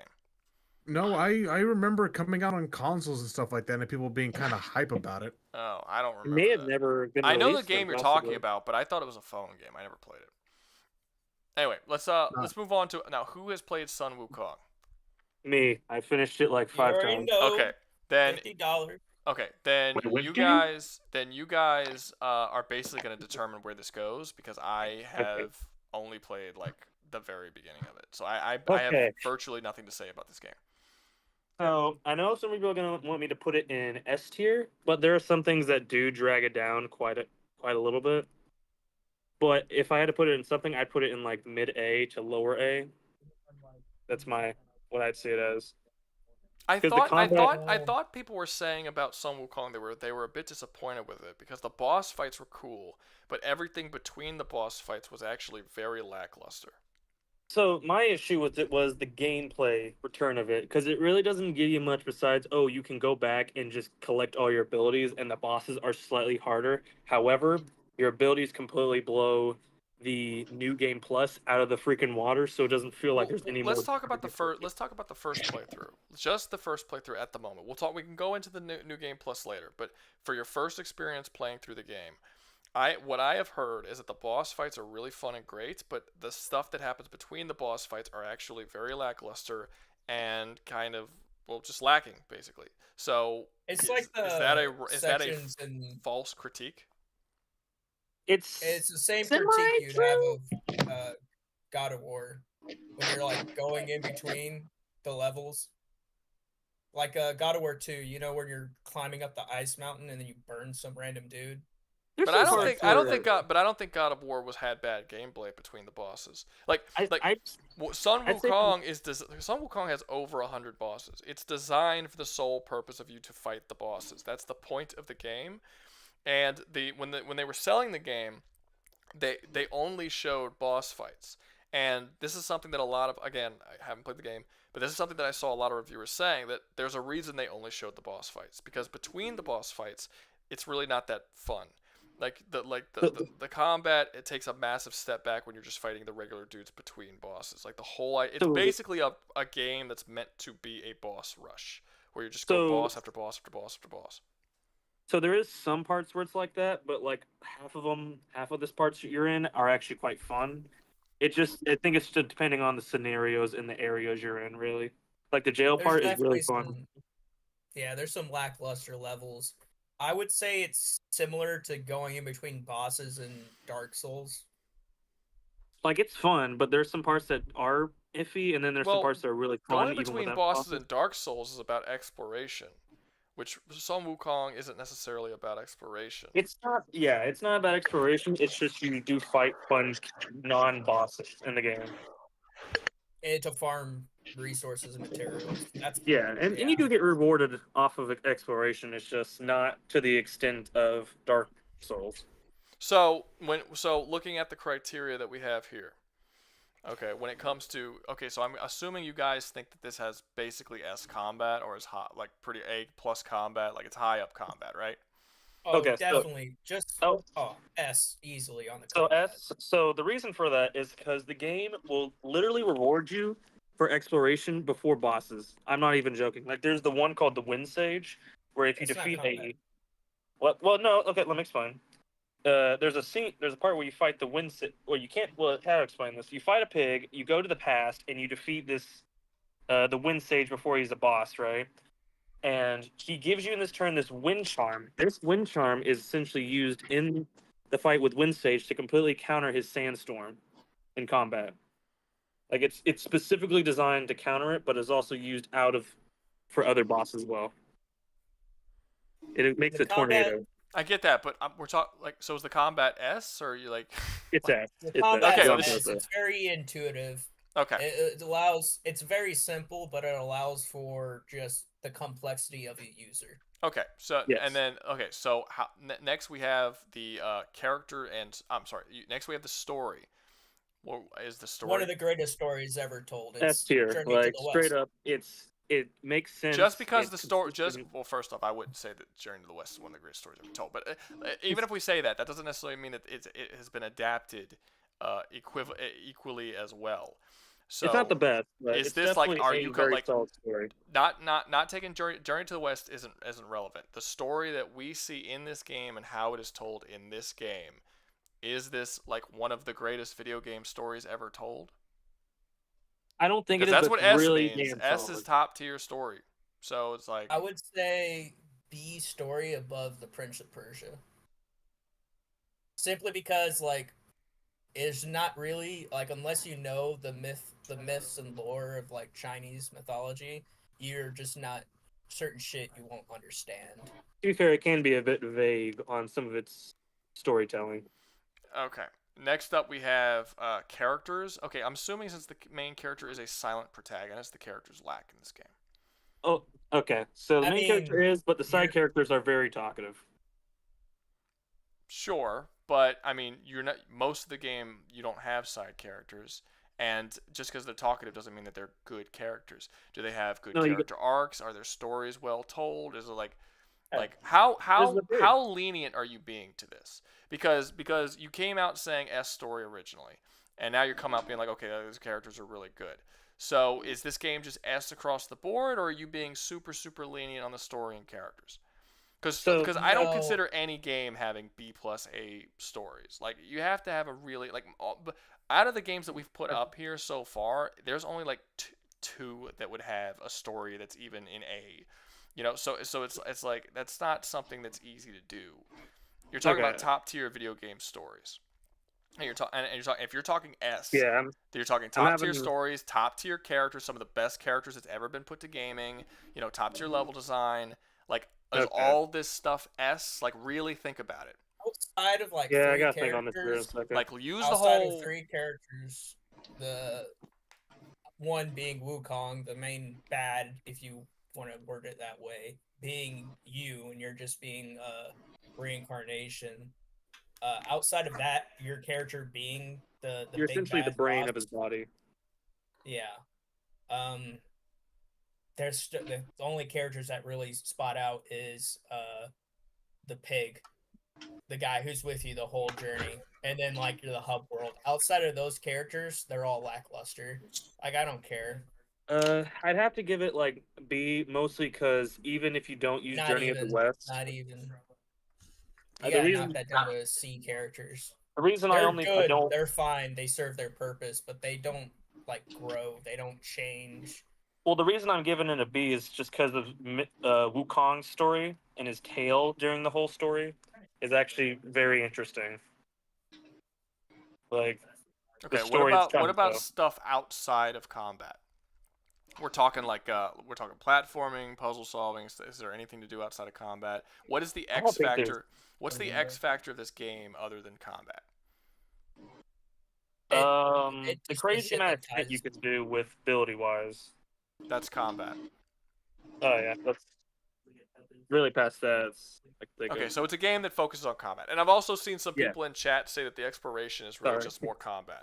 Like, they say you can go off the beaten path, but all it does is lead. So it's a game that does one thing. It does combat, and outside of that combat, it doesn't really do a whole. Let me see. We got Citadel.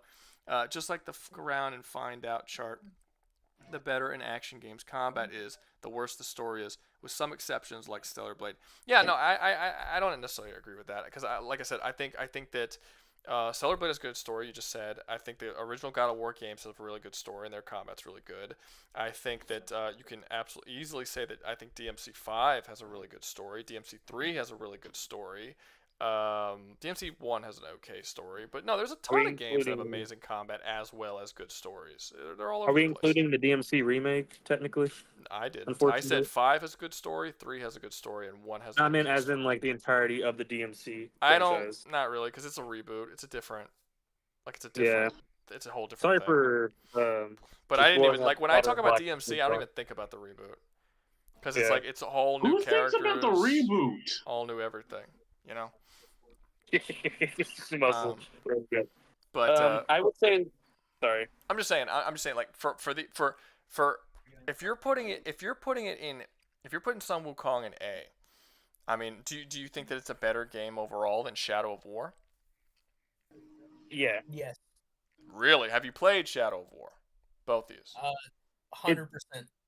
Yeah, I played it. Okay, you sounded hesitant. How much of it did you play? Like I got halfway through. Okay. That's not. I 100% of Shadow of War. Yeah, I platinumed it too. So you do say that Sun Wukong is better than Shadow of War as a game? Yeah. As a game, as an experience to go through, just like story, yeah.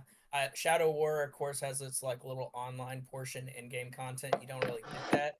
Well, I think the best thing about Shadow of War is the army building, siege, attack, and the nemesis system. Those are the three things that really put Shadow of War over the top. That's what drives the game. But if you want to take just like you take the whole game. You gotta take that too. Setting, you gotta take the nemesis system. The whole game. That's what I'm saying. The combat, the nemesis system's cool. That's that X factor. The X factor. There really isn't an X factor for Wukong besides, oh hey, that thing midget Bob you found. I guess what I'm asking. In the story works in the combat. I guess what I'm asking is Sun Wukong's combat so much better than Shadow of War that it's worth it more so than the nemesis system, the siege combat, and the army building mechanics. Like you would rather have all of that stuff gone out of Shadow of War if the combat was more like Sun Wukong's combat. Like you're really putting a lot on this combat. The combat's amazing. Just okay, so it's being able to chain from like it's being Goku but without the Dragon Ball shit. Okay, you know, so you guys would say so would you guys say that it is B above Shadow of War or A below God of War? You know, I'll make a poll. I'll make a poll. I'd say A below, but I'm still really thinking on the Shadow War. The Nemesis system really is like what's kicking my ass here in the thought process. I don't know. Shadow War as a game as a whole, the music's kind of mid. The settings, I think it's a great game. My issue is that Black Myth Wukong has incredible music. Like straight up when you're fighting like the Wind Sage or when you go to the court and you straight up fight like the general, it feels incredible. When you turn into a giant kaiju and you're beating the shit out of them, the music, like it feels like you are like actually Sun Wukong fighting these gods. All right. I got a poll in the comment section. Again, if you are in the Discord and you're talking, you cannot vote. It's cheating. Oh shoot! Sorry for causing trouble, Rogue. I know this is probably a hard debate with Black Myth. Yeah, no. The reason why I don't like people in the Discord to vote is because we already have so much say and so much sway over it. So if we are all talking to each other and we all come to and we're all like, yeah, we're kind of feeling low A. That's like there's 8 people here. That's 8 votes that are going to go towards low A, and it's automatically like rigging the vote. So compared to like everyone else. Yeah, so I just let that. It's just that you already have so much influence over to sway the opinions of the people in the chat that it's just not fair to also be able to vote. Looks like I can see people picking Shadow of War over Black Myth. Which one did you vote for, just out of curiosity? I picked High B, honestly. Okay. Well, High B's winning anyway. We'll wait a little bit. It only has 7 votes. There's 35 people here. If you haven't played it though, which it seems you haven't, I'd recommend it. It's just a great time in general. No, I have. Well, it's not that I didn't. It's not that I didn't want to play it. It's just that I had so much shit coming out around the same time that I had to do it. Is at the time I still haven't beaten Stellar Blade completely. I'm at the very end of the game. I'm trying to get through it and finish it right now, but. It's it takes me forever to get through these types of games. People are asking me to play Kazan the Berserker, and I looked it up, and that's like a 60-hour game or some shit, and I'm like, dude, that's gonna take me like months to beat. Like, I just don't. I saw it on like Twitter, and I was like, what the hell is Kazan? It's fun. I played the demo. The demo was good. I played the demo. It's fun. It's gonna take. Well, it's a Souls-like game. I don't like Souls-like games generally speaking, although I will admit this one has better combat than most Souls-like games. But I generally just don't like Souls-like games. But even having said that, like when I heard it, that wasn't the thing that made me not get it. The thing that made me not get it so far is the length, because I don't know how long it's gonna take me to actually get through it. I feel like it's gonna take me a while. Not all of us are unemployed and have all the free time in the world. And have capitalists whenever. Yeah. So It looks like most people are saying it's still only 10 votes, but it's been a while. So if you haven't voted yet, you're probably not going to.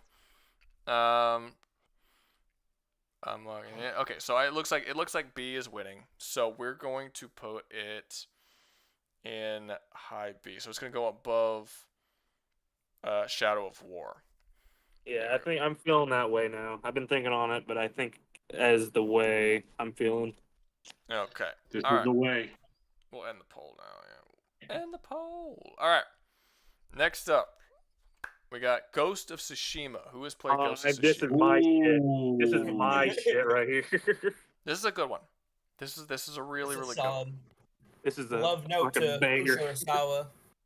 Yeah. So I would actually say, let's see this one. In terms of story, one of the best on this list. In terms of characters, one of the best on this list. In terms of combat, not one of the best on this list, but still very, very good. Soundtrack, I think I remember the soundtrack for this being pretty good.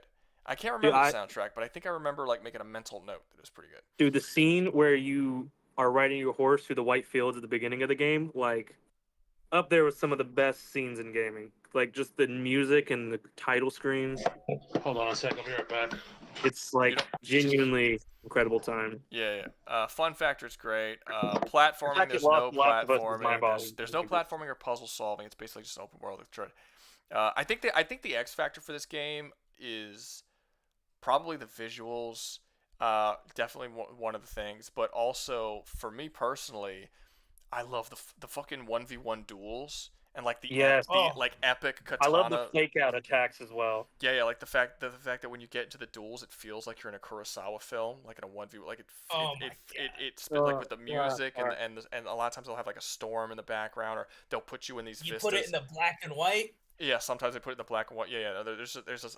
It's just really, really solid. I love the scene where when you go into rage mode, you turn all red and you just start slicing everyone up, like cutting their heads off and shit. Yep, solid God. game. So in terms of this one, yeah, here you go. I think this probably goes above Shadow of War 2. I think I would put this in A. I would put this really. in God of War. That's me though. I might put this in A. Above God of War. I don't believe it should go above God of War. I think it should go like below it, but it's like. Did you hear my rant on God of War being shitty? I know, but here's the thing, right?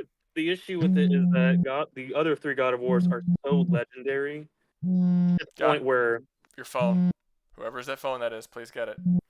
It goes to the point where it's kind of hard still, even with those other two games dragging it down, that for Ghost of Tsushima to even stand a kind of a chance to beat God of War. Okay, say that again. I'm sorry, I was focusing on the damn phone. Can you say that again?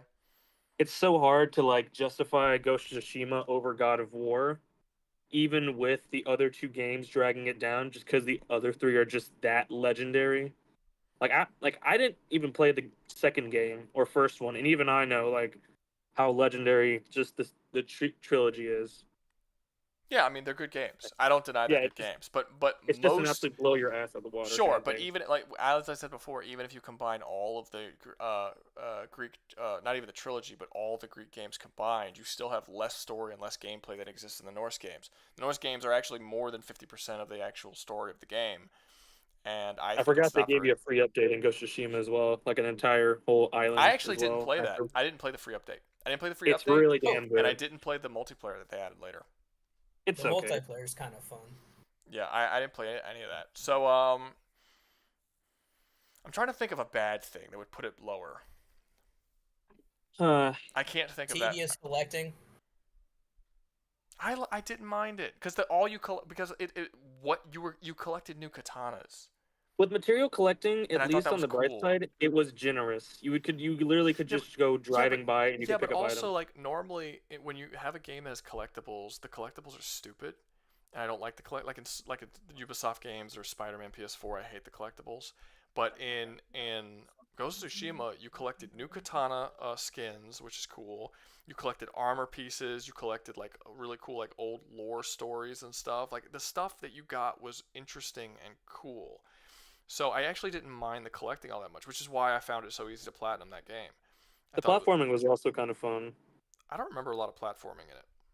There was some when you get with the fox and whatever, you'd have to run around and jump rope and jump on platforms and stuff. Oh, I wouldn't. I mean, I wouldn't call that platforming. I mean, you can climb up buildings and things, but platforming, to me, platforming is like an obstacle course that you have to get through and that you can fail and fall. Like that doesn't really exist in That was Ghost the of Tsushima. shrines. Yeah. Yeah. So unless Yeah, someone can fair. think of a negative towards this game, because I am struggling to think of one. Yeah, This is gonna be a I'm low trying to A think of for one. me. 'Cause- The only reason why I'm not going to put it in S up with Stellar Blade is because I don't think the combat is as good as Stellar Blade, and I don't think the No, you're right. combat is as good as the original God of War games, but it's still very, very good. No, you're right on that. I- There I- are some moments where it feels a little shoddy. No, it's not that it feels shoddy. I think one very thing grounded. One thing that, Yeah. one thing that raises the quality of the combat is the fact that it feels good and it sounds good. But when you actually look at it mechanically, it's not all that complicated. It's like, oh, hey, it's- this guy's doing this position. He has this you weapon. got a sword, you parry people, you hit people. It's very, very simplistic, but it does feel good to do. The game's really good at making something simple. Switched his shield stance. Yeah, like it's good at making something feel better than it really should probably. Like because it feels good, it feels like it's better combat than it probably actually is. But it doesn't really matter to me because again, story, characters, and even while I'm doing the combat, I'm still very much enjoying it. So like I don't really like the fact that the combat's not the best, but still feels like it's good. Kind of, it kind of makes up for it. So I still think it's A, not S. And Yeah. but I would probably put it above God of War in A, because more than half of God of War I think it's just atrocious in terms of an action game and story and everything. So I would put it high A. I would probably put it. Don't forget the skate system was also really damn good. What was it? For the most part. Yeah, it was like you could throw poison darts or have a poison dart hit someone and they can go like absolutely insane and just start attacking their own teammates, or use bells and drop it on the ground and it rings and an enemy could pick it up and get poisoned by it. Yeah. Throwing a firecracker and then throwing You could a literally grenade. Exactly. You could literally go behind a door and then stab someone through it and then pull them through the door. I think that Fucking works. sick. I think so that good. works. I really need to play some modern gaming. Not gonna lie. All right, those are the games I wanted to talk about. I'm out. You don't have to say that. You just leave. I'm gonna donate money in the chat later. All right. Thank you, man. You have a good one. Bye. Have a one. Wait, is that Fishy? Fishy, is that you? He's gone. Was that Fishy?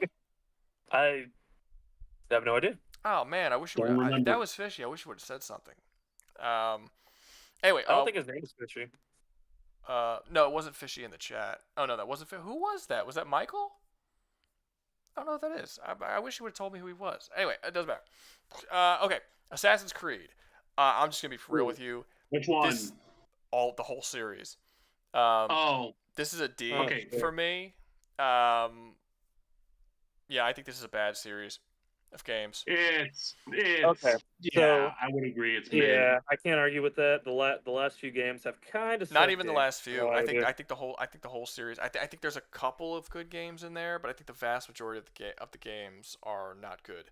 It is generally a hit or miss series. Sure, it has its hit, but it's definitely got its misses, especially with the most recent one. The combat is The combat is trash. You just stand there, wait for people to attack, then you counter, and then you strike. That's it. That's all the combat across all the games, with the exception of the last couple where they changed it. The platforming isn't platforming. You grab onto it. You jump on a building. He automatically grabs, and all you have to do is press up and X, and he just keeps climbing. There's no way of possibly failing it. The game plays itself for you. It is a monster when it comes to just collecting shit. It's just a fucking constant collectathon of shit you don't care about and that don't matter. The stories vary. Some are decent, some are really terrible. Yeah, I don't like the series. I think it's a bad series. I think it's a bad series of games. Some of them I've enjoyed okay. I think Black Flag was probably pretty good. I enjoyed that one okay, but I still think that even that one was like a collectathon monstrosity, and even that one the combat wasn't great. So, as a series, I would say a D tier. D tier. Yeah, I think it's one of the more clear ones. The only reason why I would give it an F is because there are some games that they had that I did kind of enjoy. You know, like 1, 2, 1 and 2. No, not Black really. Flag. One was okay, I guess, but you still had the issues with one. Michael, okay, thank you. Michael, were you the one who just left the chat? Because someone left the chat, and I didn't know that they were who they were, but they're like, oh, I'm leaving, I'll donate later. And I was like, well, I wish you would have introduced yourself. I don't even know who the He's fuck you been are. right under our nose the entire He's been time. right under our nose. All right, Kurosawa movies are the best AC as a series. Is a clown game, and yes, that was. Oh, okay, yeah. So he did. Okay, I probably should have read it before I fucking said that. All right. Yeah. Okay. Cool. It was good to meet you, Michael. I'm sorry. I feel bad. You were in the chat the whole time. I didn't even know it was you. Anyway, so yeah, I think it's the. Yeah, I don't think they're. Honestly, it's probably. We might even be able to delete the F category if there's not going to be, because they're not going to be any F games. You can put it in F tier, but honestly, it does have its moments. But yeah, like, I mean, it's not. It's not like the worst thing. We'll have to see if there's anything else, which it doesn't appear like there's going to be anything else in D tier. If there's something else in D tier that's just so much better, then we'll move it down to F. But I don't think so, because we only had 3 games left on the list, and I'm pretty sure that none of them are going to be in D tier. I don't think. So No. I think D tier is fine for Assassin's Creed. It would Basically be weird just saving DMC for it the would be high weird if tiers. we moved it down to F tier and we just had nothing at D. It's just so bad it skipped a tier and went all the way down. Yeah. Hey, if So that someone wants transcended to the donate to move it down to, we did do that once. That was funny. We had we were doing, I forgot what the list we were doing, but the character was Goji or Goro or Goro Majima. It was Goro Majima from the Yakuza franchise, and someone kept giving us money to move it down a tier, and we ended up creating 3 new extra tiers down, and we moved them down all the way to like the third bottom, like the bottom tier, and we had like 8 tiers. It was very, very funny, and there was like nothing in the top like 3 tiers above it. It was very humorous. Anyway, let's see. Yeah, I think that's fine. Next up we have DMC. Does anyone know or play DMC? oh, Yeah. Devil May Cry. Now that's I a series I played a do video know of well. Okay, so All right, so Outliers 2, not the greatest. that's funny. 1, The worst one. Wait, hold Icon up. 7 and 5. Michael donated. Put it in F. Even the better ones are still a drag to play. Yeah, I don't disagree. I cannot disagree with him. Even like my favorite one is Black Flag, and even Black Flag, I don't think I completed it. I think I got like I'm gonna more be than half. honest. I think I got most of the way through the game, like 80% of the way through the game, and I just got tired of playing it and stopped. Like they're unbelievably even the best ones are unbelievably bloated. They're too fucking long. None of them have good combat, not a single one. Yeah, and it's Ubisoft games. I don't think Ubisoft makes good games. I don't really think they ever did. At least not in a very, very long time. Put it lower. Goddamn fishy. Okay. $100 to fishy. So we're gonna hold up. Add a row below. What color do I even make it? We've already gone to red. I guess we'll make it black. Make it translucent. It's a black color now.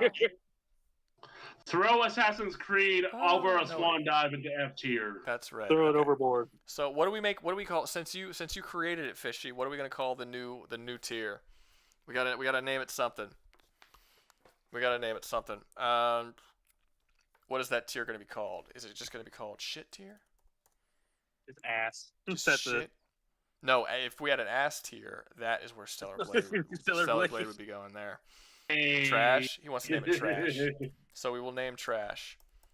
And I feel like it doesn't matter because if I make it black, you won't be able to read it anyway. Yeah, you can't read it anyway. Well, I mean that fit for the Assassin's Creed. Now let me what's worse than black? Nothing's worse than black. Gray, so you can read it. There we go. We'll make it gray. Trash. So no yellow because then you have to squint your eyes. Like yellow. Yeah. All right.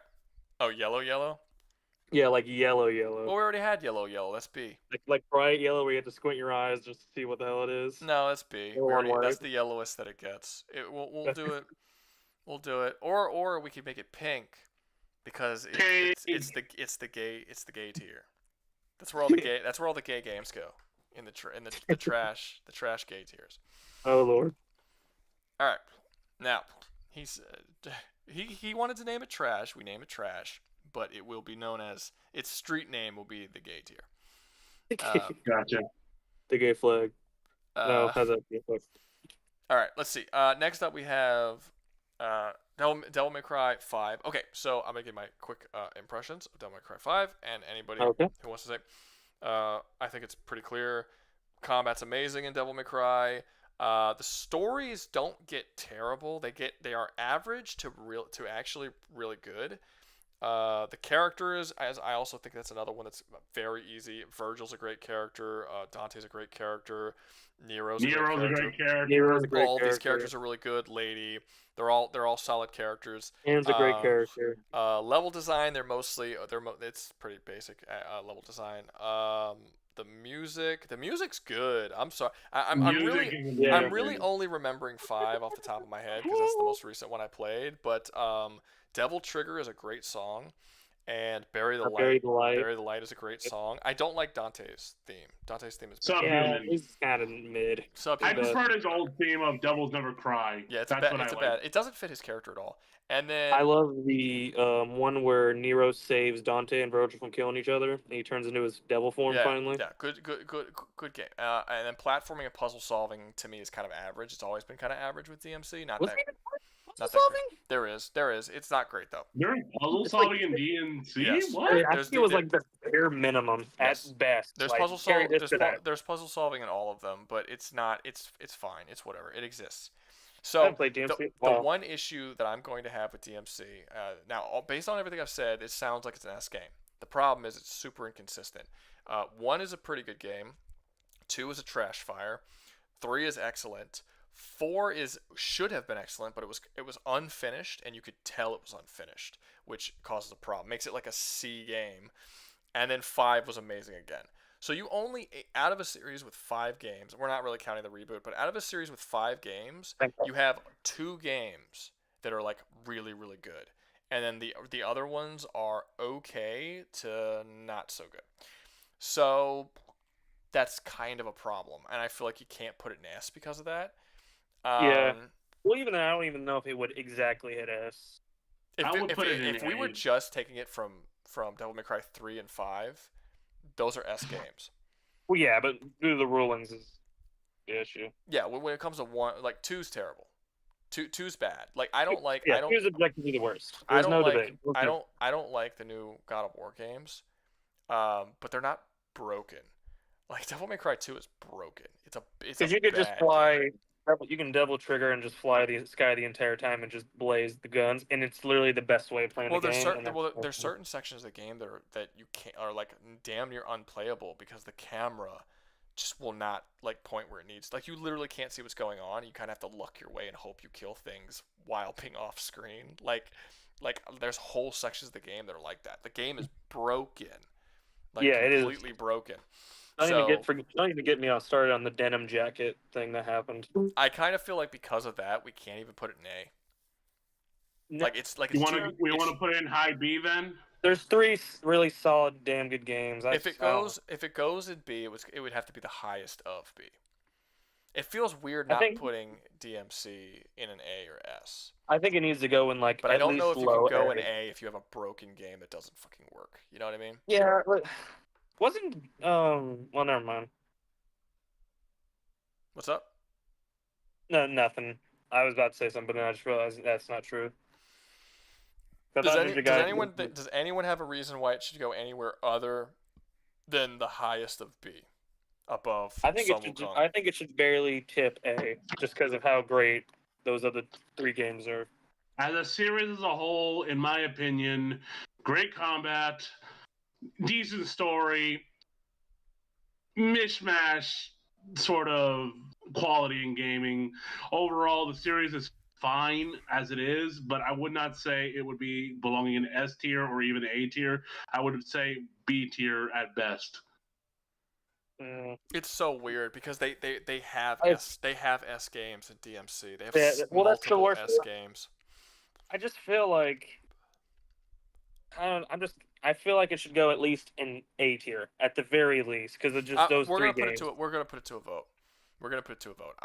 Yeah, I'm gonna let the chat. I'm gonna let the chat decide. Unless capitalism prevails, we're gonna let the chat. We're gonna let the vote decide. So DMC Let's see. Low A, high B. Yeah, I know this is off topic, but who is your favorite character out of the entirety of the DMC cast? Oh man, because I like Dante and Virgil. It's hard to pick between the two because they're literally just the definition of what if one switched the other in place. I It would actually be a completely different surprisingly, I'm story. not saying it's my favorite, but I surprised. No one ever talks about Nero being a good character, but Nero's he's great. He's a very good character. People don't talk about him. Nero's great, and he's they always best talk of the about next they always generation. talk about Dante and Virgil, but I think Nero gets not a bad rap, but people ignore him a lot because he's not like He just came at a weird time, in my opinion. And technically now, he's technically the DMC remake Dante for us, basically. And he's funny as hell. No, he's good. I like him. They're like, oh, I you also- weren't happy with Nero? Fine, we'll make I DMC also Dante this way. I also think, not even arguably, he's got the coolest weapon in the game. Yeah, the arm. Oh yeah, the Red Queen. the fucking revving up Red Queen sword. It's a sword with a fucking motorcycle crank on it that fires up every time he cranks it. Amazing. Such a cool idea for a weapon. I think 5 has got to have like the most aura when it comes to action because there's literally a scene where aura? Dante, like it's like when someone is just like that badass kind of thing, you know? Oh. It's like you know how Batman poses on top of fucking rooftops? That's called aura farming. So Just basically, like- there's a really cool scene where there's a ball, like a monster that turns into like an armadillo that can roll like a wheel, and it gets stuck on a rock, and Dante uses it as a shaving tool to shave his beard. You know what? Before we move on, let's move some of these characters around a little bit. We're gonna have a bit. It looks like everyone's saying high B. Only 9 votes, but I'll wait a little bit longer. But while we're waiting for that, let's talk about this.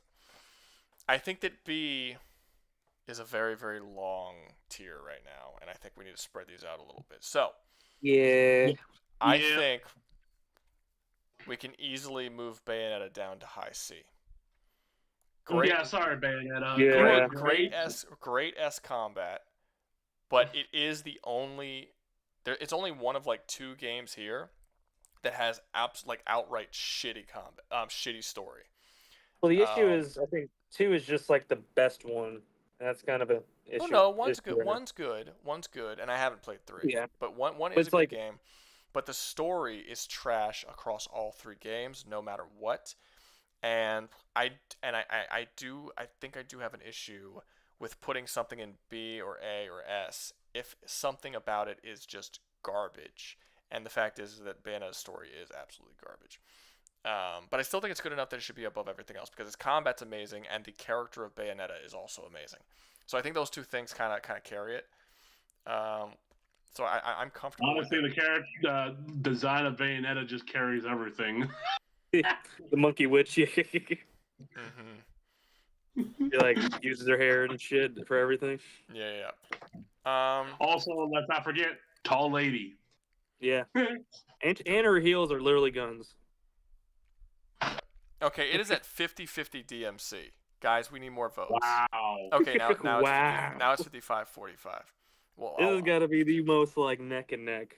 Yeah. 'Cause I think it goes to A tier, but I can see it being in like the highest to B. I wouldn't. You know put what it I'm in A. surprised? How come there's no fucking DMC soda where one flavor is Dante, one flavor is Virgil, and one flavor is Nero? Because that's random. Why would there be? I mean, they put Master Chief as a soda. They put Master Chief in the soda, yes. Yeah, but it's And not. they It's not also- the norm. They also put It's not Dragon like Ball every Z in the game soda has in its own- Japan. It's not like every Nah, game for has its what- own soda.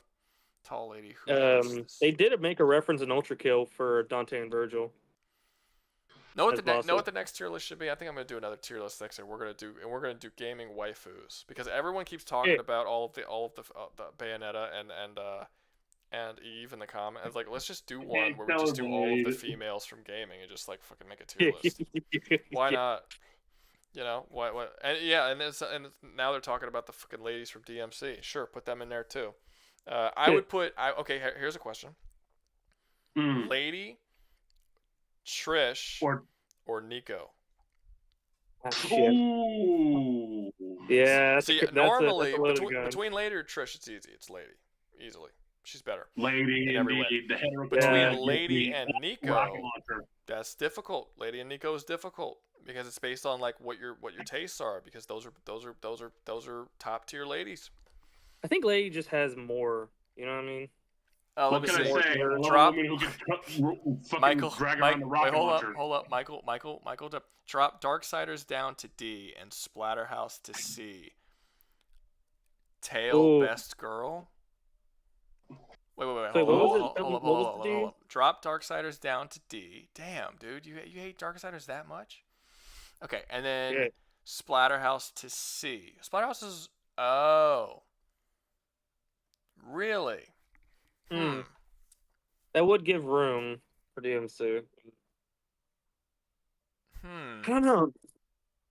I mean, Slaughterhouse, if you want to get real with it, it's not like a revolutionary or like. I didn't say it was a revolutionary, must-play. but it's good, and it does what it Yeah, does it's good. well. Like It just if C is middle of the road, which right now it technically is because we added trash. Before that, it was actually below. Like we didn't have a middle of the road. We had B was above average and C was below average. We didn't actually have an average because we only had 6.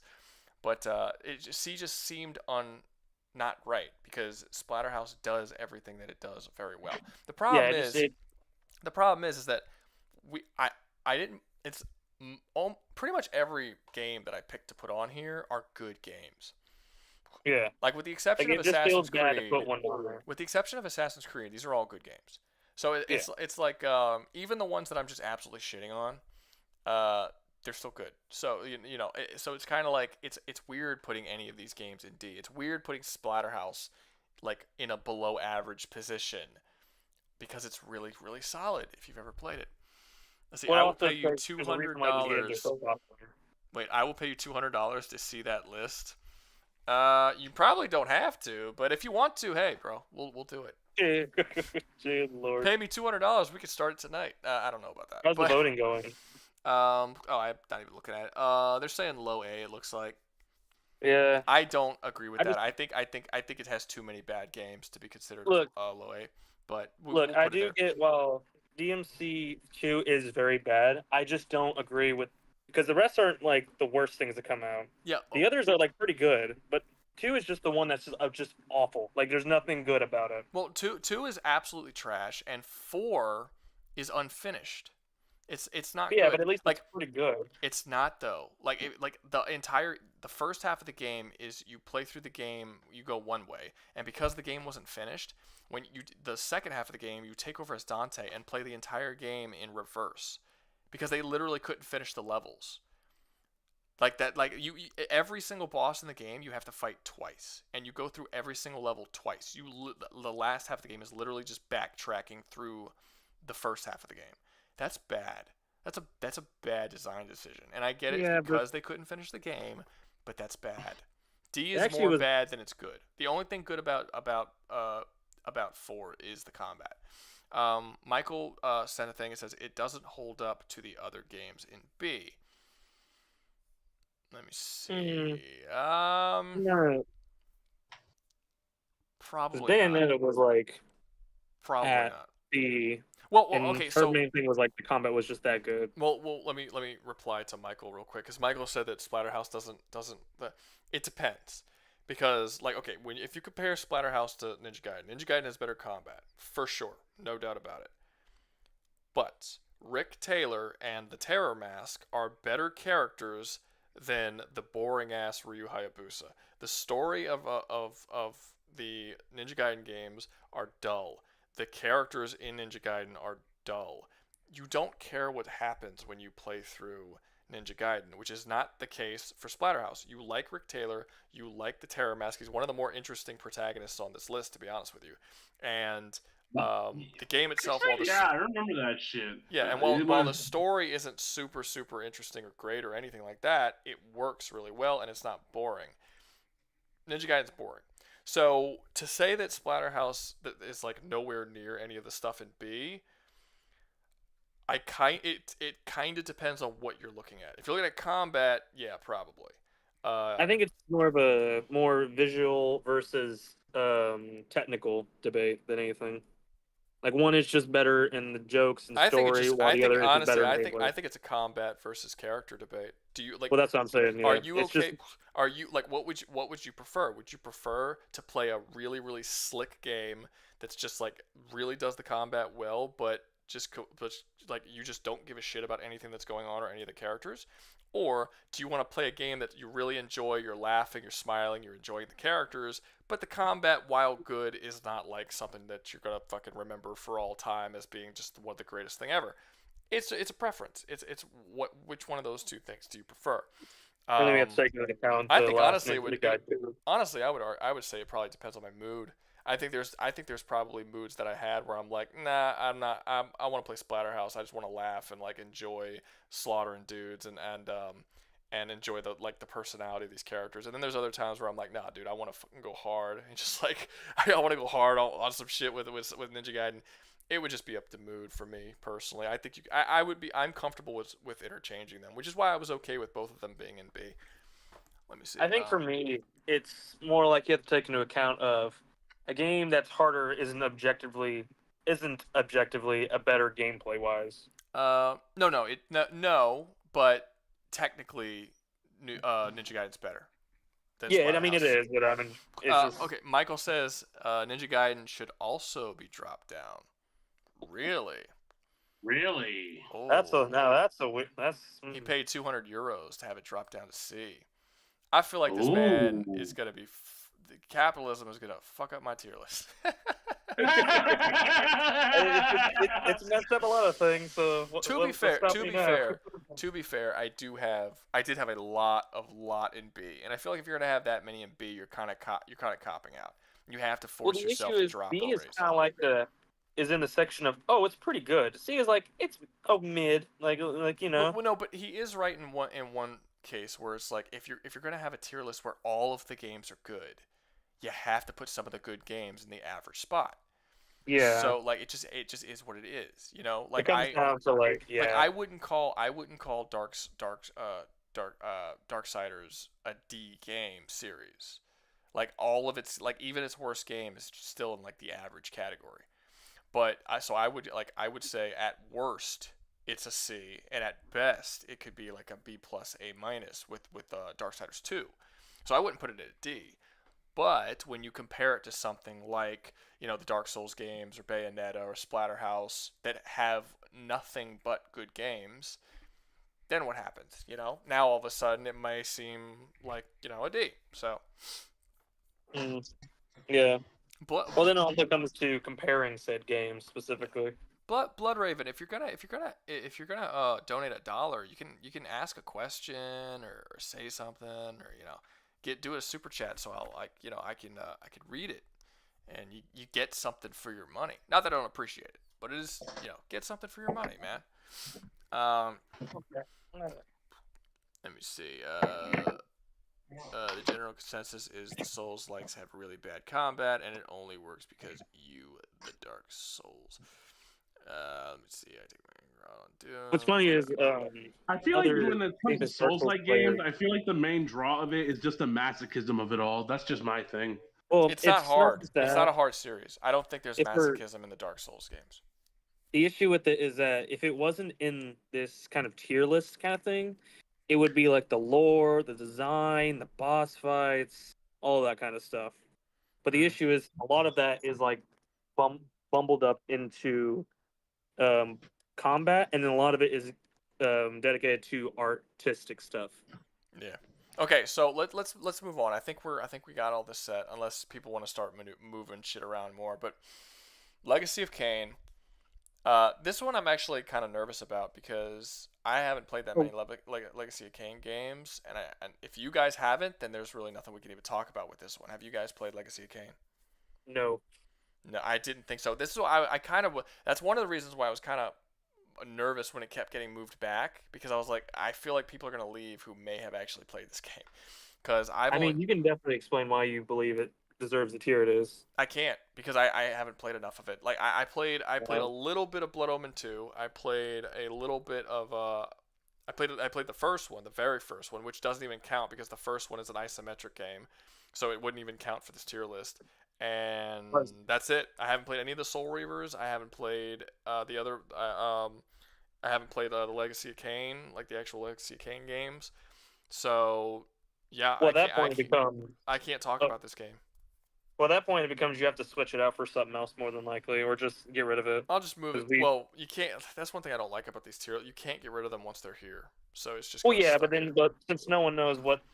Yeah, really yeah. If anyone in the chat has ever played any of these games, I don't know. Give me your opinion on where you think it should be.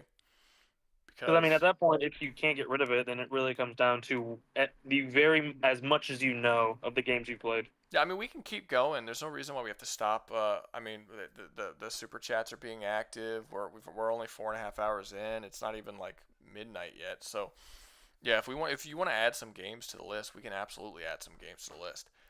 Let me see if I can find them. No. We'll let's get through what we're doing now. If we want to add some later. Not to be a smartass, but it's past midnight for me. That's fine. I'm talking about my time. You can leave whenever. When I leave, the stream ends. So I'm only talking about my time. Okay, so next up we have Nier Automaton. Who has played Nier Automaton? I have not finished it, but I have played it through halfway. I platinumed this shit. Really, really good game. Here's the problem, and this is gonna be another blasphemic thing that people are gonna say that I'm completely out of line.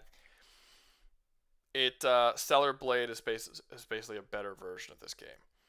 A lot of people say the opposite, that like Stellar Blade is just a cheap copy. It is a copy. It was very clearly heavily inspired by Nier Automata, but I think it does most of what Nier Automata did better.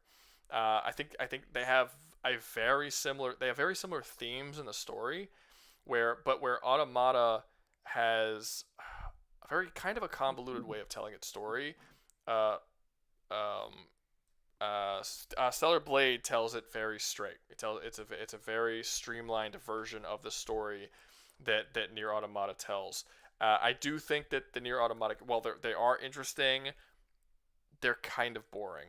They're like the characters themselves and what they're trying to say with the characters in Nier Automata are interesting, but the things they say and their personalities are super, super boring. And it's kind of by design, because a big part of the story is that they're robots that are like becoming more human. But that doesn't really get around the fact that they are kind of boring characters. Like when they're talking to each other, the way they react to things, they're kind of boring. In fact, the entire game is has this very like toned down, sort of dull way of speaking and having characters communicate with one another that kind of makes it a little boring. Even though the story is very, very good, the combat is nowhere near as good as Stellar Blade. Stellar Blade blows it out of the water in terms of combat. However, the X factor of Nier Automata, other than the good story and stuff, is the really, really cool thing about it is how it constantly changes with the gameplay. So it'll be a hack and slash at one point, and then all of a sudden it'll turn into a twin stick shooter, and then all of a sudden it'll turn into a side-scrolling beat 'em up. And like the game constantly changes its style and genre throughout the game that keeps the combat super, super, super fresh. And even though the hack and slash elements are not as well done as Stellar Blade, since it constantly keeps changing up the style that you're playing through, you never really get bored with it. Like it can't. Hey, Rouga. What's up? You got 10,000 yen. Oh, nice. All right, let's see. Put it in trash. Story is stupid. Best part of the game is being able to look up skirts. Are you serious? It's a good game, Michael. I was probably gonna. He didn't even give me a chance to actually. To be honest, to be fair, Nier Automata is a great game, but it suffers from one thing. Its main lead is very appealing to the point where people don't even know about the game and know more about the fucking art. That's not a bad thing. That's not a bad thing. To be fair, that's kind of the game is good. It has a good story. I mean, I'm still putting it in trash because capitalism wins. But just to give my 2 cents on it, Nier Automata should have been. I don't want to keep putting it in B. Oh, well, it's not Nier Automata. It's actually the whole Nier series. No, I would have to put it above DMC. Yeah. Yeah, I would have to put it above Nier DMC. games are there? Aren't there like 3? I've played 2. I know there's more. Well, no, because technically it's the Nier games, and the Nier games are also the Dragon Guard games. They take place in the same universe. That's So right. it's I forgot. it's technically both.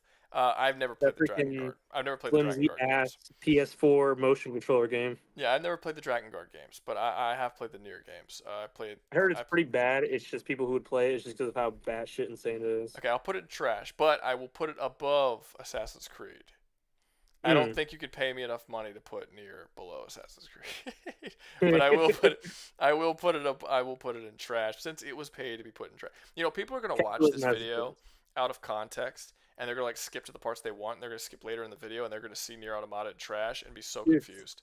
Be like, that's what I do sometimes. Is I would go on your YouTube channel and look specifically at the Helldiver stuff because I'm a huge Helldiver fan who knows like pretty much all the lore, and I would go see the Helldivers part, even if they got shat on. The series drags it down lower. I don't think so. Wait, what do you mean the series drags it? Oh, Dragon Guard drags it down lower? I don't think so. It's so hard to like. Yeah, Nier's you're gonna have to explain that one to me, Michael, because Nier's are good games. I don't I mean, they're worthy of being on this list. I didn't put like the only game series on here that I say is not worthy of being on this list is Assassin's Creed. And I honestly only put Assassin's Creed on here because I knew that if I didn't put at least one game that's shitty, that I would have like no D tiers on the list at all. So I was like, I need at least one bad game because all the rest of these games are good. So it's like, what's up? I did have a question about that. There are like at least decent Assassin's Creed games, like stuff like Black Flag and we talked about this. Even the are you new? Were you here when we were talking about it or no? No, I had to reset my PC. Sorry. It's cool. No, you're good. We were talking about this earlier. Even the absolute best Assassin's Creed games are like awful collectathons where it just constantly makes you like do a bunch of stupid side shit that doesn't matter to the main plot. None of them have good combat. Even like Black Flag, like I said, one of the best ones is basically you just stand there, wait for someone to attack, then counter and hit them back. That's it. That's the entirety of the combat. The stories vary. Some are good stories. Some are god-awful stories. The platforming is non-existent. There's a lot of climbing, but there's no way to fail the climbing. You just climb, and it automatically does it for you. These are not good games. No, the Assassin's Creed games are not good games. They're Ubisoft games. Ubisoft games are infamous for wasting your fucking time and removing all of the gameplay out of their gameplay mechanics, which Assassin's Creed is no. Like Assassin's Creed is no exception to that rule. They're very bloated and just generally not very good. Even the best ones have these issues. So yeah. That's fair. That's fair. I am tired of collecting over 100 of something just for some MacGuffin reward. I'm tired of collections. Anything collecting wise. I don't like collecting anything in any game. Ever. I mean, as long as there's a reasonable number of collecting, I don't mind collecting at all. Like, I can collect 20 things and for a quest, but once you start bumping that number up to the double digits, I'm like, all right, I'm heading out. Collecting to me is a waste of time. I think that if the entire gaming community as a whole should come together and reject collecting as in a game and have game developers come up with a better side activity for us to do rather than just fucking collecting shit. All you're doing is running around and having your character walk into stuff or walk up to something and press X. That's all it is. That's not gameplay. Like, what am I doing? I think you can. What's up? I think you can do it.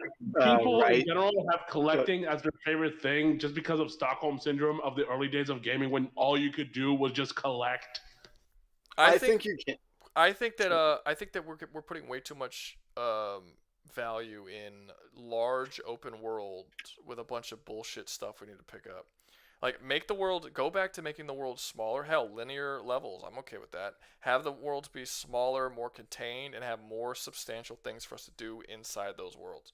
I don't need a fucking massive continent to walk back and forth where there's like virtually nothing to do except collect things and then a couple of side quests here and there. You're just wasting my time adding hours to gameplay time I'm not really doing anything substantial.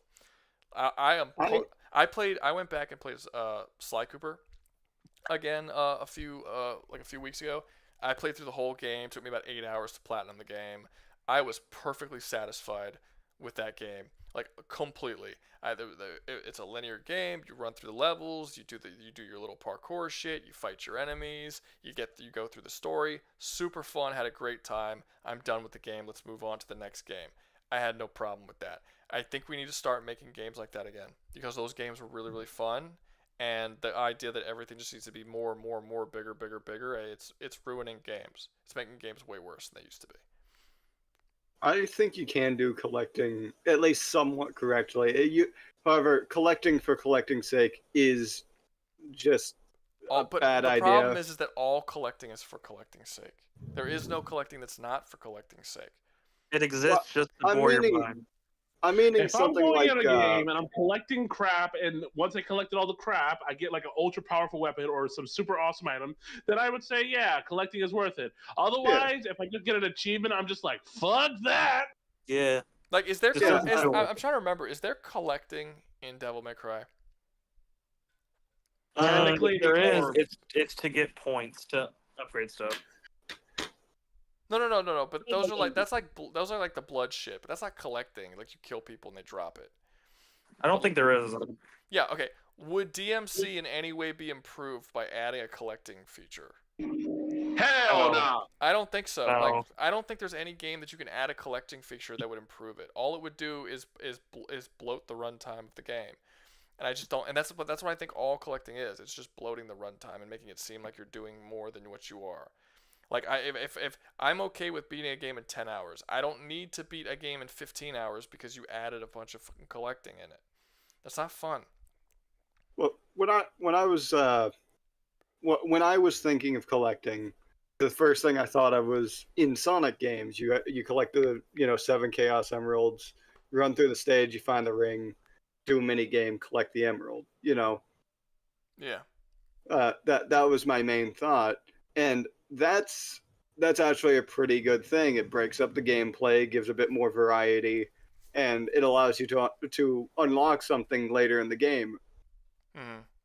I thought that was a fairly good example of collecting in a video game. I mean, I'm sure you can come up with less unbearable ways to do dumb mechanical things in a game. But why do those things? Why try to find a kind of acceptable way of doing something that's just inherently not fun to do when you can just come up with something funner to do? I know you can do anything better than, like anything you do, whether it's good, bad, whatever, you can do anything better. That's fine. I just think that collection as a concept is a flawed idea, and we should stop trying to do it well and just find something else that's more fun. That's my point.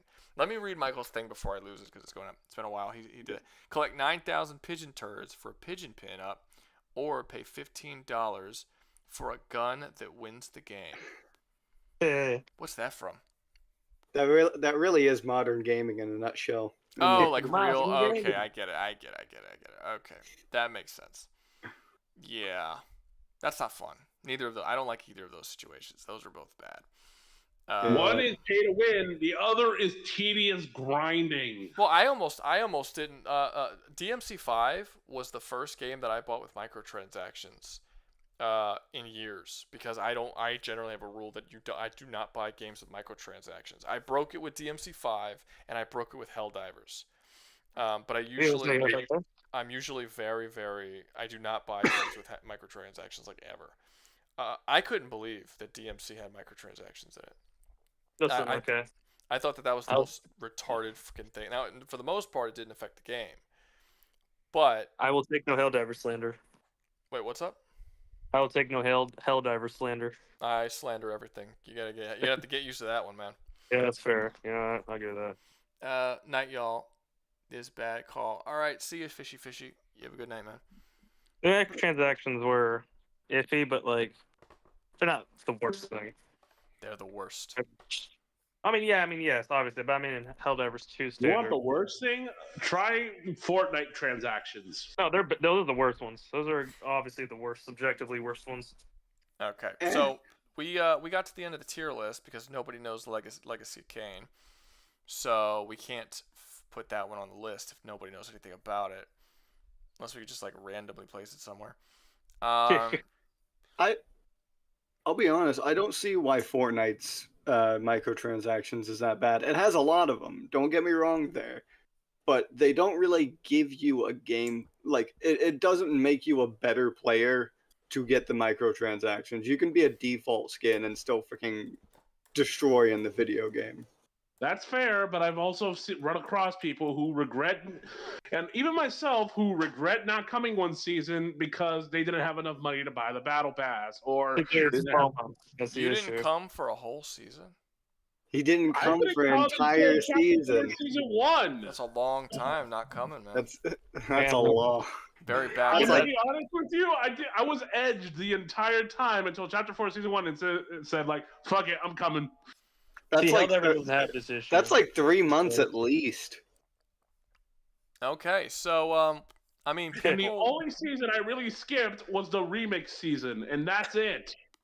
So, we're done with the tier list, but I kind of feel like I feel bad for ending it now since people were still like engaged and there's still people here. Should we just continue? Should we add any other characters? I feel like there's some that could be added, like Metal Gear Solid Revengeance. Okay, we'll add a couple. We'll let the chat pick some to put up there. And as always, capitalism always wins. So capitalism will decide who goes up first and who goes up last. But yeah, just give me some names. Who are some cool dudes you guys want to see up here? Let me. I gotta get my system out so I can look up the pictures and shit. Let's see. We're gonna. Hey, Rouga, I do have a question though. Did you appreciate the April Fool's prank we tried to do? It was fine. It was fun. Yeah, I didn't have an issue. Y'all worried me because everyone was saying the fog was coming, and I was like, "Are you guys gonna trash my thing?" And no, it was that's funny. It was the you guys. I don't know if you guys are coming in here late, but the Discord basically did a like a Rouga multiverse joke essentially, and they all came in they took my profile picture, which is like me at the gym. And they each edited it to look slightly different. So there was like an Omni-Man version of me. There was an Omni-Man Rouga. There was a Gear 5 Rouga. There was an Emo Rouga. There was like, they did it. There was like fucking 15, 20 of them. And it was just everybody was different. There was Muscle Man Rouga. It was Muscle Man from a regular show.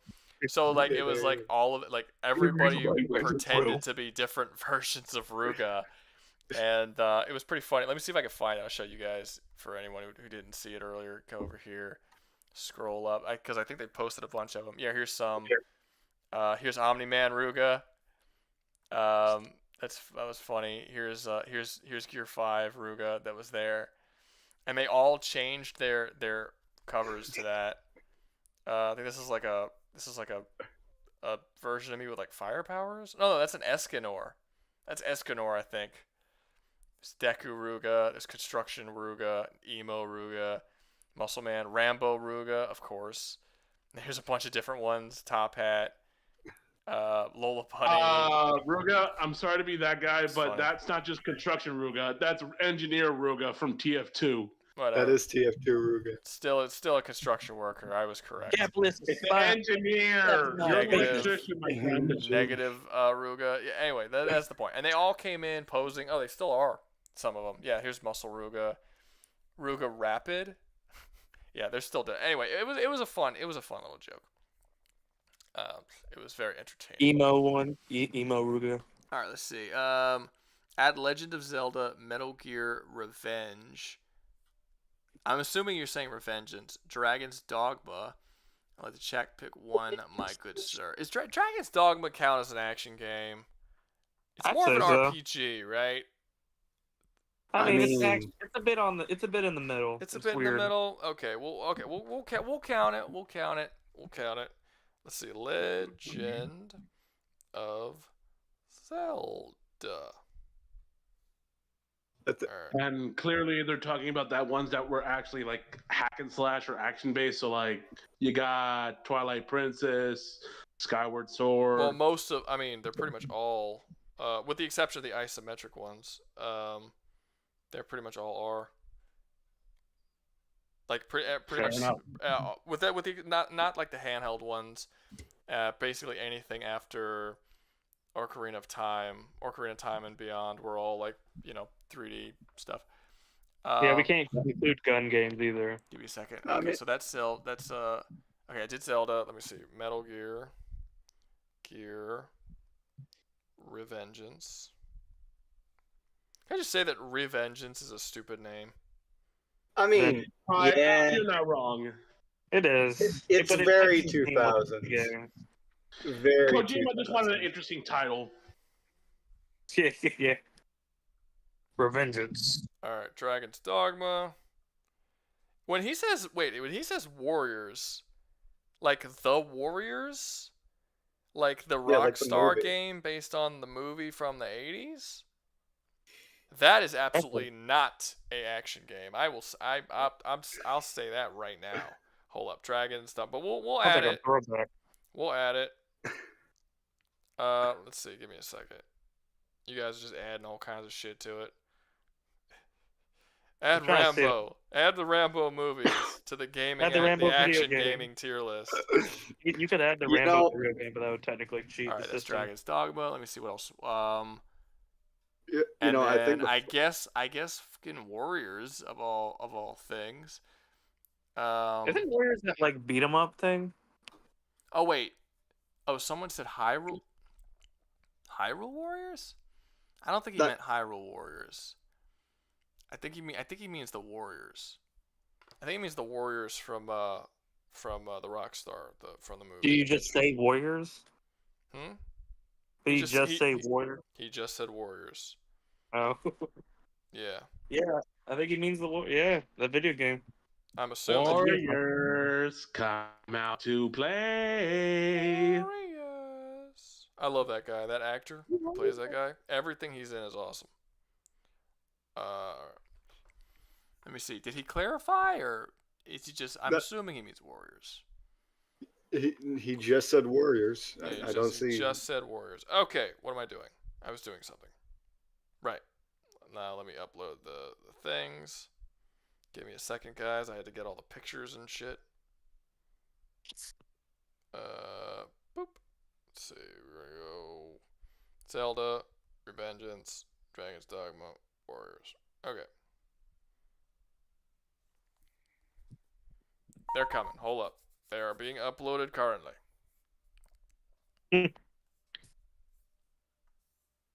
Give it time. There we go. There's our 3. Okay. Jesus Christ. This is too big. It's getting hard to wait. Get rid of this. There we go. It's getting hard to do. Okay, I'm going to delete the F tier. I'm going to delete this because nothing's there anyway. Well, actually, no, none of these. I don't think any of these will be in there. Well, I don't know. We'll see. Let's see. Let me delete this. Delete this row, and then we'll change the no, because I like that being the gay tier. We're gonna keep that the gay tier. Okay, now I can actually see what's happening. We don't have so many damn things. All right, Asura's Wrath 2. Oh, also God damn it! I gotta go back into my phone. I think one of the favorite. Asura's Wrath is peak, and I don't know why they haven't made a second game. I don't think it did that well financially. Well, there's a good reason it didn't do that well. Yeah, the DLC. Yeah. No, not the DLC. Oh, the end DLC, of the game. where you had to get a true ending. Oh. They sold the end of the game separately. Yeah, that's right. That's single-handedly what killed it. I think even though the story was amazing, the ending was butchered by microtransactions and greed. Capitalism lost that day. Okay, hold up. Asura's Wrath is getting added currently. Asura lost that day. Asura's Wrath is here. Boom. Nope, not what I wanted to do. What is this? Stop it. That's Asura's Wrath. I know, but that's not what I wanted to do. What are you doing? Stop doing that. Stop it. Stop it. Stop it. Get some help. Stop it. No, it's not. Stop It's it. not Get some help. upload. It's not uploading the thing that I want to upload. Hold up. It's being a pain in the ass. Stop it. Stop. Get some help. Get some help. Hold up. I think hold up. one. Give me a second. This is being difficult. I think one of my favorite. Oh, I think suggestions- Lee, by the way, asked a while back if Punch Out counts as a action game. Okay, hold up. Give me a second. I mean, third person, 3D. You'd only have the Wii one, but I mean, Oh, that, yeah. wait. That might be what the issue is. Hold up. Hold your gosh darn horses. Oh, that's not. Hold your goddamn horses, Arthur. are we supposed to bring horses? No, hold up. I got so many things right now. Give me a second. There we go. Okay, it's out now. Cool. Jesus, that took forever. All right, and now we'll go here. Let's see. Paint the Town Red and Infamous 2. God damn it. Michael. I know Paint the Town Red. That one's a first-person game. That is. Oh wait, that is first. third person. Michael, come on, dude. You're breaking the list. First person isn't. This is third person action game. I mean, I guess I technically. mean, he did pay you. You are allowed to break the list. Yes, I will do it if he has to, but I would prefer him choose something else that actually doesn't break the list too much. To be fair, it doesn't use guns, though. Infamous, I do know well enough because I've played both the first, second, and third game, as well as Festival of Blood. I've never Obama. played this game. Like, I can't even talk about this game. Well, Paint the Town Red. I don't know anything about this. If you beat the shit out of people, that's it. There's no story. You literally just go into a bar and you start beating people up, and that's that's it. Does he just want an F game to be added or something? I don't know. It's got some decent music.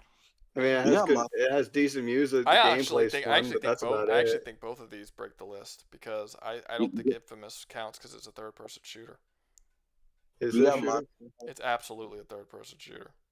I love the. Only Infamous, a third-person shooter, when there's no cover mechanic. You don't have to have a cover mechanic to be a third person shooter. You just have to be a He third shoots person people. shooter. I love the. There's a difference lightning between a bolt third person band. shooter and a cover shooter. Those are two different things. I mean, you can be both a cover shooter and a third person shooter, but you don't necessarily have Technically, to. Gears of War is both. Yeah, there's a lot. Yeah, you could be both, but that to say that you have to have cover in order to be a third person shooter, that's just not true. I don't think like Gungrave is a third person shooter that I don't think that has any cover mechanics. Gungrave. There's one I haven't heard about in a while. Yeah. I just contradicted myself because Fortnite is a third-person shooter. Carry on. Yeah, there's a bunch. Yeah. There's all kinds. There's so many you can name. All right. Does Devil In May Cry fact, I think I'm not going to say Gears of War was the first cover shooter. There were definitely ones before that, but there was a time when all no third person shooters had the cover mechanic. Like I don't think Suffering Ties That Bind have a cover mechanic. Manhunt doesn't have a cover mechanic. I don't think. I might be wrong about that one. I know Suffering didn't, and that was a third person shooter. There's a bunch. What was that game for the PS2 that it was the first one I can think of that added the blind fire system? Ooh, Kill Switch.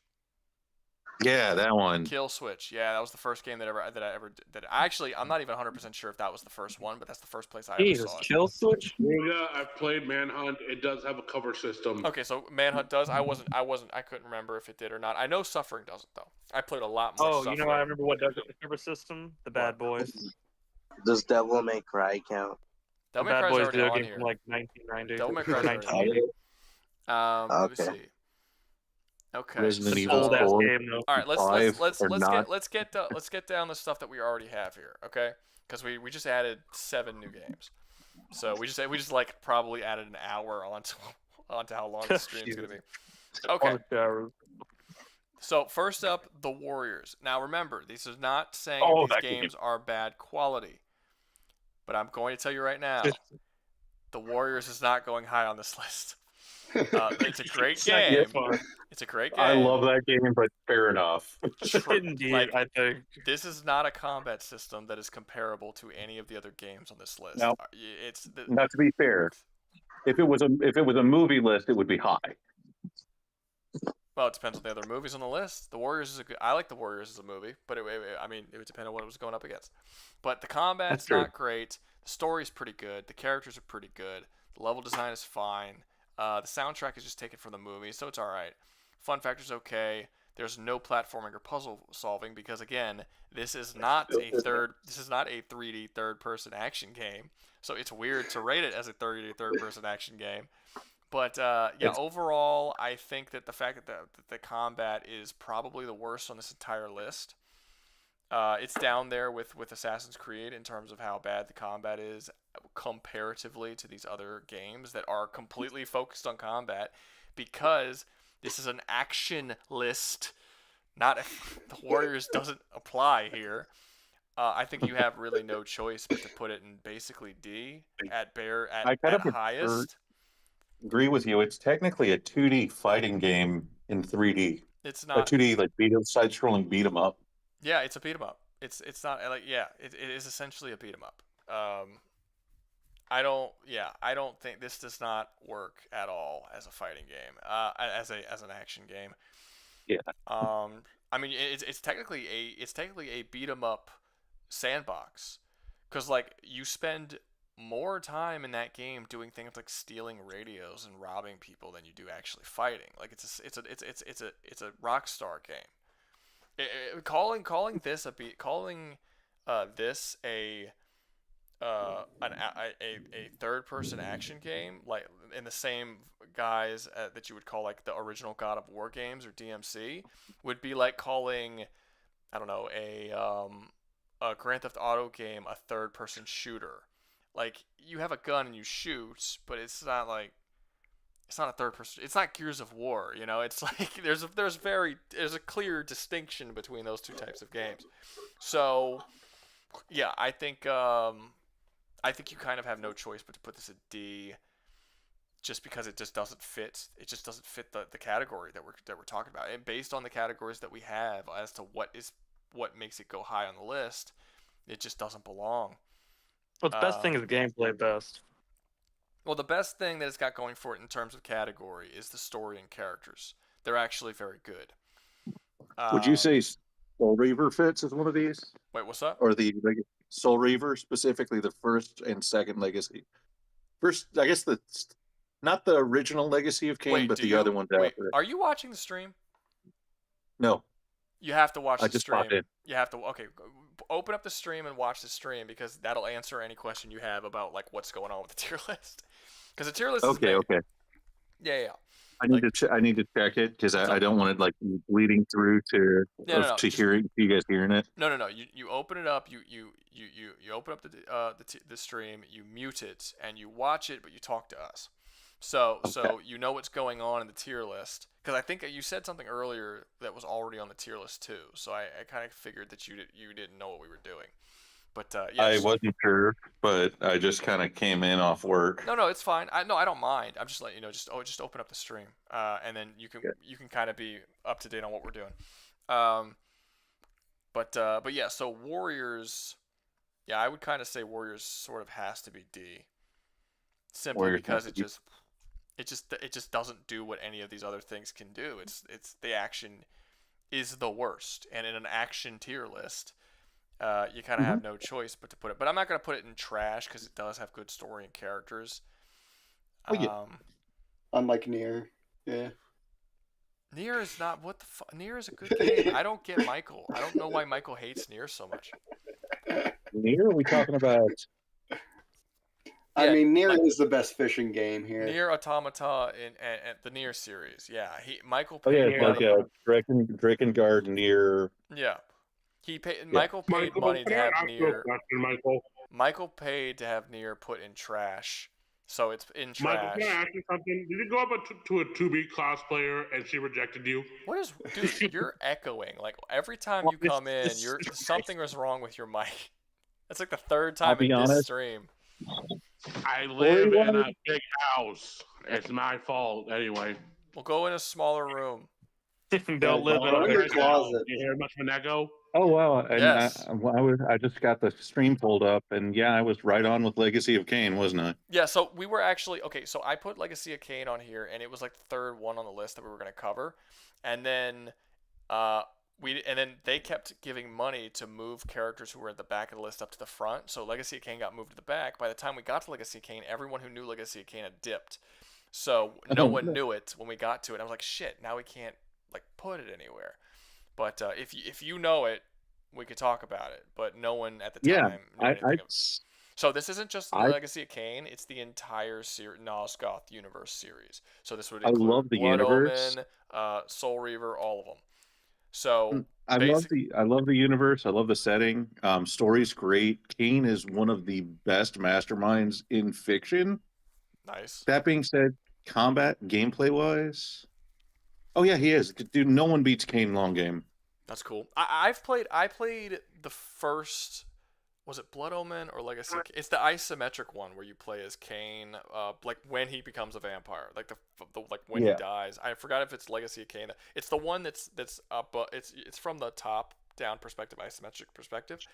And then I played a little bit of Blood Omen 2, like very little, and that's it. That's all. That is all my experience in the game. So I am like completely out of it for like most of it.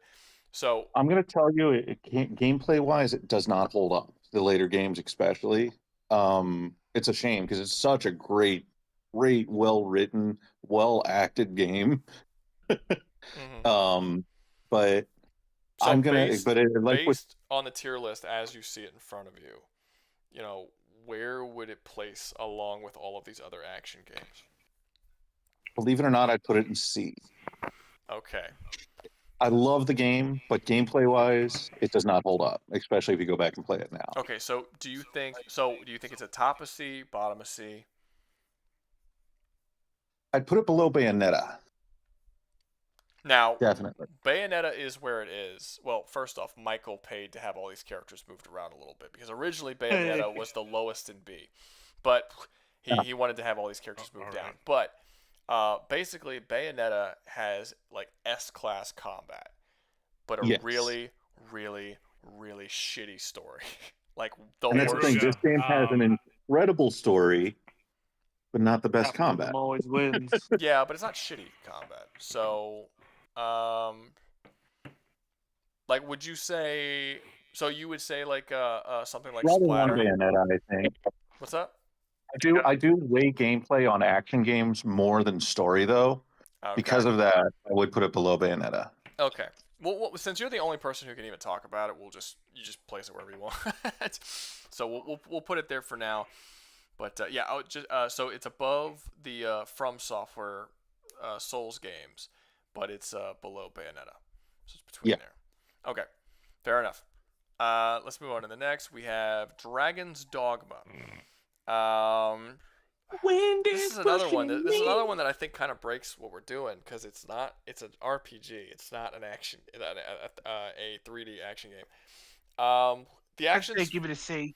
The action's okay.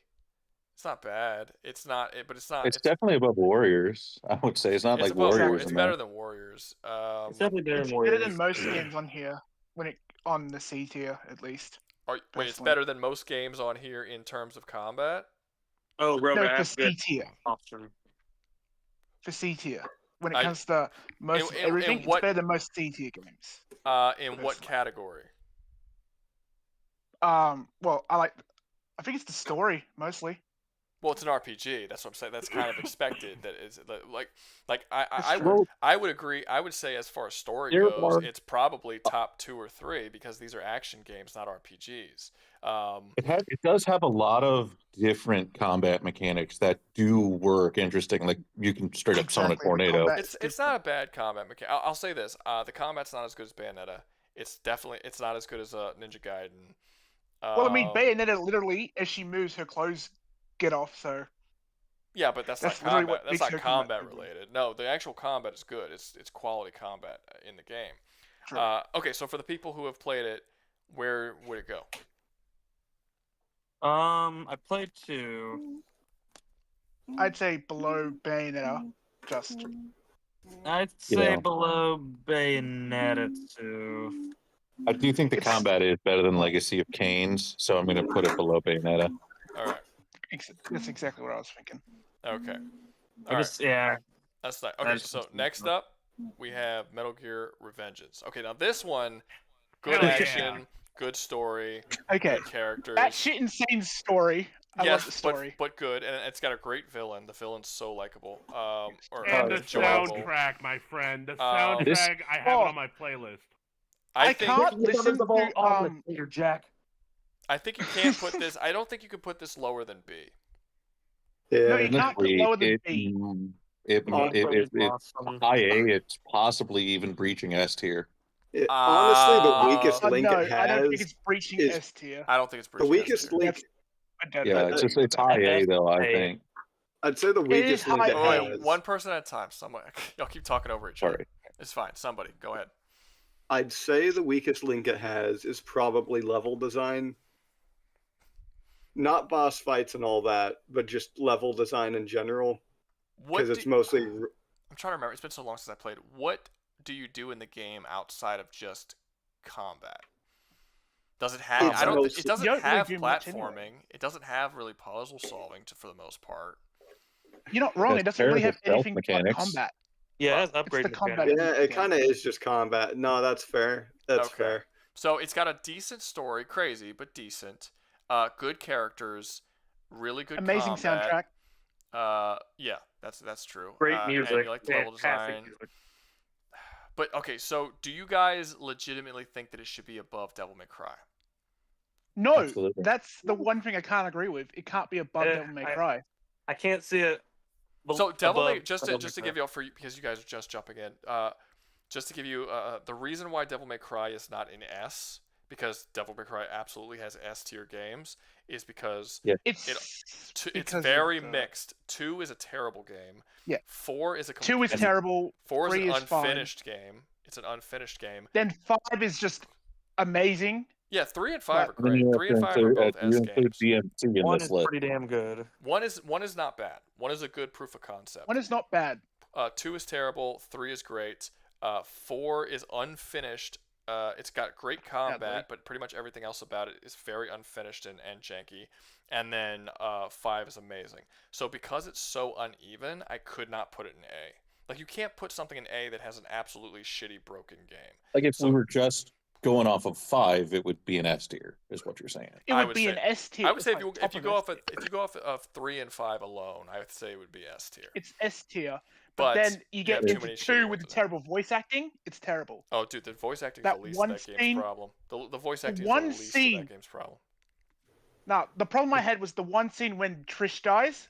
Just the way the voice That's crack. not 2. That's 1.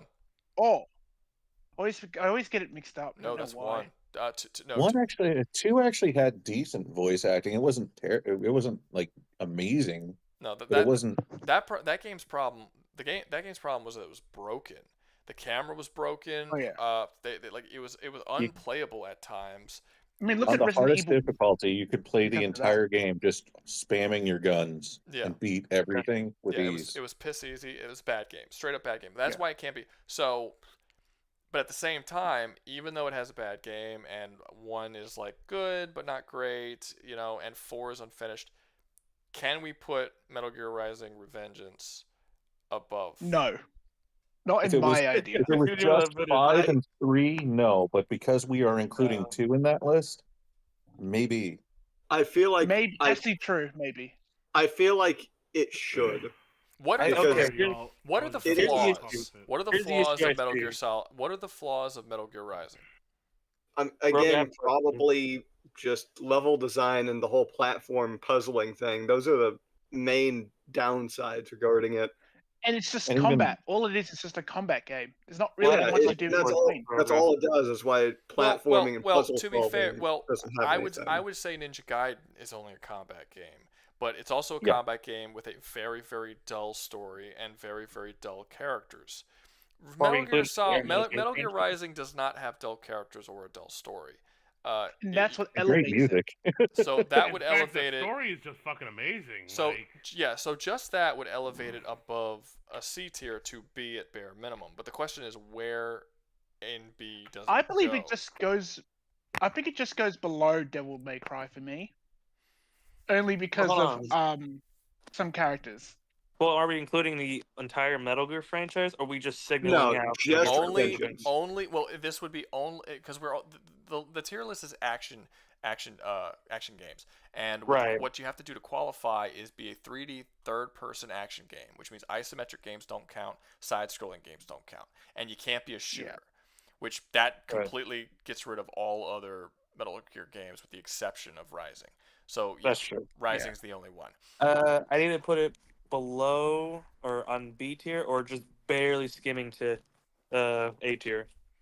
Okay. That's true. I think it would be either below it or just a bit above. Okay, so we're gonna put this to a vote. Because it's come to the point where we kind of signal it out. We're gonna put this to a vote. We're gonna do Metal Gear Rising, and it is going to be above DMC or below DMC. Yeah, the sad truth is, every single game on this list I love. Yeah, that's what I'm saying. Yeah, that's what I'm saying. that's Like what I was saying. even the games in the D tier, like I said, this tier has been people have been paying money to move shit. So this is not exactly how it was built originally. Take some with a grain of salt. But some of it was a grain of salt. But like I was saying that at the very beginning, it is nuts to have Ninja Gaiden in a C tier on an action game list. It's one of the best action games ever made. What the But fuck? And Bayonetta too. And Bayonetta has an absolutely garbage story. And Yeah, we're talking the but game as a whole, not just the combat. True, but like presentation. I do weight personally. I do weight gameplay and combat in an action game higher than story. I don't. I think that all of those things are equally as important. I Well, think that. Yeah. And we were actually talking about this earlier. Like, for instance, is Ninja Gaiden a better game than Splatterhouse? Ninja Gaiden has way better combat than Splatterhouse, but Splatterhouse has a much better story and far more interesting and engaging characters. So Splatterhouse. So for me, it honestly would just be based on mood what I feel like playing. I might feel like playing Splatterhouse because I like the story and characters more. And that also, I guess, explains why Ghost of Tsushima is up at the top of A. It's that you're talking about story. It's story, characters, combat. Yeah. It's got basically everything. The only reason why it's not an S is because the combat is not to. It's not S tier. It is not S tier combat. It's not S tier combat. It's the stance switching that really screws up most of the gameplay for that one. Well, the problem. Well, having to constantly switch. What I argued for that one is that the feeling of the combat is a lot better than what the combat actually is. Like the sound design and the power of the blades hitting and the clashing and the music, all of that makes the combat seem really, really cool. But when you really look at the mechanics, it's very simple. You have a sword, you parry, you dodge, you strike. There's not really a whole lot of complexity to it, but it feels good while you're doing it. So I would not say it's S-class combat, but it is fun to do and it's enjoyable, and really that's all that matters. But everything else, even outside of combat, is like peak shit that I had a really hard time not putting it in the absolute top of A. That's also why I'm excited for Ghost of Yotei, because by the looks of it, they're adding different weapons, so you're not going to be stuck with a sword. I don't know. There's gonna be a gun. I'm waiting. And there's been a lot of drama behind that game with people being called sexist and all this. I'm like, let me wait and see if all this drama actually means anything. Honestly, I don't care just as long as it's got fun gameplay. Okay, so the thing that people are worried about, which I think is and again, I don't know the story behind it, but essentially it's the usual thing where it's like, oh, you put a female in your character, that must mean you're blah blah blah blah blah. Okay, I don't care about that. What I do care about though is that there are certain indicators that people like to do. Like in general, I don't care if you have a female main character, I will still play your game. However, it does seem like, especially recently, games that put females in their as the main character of their game, especially when it doesn't fit and it's against the time period, usually means there's other stuff that comes up in the game that make it worse. Like That's a good, yeah. Like usually, yeah. Like those, like. Do I care that there's a chick in Battlefield that's in World War II, even though there weren't chicks in World War II? Not really. I don't care. But that does mean that your priorities are somewhere that you're willing to make concessions for certain things, and it usually leads to other more annoying things in your game. So again, I don't care about the I wouldn't yotai. necessarily I'm say simply Ghost of Yotai having a female up? protagonist. And I wouldn't even necessarily say Ghost of Yotai having a girl as the main character would be against that time period, though. Because No. I'm not arguing. I'm not arguing that's. I don't care that there's a girl in the thing. I'm talking about the drama that's gone on behind it, where they introduced a female, and then people were getting pissy, and then the creators were calling everybody sexist on Twitter. It's all the same shit that you always hear. Mm-hmm. But usually this is usually a relatively good indicator that something could be going wrong in the background. Again, I'm waiting. I don't care. I'm not a big. If the game's good, I'm gonna play it. I don't give a shit. But it's just like I mean, look at Assassin's Creed right now, right? Like Assassin's Creed Shadows is coming out now. Assassin's Creed games are generally pretty shitty. I mean, it's in the trash section for a reason. But like they had the whole they had like a few of them. Yeah, like okay, so they're like, oh, here's a black samurai and a female ninja, and the black samurai's gay, and there's just like all this stuff that's very. Which they made him gay. They made him gay. And it's like I don't want to say politically charged because I almost feel like that's not even the right word, but they put all this stuff in it, and it just and usually when that stuff comes into the game, what ends up it's usually a good indicator that other aspects of the game are not up to snuff, which was clearly the case with Assassin's Creed Shadows, as well as like 20 other games I can name. So it's not a definite that that's the case, but it's an indicator. So that's why I'm cautious about it. I hope it's good. I like Sucker Punch. I was just saying earlier how I went back to start play Sly Cooper again. I fucking love Sly Cooper. It's amazing. I've liked every game that Sucker Punch has made. I'm not a huge fan of the Infamous games. I think it has they have a lot of problems, but they're still fun. But yeah, I thought I don't remember if Ghost of Tsushima was my game of the year that year, but I think it might have been. It was for me. I have to think about what other games came out. What was that the same year Doom came out? Doom Eternal. Yeah, Doom Eternal. Yeah, Doom Eternal. Animal Crossing. And okay, Doom Eternal was my game of the year, but Ghost of Tsushima was. And probably somehow Lost was 2-1. Yeah, that was a good year. Because in that it was one, very good, and yet somehow lost to the most shit game. In that 1 year, you had The Last of Us, Doom Eternal, Ghost of Tsushima, Final Fantasy VII remake. I mean, that was a fucking solid year, man. And yet somehow they didn't win. we haven't had a year like that in like 3 or 4 years. It's been a while. It's been a bit since we've had that good of a year. Because this last year was super weak, and the year before that was super weak too. Remember that one year where it was God of War, Ragnarok, and Elden Ring, and that was like the only 2 good games that were worth being nominated. And all the other nominations were like, who gives a fuck about any of these games? Like, they nominated Horizon Forbidden West, and everybody was like, that game does not deserve 4 remake was on that one too, though. What's up? Wasn't Resident Evil 4 remake that year too? I don't remember. I remember everybody was saying the same thing. It's between Elden Ring and God of War, which, by the way, my game of the year that year probably would have been Elden Ring too, to be honest with you. But there wasn't a lot that year. The last 2 or 3 years have been really weak. But that year, the year that Doom Eternal came out, dude, you're talking about 5, 6, 7 games. 2016 was a great year too. I remember. Wasn't last year like a bunch of just DLCs and then only a couple of actual full? Yeah, they had to nominate. No, not a bunch, but they had to nominate a DLC. They nominated an Elden Ring DLC because of how few actual games there were to nominate. They got rid of the nomination for Helldivers 2 and switched that for fucking Bellatra, and that pissed me off. Yeah, Bellatra shouldn't have been nominated. I think I was bummed out that they didn't nominate Unicorn Overlord because I thought Unicorn Overlord was a great game. I don't know what was going on in this one. Bellatra doesn't deserve that really at all, sadly. It's a fun game, but it's just missing so many. It's not aspects. Nomination tier. No, it's missing so many aspects of why you nominate, of what a game needs to be nominated in that category. Anyway, so where have we decided? Where have we? Oh wait, let me actually look at this because I haven't been. Okay, so everyone is saying above DMC. Oh, that kind of surprises me. I can concede to that. To be fair, if we were like doing DMC5 and I concede to it too because you're including because, like you said, you're including the entire Devil May Cry series. It is.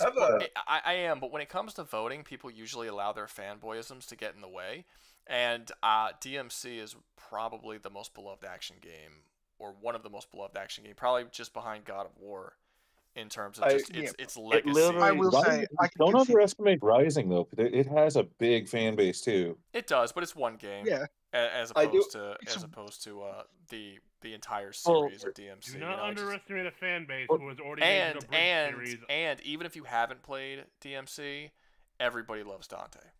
Well, as well, Yeah, I don't think there's anyone who doesn't like Dante. He's just basically had a game that had a reboot and then went back on that reboot. That's just how dedicated the fan base was. That's how to getting a game terrible it back. was. Yeah, everyone was just like, Meth Head Dante is not real. Exactly. That's how powerful a franchise can be if it gets rebooted and then everyone goes nope and then goes back to the original. That just shows Yeah, you. let's run it back. We didn't reboot shit. Meth Head Dante didn't happen. Exactly. Just goes to show you. Well, I wasn't using that one in. I wasn't using that one as a part of it anyway. That doesn't really matter. Yeah, and honestly, it's pretty dark. if it was being added, it's technically The not gameplay shitty. wasn't bad. It's not a shitty game, That's so it. it wouldn't Yeah, really. gameplay wise, it's perfectly fine. It's just, People compare it to Well, if it wasn't Devil May Cry, if pro- it was something like if his name was like Peter Black or something, you know. The problem with that game is the characters were unbelievably well. Normally this wouldn't matter, but the characters were unlikable. But to make the characters unlikable in a DMC game that is known for having insanely likable characters was a problem. That's really the don't you freaking commit a sniper rifle abortion in that game? Topic kids. Because then it's just like Ninja Gaiden situation. Like you put the very happy-go-lucky, like positive character like Dante, and you turn him into an emo who hates everything. That was a really weird choice. Really weird choice. They made Virgil like what's like a happy-go-lucky, like, oh, look at me, top of the morning. Also, in this remake, he wasn't human at all. He was half demon, half angel. Yeah, they changed it. It doesn't That matter. was fucking stupid. They made him, I think, a non-virgin, by the way. Let's move on to the. Well, we don't actually know if he's a virgin technically. I mean, we all assume he is, but because like I'm assuming Dante is a virgin. I don't think they've ever said it. Dante in the DMC original is a virgin, but that thing is he's so sly, but he still can't get a girl. Yeah, but he's like 50 something now or 60 something now. Like, yeah, he's exactly. old, so I mean, if you get like 56 and you're not getting even a crumb of cooch, you got some issues. Well, you are the like. Well, There's also the fact thing that he is that- doesn't want to create another him.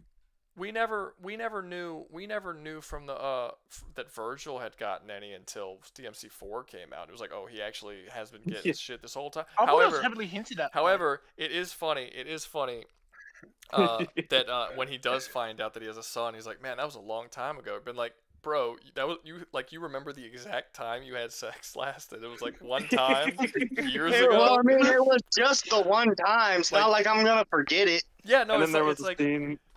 that confirmed that Virgil has only had sex once, which I think is hilarious. And then Once there's was enough, goddamn it. Once was This enough. wasn't worth it. That is And some. he just That is dipped some. out to the demon realm. That is some potent semen. That is some potent. then- semen. He laid it down one time and popped out a baby. And That then man just wanted to try it the once, and they were satisfied after. He didn't And then really when Nero need was that. fighting You know what? Virgil, they're having that I discussion. liked it, but I got other things I gotta go do. It was all right, but He opens a portal to Okay. Yamato just to get out of Yeah, child and support. Virgil was I'm gonna like, go- your existence or your strength. And Nero's like, both, you fucking asshole. All right, let's move on to next up. We have Legend of Zelda. This is another one that I really don't think belongs in this list. I don't think that the I kind of agree. combat is There's a lot anywhere of near gear. any of the other games here.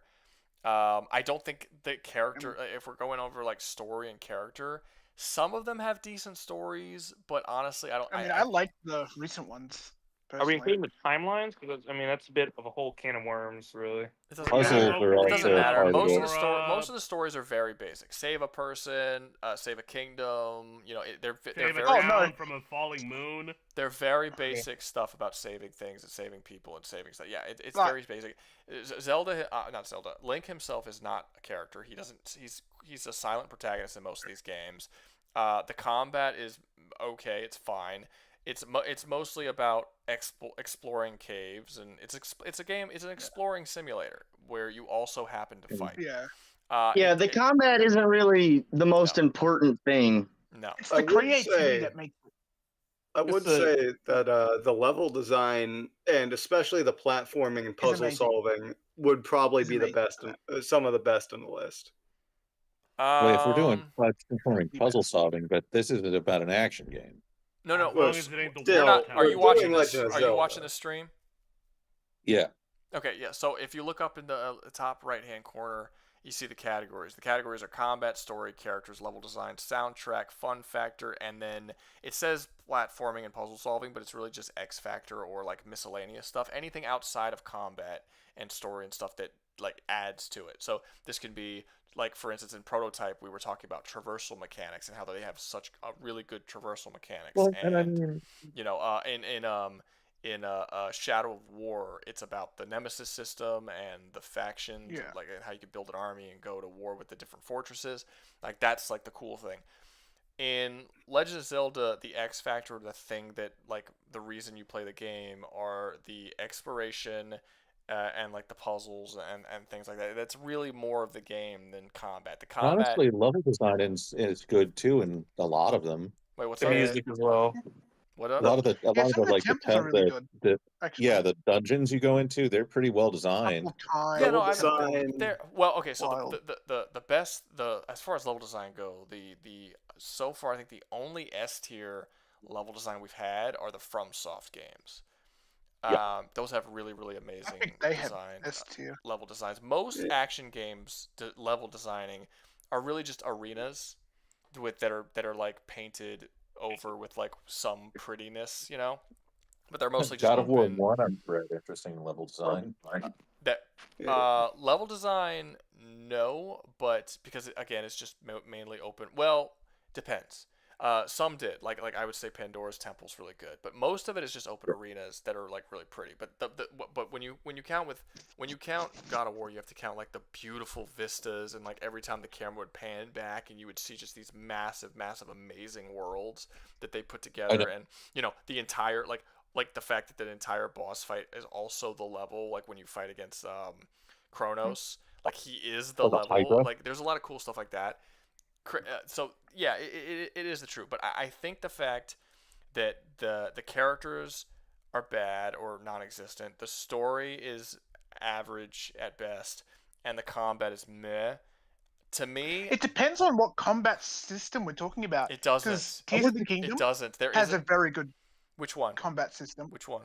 Tears of the Kingdom. The way it works is really interesting. You can't just willy-nilly swing your sword. You actually have to combo everything. Like, even the final boss fight of the game, if in the game you do a flurry rush, the final boss does the same thing. So you have to counter everything purposely. It's really hard. Yeah, boss fight. I would say Breath of the Wild and Tears of the Kingdom do have more in-depth and actually fun combat systems. However, I would not say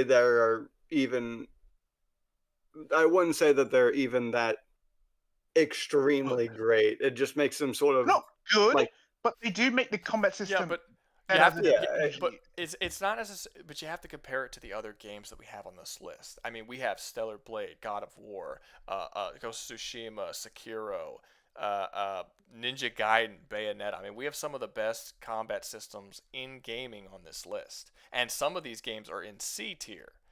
So it's kind of hard to say that when you have a game with, I mean, even if you want to say the combat is above average, Ninja Gaiden, that has one of the best combat systems of all time, is at the top of C tier.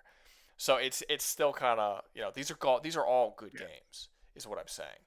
And in terms of what this game it can do, like let's say the combat's above average. I mean, is it better than Splatterhouse, Bayonetta? Is it better than Dragon's Dogma? Is it better than Legacy of Kain? C tier.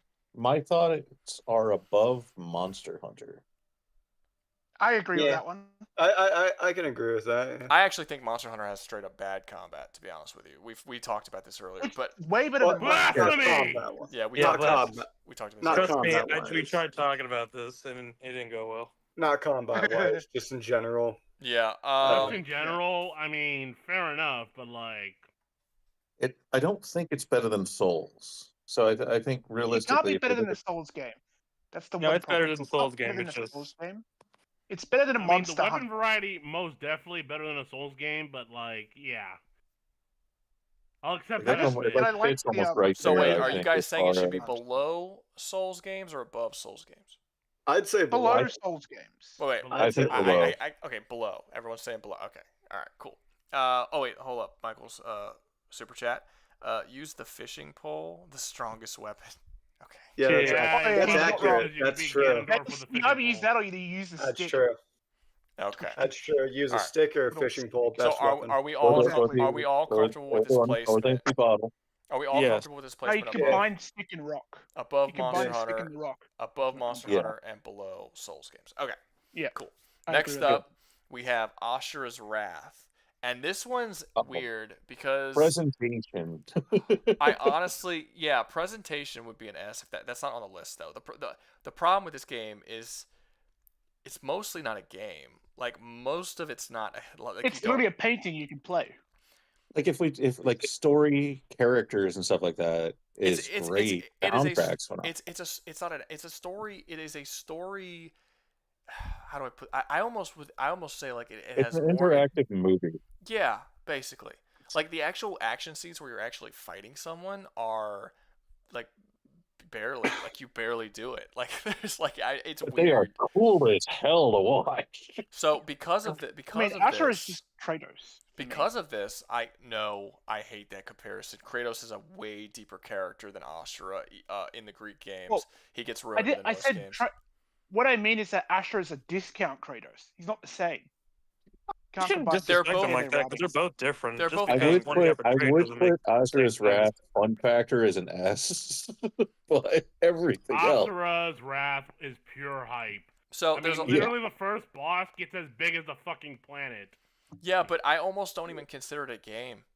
Like it's a game at times. It's more like it's I mean, more like a painting you can it's play. It's a combat, movie and you when you are using combat, Which it's is not rarely. terrible. Like how many It's not bad. actual like 3D third person action levels are there even in that game? Like I Like when almost you're feel like fighting there's more like shooting sections, like rail shooting sections than there are actual fighting scenes in that game. I know. Maybe that's just my memory exaggerating, but I Some don't remember fighting there scenes in being there. that many actual fighting parts. So if we're looking at what we got here, the X factor of this one we would say is its presentation. Yes. The way That's that pretty much all. Probably, yeah. Yeah. Probably. The X factor is just Hell watching yeah. the cool shit happen. But it's a Yeah. game, so that's not. I don't even think that's an X factor. If the best part of your game is watching and not playing, that's kind of a I know. problem. Yeah. That's kind of a Yeah, problem that's in a of good point. itself, you know. Like I would actually probably put this one probably another D, to be honest with you. Like Fair Really? enough. to be honest, Yeah. there's very little actual gameplay in it. That's my issue with this game.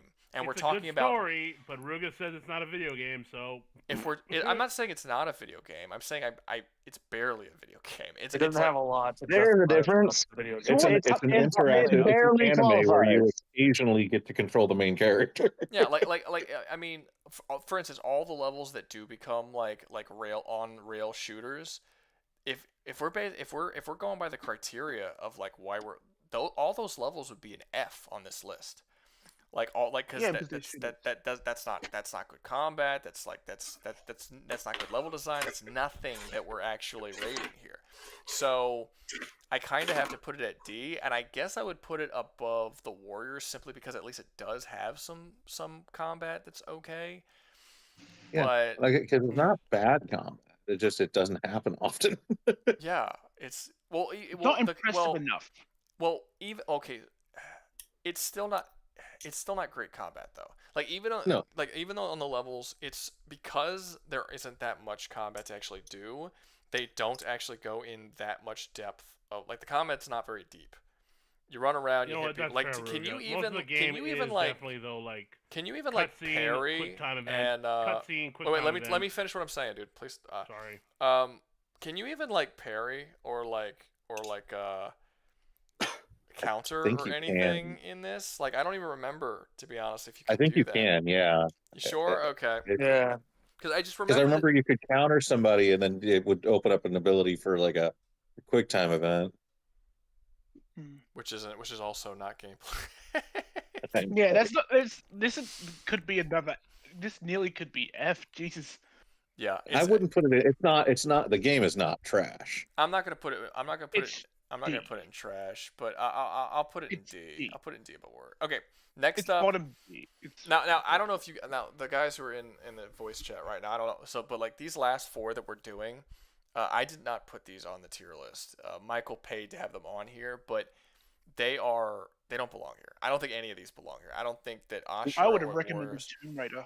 I don't think, and so we're about to go over Infamous. I don't think Infamous belongs here because Infamous. Well, I mean, to be fair, prototypes here, Infamous. No, because Prototype is an actual action game. Infamous is a third-person shooter.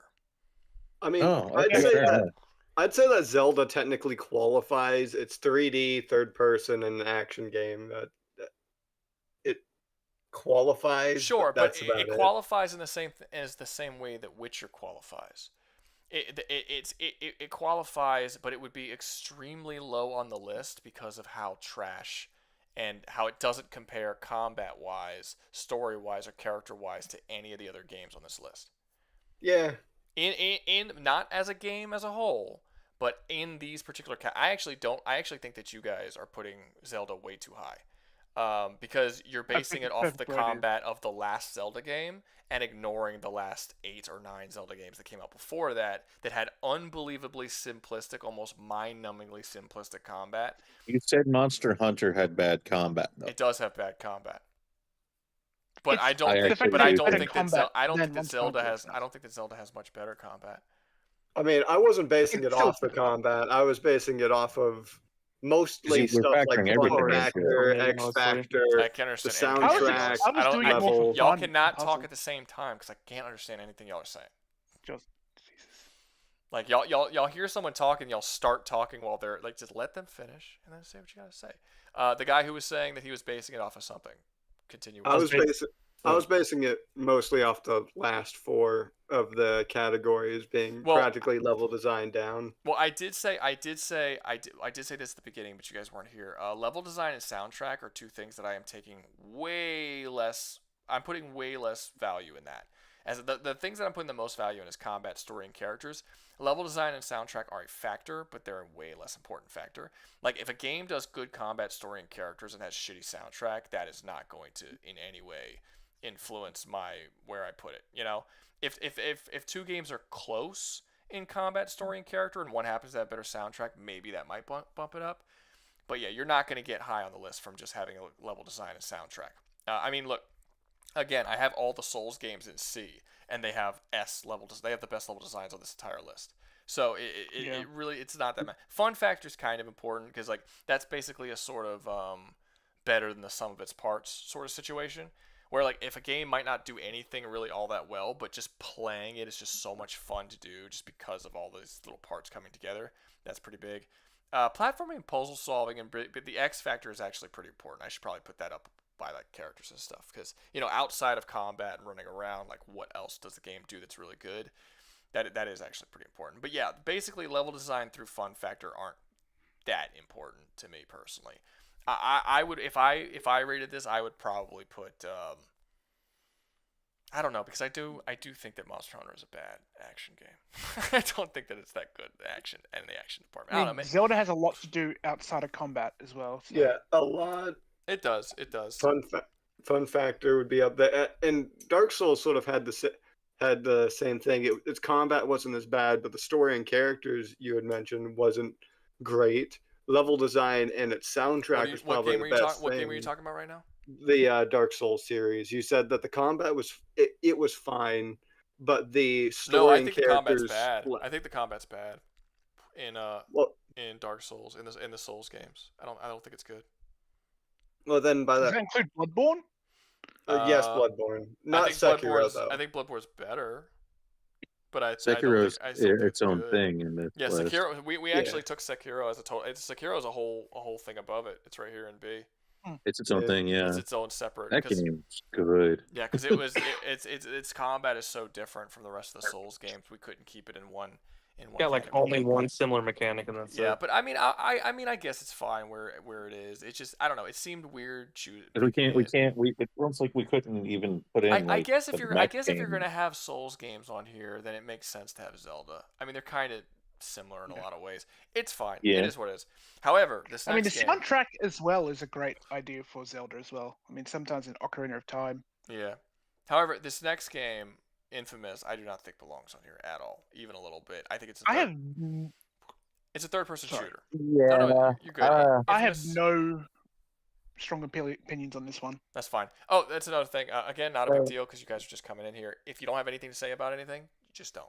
Just wait until you have something to say. Because what ends up happening is that we get to the next one, and you have 5 people all saying, "Oh, I don't know anything." It's like, then don't. It's fine. Then the people who do know something will say something. So- Again, not jumping on you. It's just kind of a rule of the when we do these, just to kind of keep things moving at a relatively good pace. Anyway, who has played Infamous? Me. I have. I would put it. I love Infamous, but you are objectively correct. Like, it's not an action game by the definition of what you are putting forward. It's a third-person shooter. Yeah. It really doesn't belong on the list. I but don't think it belongs. Were you somewhat? I would say put it next to Prototype, just below it. Let's just put them. People put those. People act like those are like indistinguishable from each other because they came out. They're very different. They're very similar. They're different in a lot. They're different in some ways and same in others. It was just 2 superheroes jacking around, basically. Yeah. Well, superhero. I wouldn't exactly say you're a hero in Prototype. I would say you're a hero in Prototype. Superhero. Well, you're basically a walking tumor. Arguably, you don't have to be a hero in Infamous either, technically. Well, yeah, it's just big high air until the sequels force you into it, But I might say something. Infamous, because it doesn't necessarily belong on the list. Let's knock it down to top of D. That's fair. Yeah. All right, we'll knock it down. No, well, just for the sake of because they did pay to have it. Go fuck asshole. Go. Infamous 1 was it's a pretty good game, but it's not like. It's being a bitch. It's not going where I want it to go. There we go. Okay. But just because they did pay for us to talk about it, so we'll talk about it as if it is, even though it's not. Does it belong? We'll talk about it anyway. Good game though. Yeah, it's not bad. It's fun. I mean, good start to the franchise. I don't think the story's good. I think the twist is good. I like the twist in the first one. I did like the villain, the characters. I guess that would count. The characters weren't bad. The presentation with the comic style cutscenes was pretty cool. That was cool. Yeah, I actually the thing that really makes me not like these games for the most part is the awful, and I can't even say outdated because even when it came out, it was bad. The morality system in this game is probably one of the worst I've ever seen. It's stupid basic. Kind of forced. It's not just basic. It literally you make one decision and the game forces you into that decision for the rest of the game. You can't make an evil decision at one point and a good decision at another point because if you do, you literally can't unlock the powers. So the decisions become pointless. You might as well at the beginning of the game. Remember Infamous? Remember the Infamous 2, where basically no matter where you would build yourself all the way up. And then you would choose like the bad ending, and you would lose all your morality and gain all. Yeah, it's so bad. It's so bad. And the thing is that all of the games, including the one with Delson, Second Son, they were all written in a way that the characters were meant to be good guys. Like all of the like when you didn't have a decision, the character would act one way. Except for the first one. First one's you're right. The first one's a little different. The first one was shipped with the intention that you were gonna be bad. I don't know if I would say it was shipped with the intention. Not intention, but the developer. Second Son is one is eating the bad poison ending good to be the guys. canon. Like Delson Rowe, for instance, is a very like happy-go-lucky type of character who like smiles and like laughs and all that kind of stuff. And then you make the evil decisions, and all of a sudden he has Hey. this massive personality shift where he's suddenly this vicious son of a bitch out of nowhere. And then literally the next scene he'll go back to being like a happy, nice dude. And the evil path in Second Son just doesn't make sense. Your character seems like he's bipolar or something. And that's kind of the case for the first two as well. Although I agree, the first one is probably the one that does the least like it's the least jarring. But the one that makes the most sense to be evil. Yeah, but it's still kind of jarring for all three of them. Yeah. To be honest with you, The only justifiable thing if Delson Rowe ever turned evil was when his brother died, really. But even then, that's like stretching it at best. But that doesn't happen until like 70% of the way through the game. Before exactly. that, you're like you're most still of the making way all before. these weird decisions, like, and it just Exactly. doesn't fit your character at all. And to be fair, and the thing is, they could have made it better by making it that the power was going to his head. Yeah, just by making that part of the character. But also, like that fact annoyed me. Honestly, my least favorite thing about these games is the morality systems. I think it's awful. I think it's so bad. That's part of the X factor. It is. It is the most basic. That's a bad X factor, It's a bad though. X factor. It's a terrible X factor. Yeah. But I think I'm gonna go with the power system. Again, it's weird. I don't know if we can compare these because we're comparing a third-person shooter. Like, how do we even classify how good Like I said, the closest thing we can compare it to is Prototype. No, and that's even a far comparison. And even then, they're still like completely different. Like if we were to compare like the melee attacks, for instance, to any of the melee attacks in any of these other games, it doesn't compare. It's the worst. It's worse than the Warriors. Like it would literally be the worst one. And it's weird, and I don't know if you can even compare a third-person shooter action to fucking Stellar Blade's melee combat and try and compare those as like which one's better. They're totally different genres of combat. I'm surprised Stellar Blade got finesse. I haven't played the game yet, so that's actually impressive to me. Oh, it's great. It's fantastic. You play as a big titty robot. Not really. She's kind of small titties. Big ass though. Yeah, big ass robot. It's for ass man. She's well-rounded robot. She's definitely for ass man. She's definitely for ass man. Nice front too. And you can dress her up full of like people. Some people who haven't played it call it a Gooner game. It actually has a really decent story, and its combat's the best combat that I've seen in a game in the last 5 years or so. It's really solid. It's great. It is absolutely. The one on this list I haven't played that I want to play also is Wukong. I haven't played that either. We had other people in it that were talking about it, and they sort of did it. Yeah, I actually missed Wukong because I was playing Stellar Blade. Genuine gold. Must have been really hard playing one-handed. I made that same joke as well, like 2 hours ago. I play with my feet.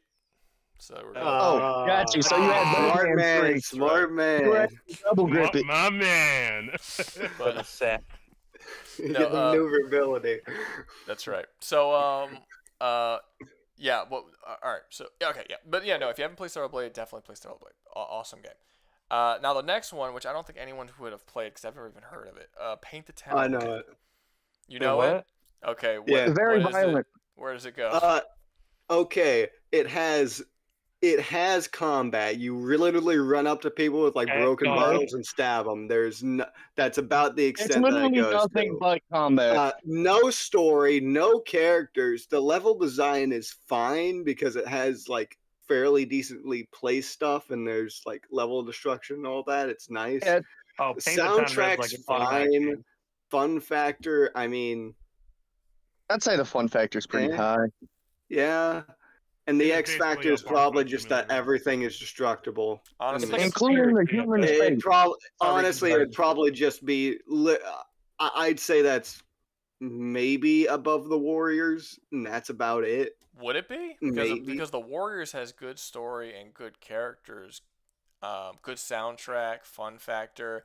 The combat is the worst on this list so far in the Warriors, but it's more like a beat 'em up kind of thing. But it's it is a combat system. Sounds like you're saying that this doesn't even really have a combat system. You just hit people. Yeah, that's fair. Yeah, okay, you got below blocks, it. you Yeah, got, like, a- I'd say yeah, that's fair enough. Below it. Yeah. All right. Now for the second time, we have gotten through. think it's possible.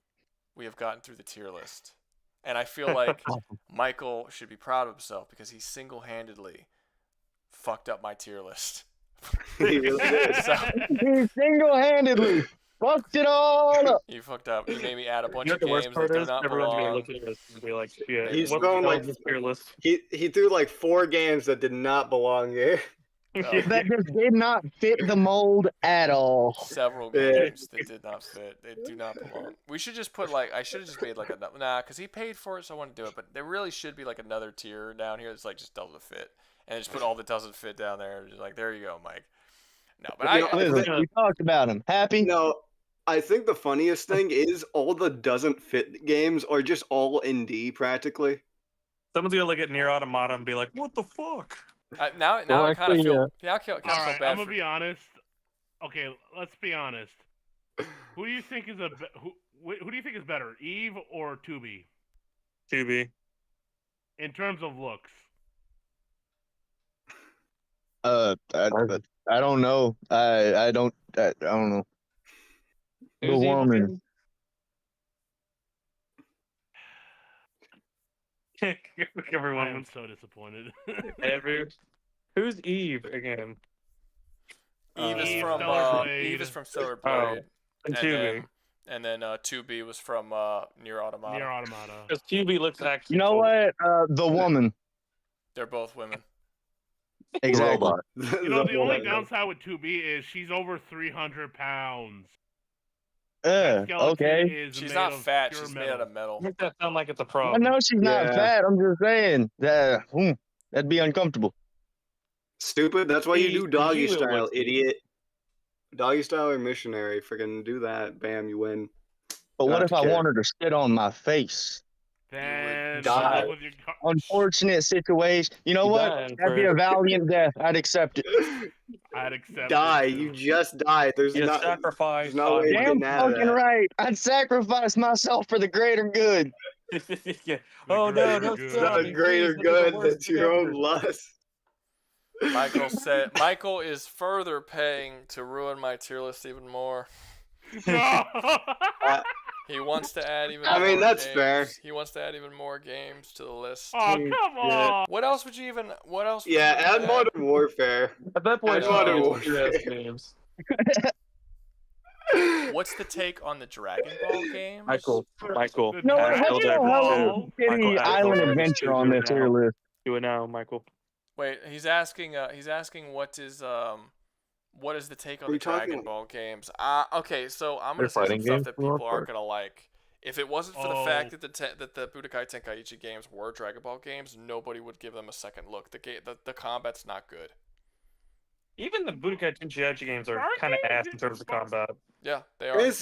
They're not good fighting games. Xenoverse wasn't that bad. A lot of people enjoyed Xenoverse. I Like, know there's people a- enjoyed them, but they enjoyed them because they're Dragon Ball.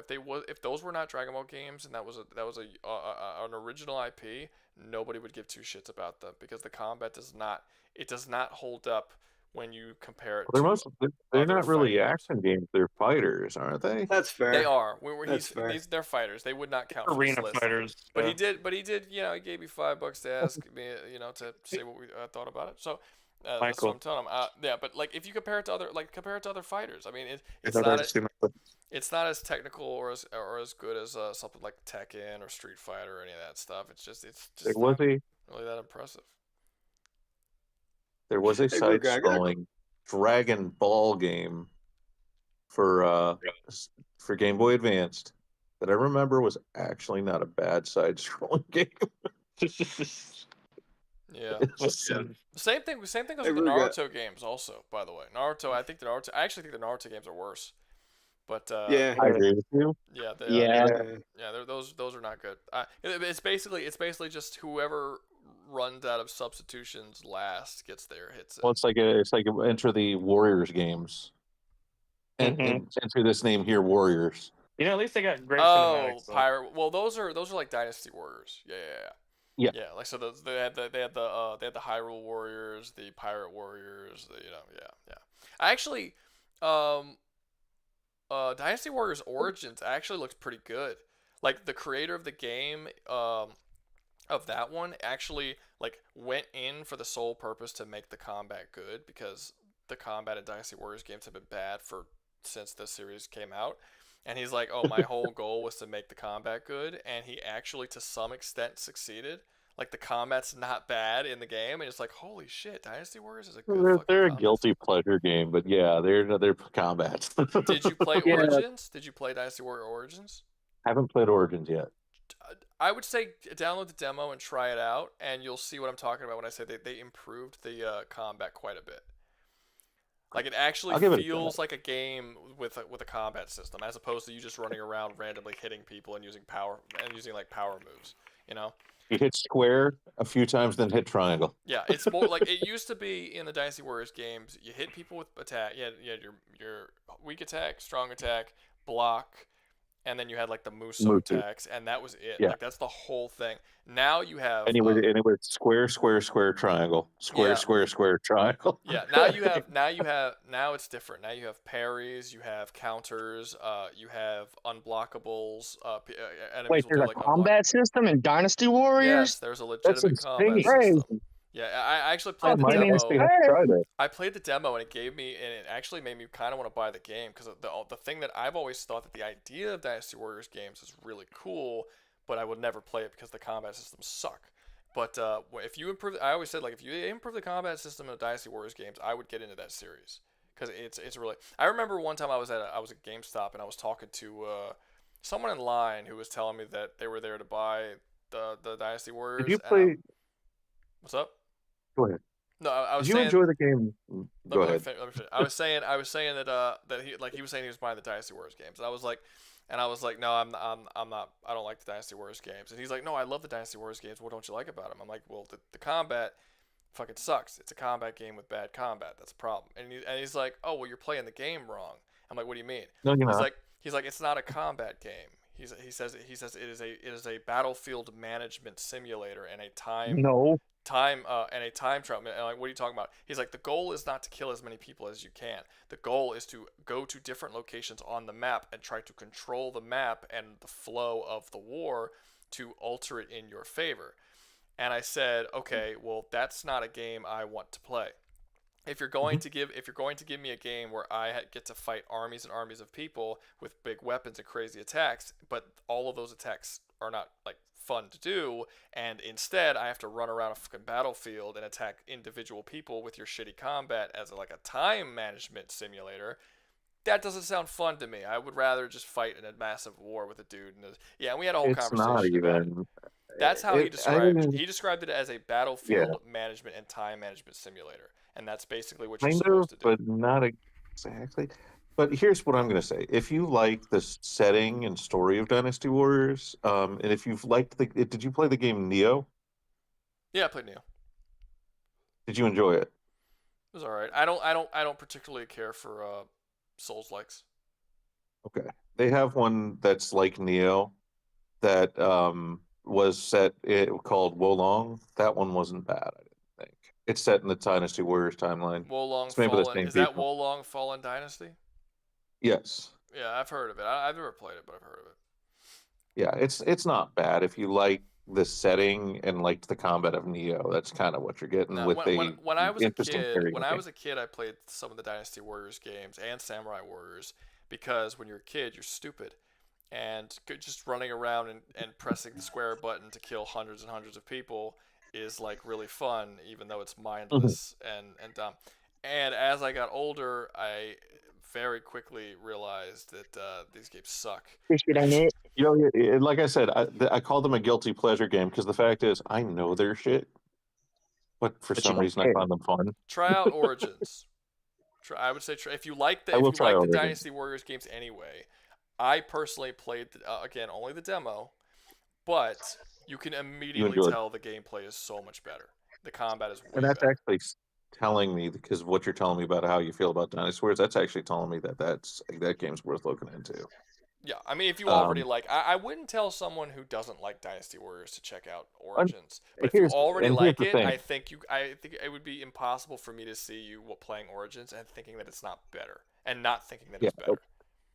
here's my take on Dynasty Warriors. I like them. I am not spending full price on any of them. Because I'm PS Plus, I'll play it. I like the garbage, but I still haven't buy it. I was after playing the demo, I was legitimately thinking about buying Dynasty Wars Origin like at full price when it released. I didn't end up doing it, but I was seriously thinking about it because like, oh, the combat's good. I like combat. I like combat. I like good combat. yeah.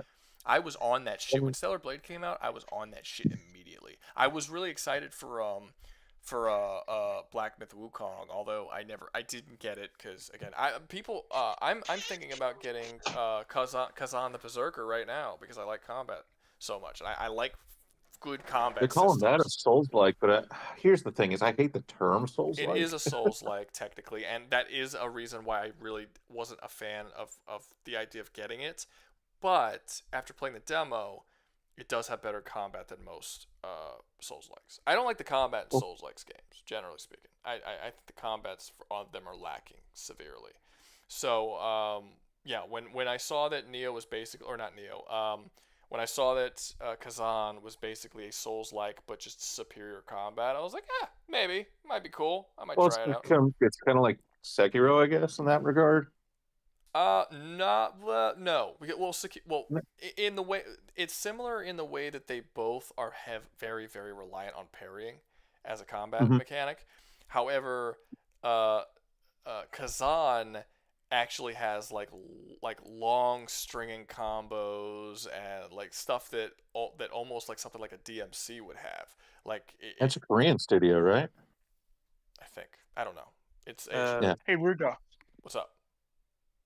what's your opinion on the Force Unleashed and Jedi Survivor, Jedi Fallen Order games? Well, I have different opinions on both of those. Unleashed are fine. I think they're kind of fun. You know, they were cool. I never got super I never even played the second one. I played the first one. I beat it, and I enjoyed it, but I found it mindless. Like the whole point of the game is you just slaughter through everyone with ease. Like it's a power fantasy. So yeah. It's fine. I would like a little I like my action games to have a little bit of, you know, they're actually a threat to me. Second one.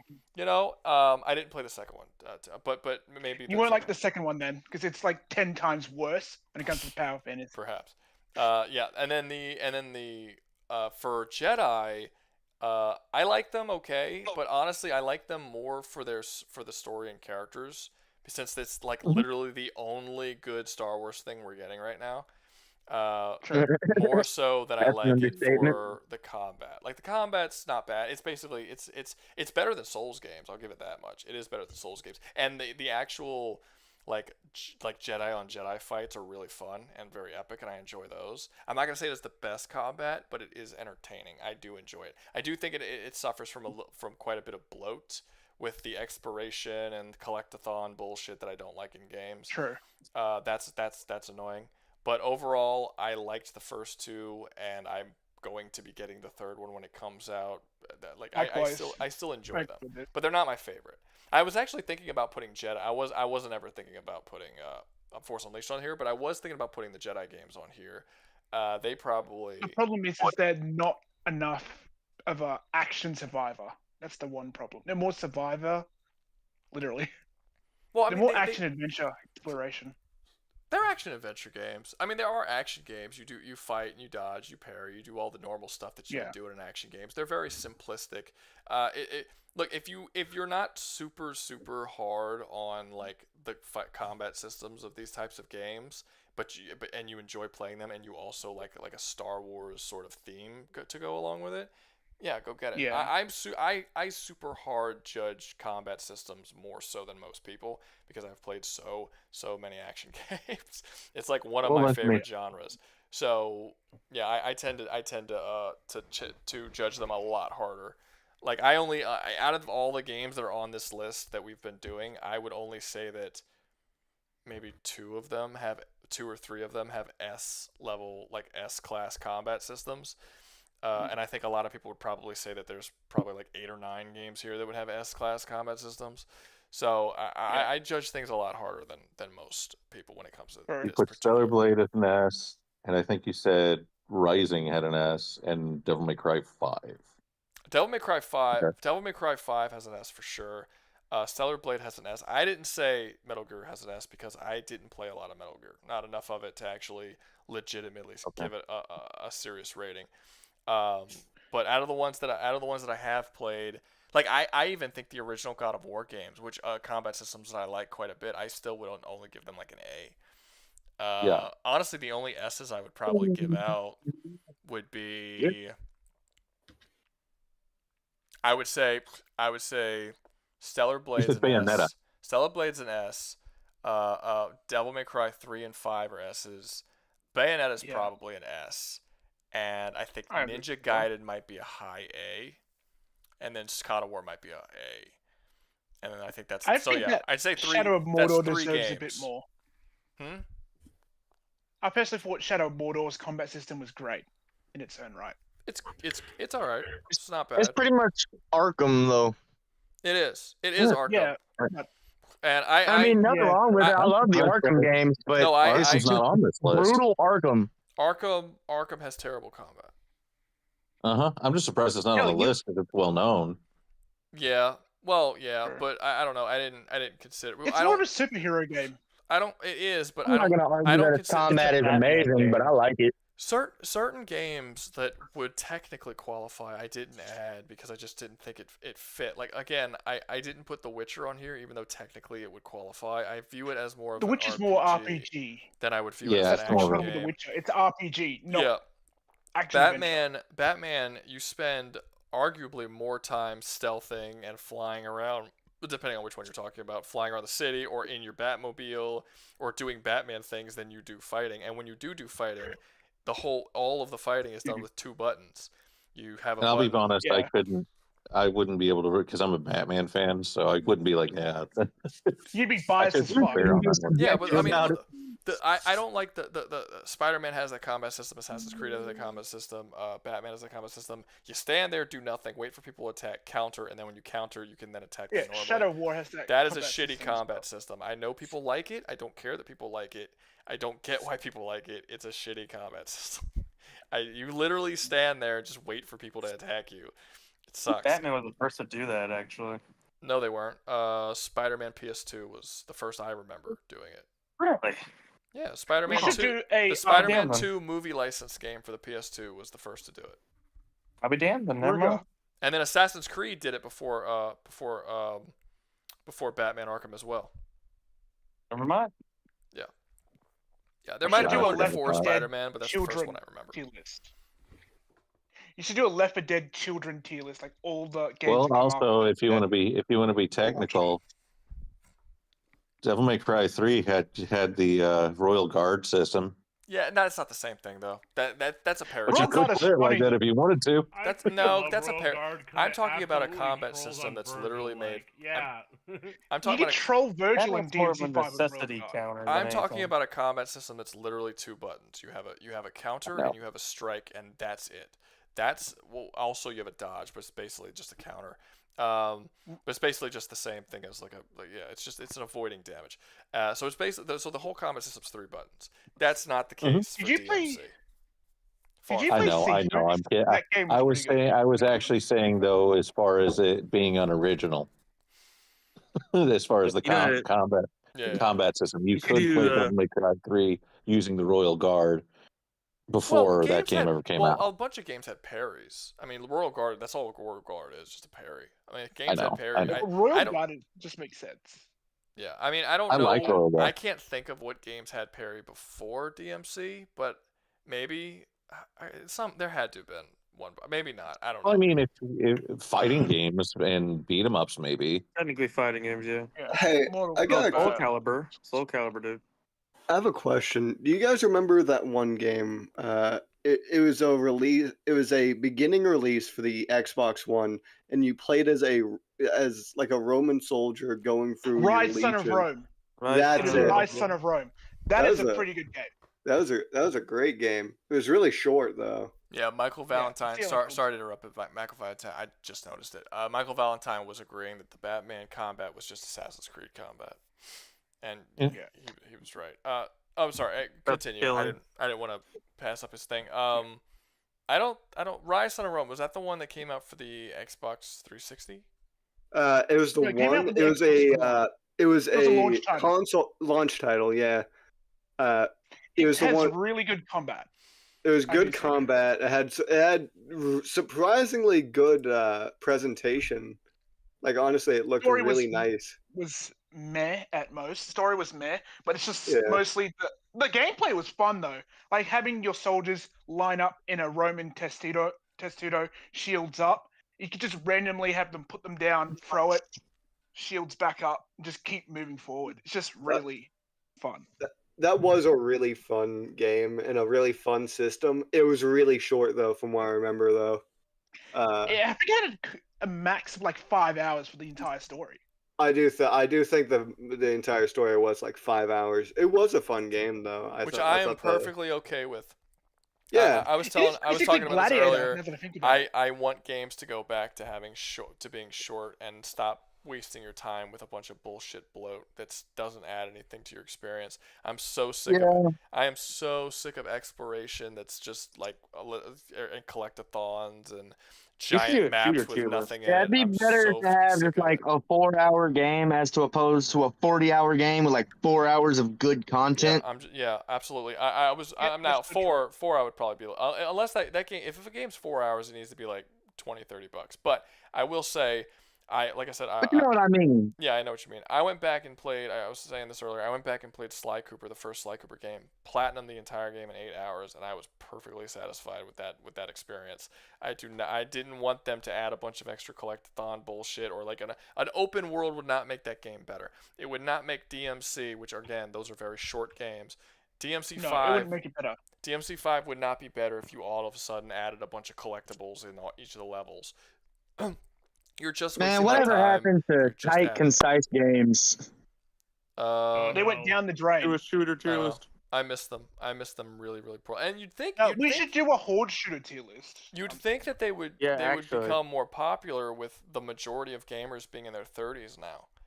Like you would think that because people are in their 30s, they just don't have time for these 60, 70 hour long games. That they would want there would be a demand for these shorter games. And the thing is, like, people are like, oh well, you just can't make games like that because they don't sell. Bro, make a short game that's like 8-10 hours long to beat. Sell the game for $40-$50 instead of $70. It'll sell. I promise you, it'll sell. Well, the issue with that as well is that the argument gets instantly thrown out the window. Would you do a 24-hour game yet you can't make a 5-hour freaking game? Apparently, Rise was actually just $10. So that's a really good price, honestly. It did financially very well. Michael is also saying that Rise Son of Rome would also just be Assassin's Creed combat. I mean, no, it wasn't. No, depending. Depending. It was still. What do you mean depending? It depends. How does it depend? It really depends. Oh, it's confusing because yes, the parry system does exist in it, and it's 2 buttons, but timing is important, and also it's just. Timing is important for Batman too. Yeah, but if you fuck up the counter, you get hit. Compare Batman to Sekiro. Sekiro has a parry mechanic. No. But when he says it's like a better. That's different. When it says it's not that it has a parry mechanic. That's not the point.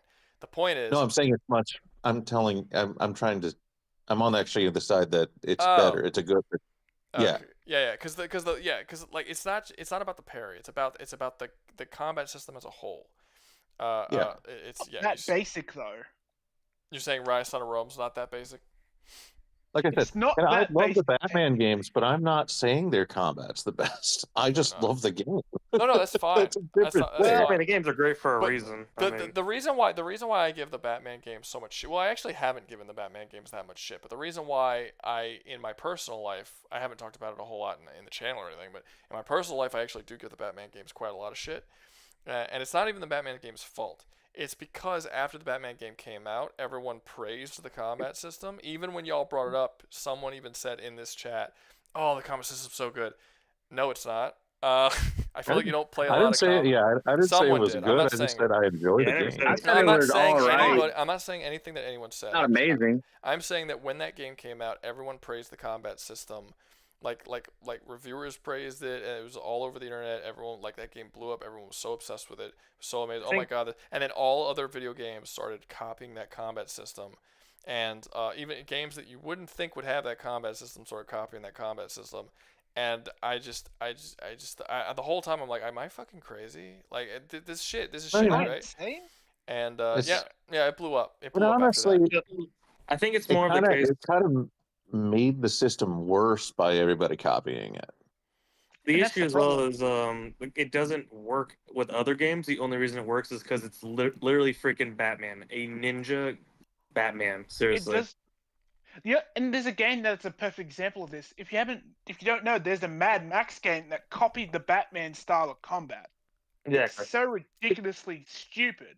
It just because works Max for Batman is an because it's ordinary Batman. human. Yeah, Michael says that you really feel like Batman in that game, which is true. I mean, that is the purpose. My issue I would not have an issue with the game if people just came on the other side of playing it, being like, man, this game really makes you feel like Batman.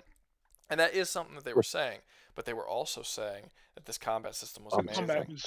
And when I they started, remember the second game came out and everybody was praising the Mr. Freeze boss fight. Oh, Mr. Freeze boss fight was like great. No, it wasn't. Mr. Freeze boss fight?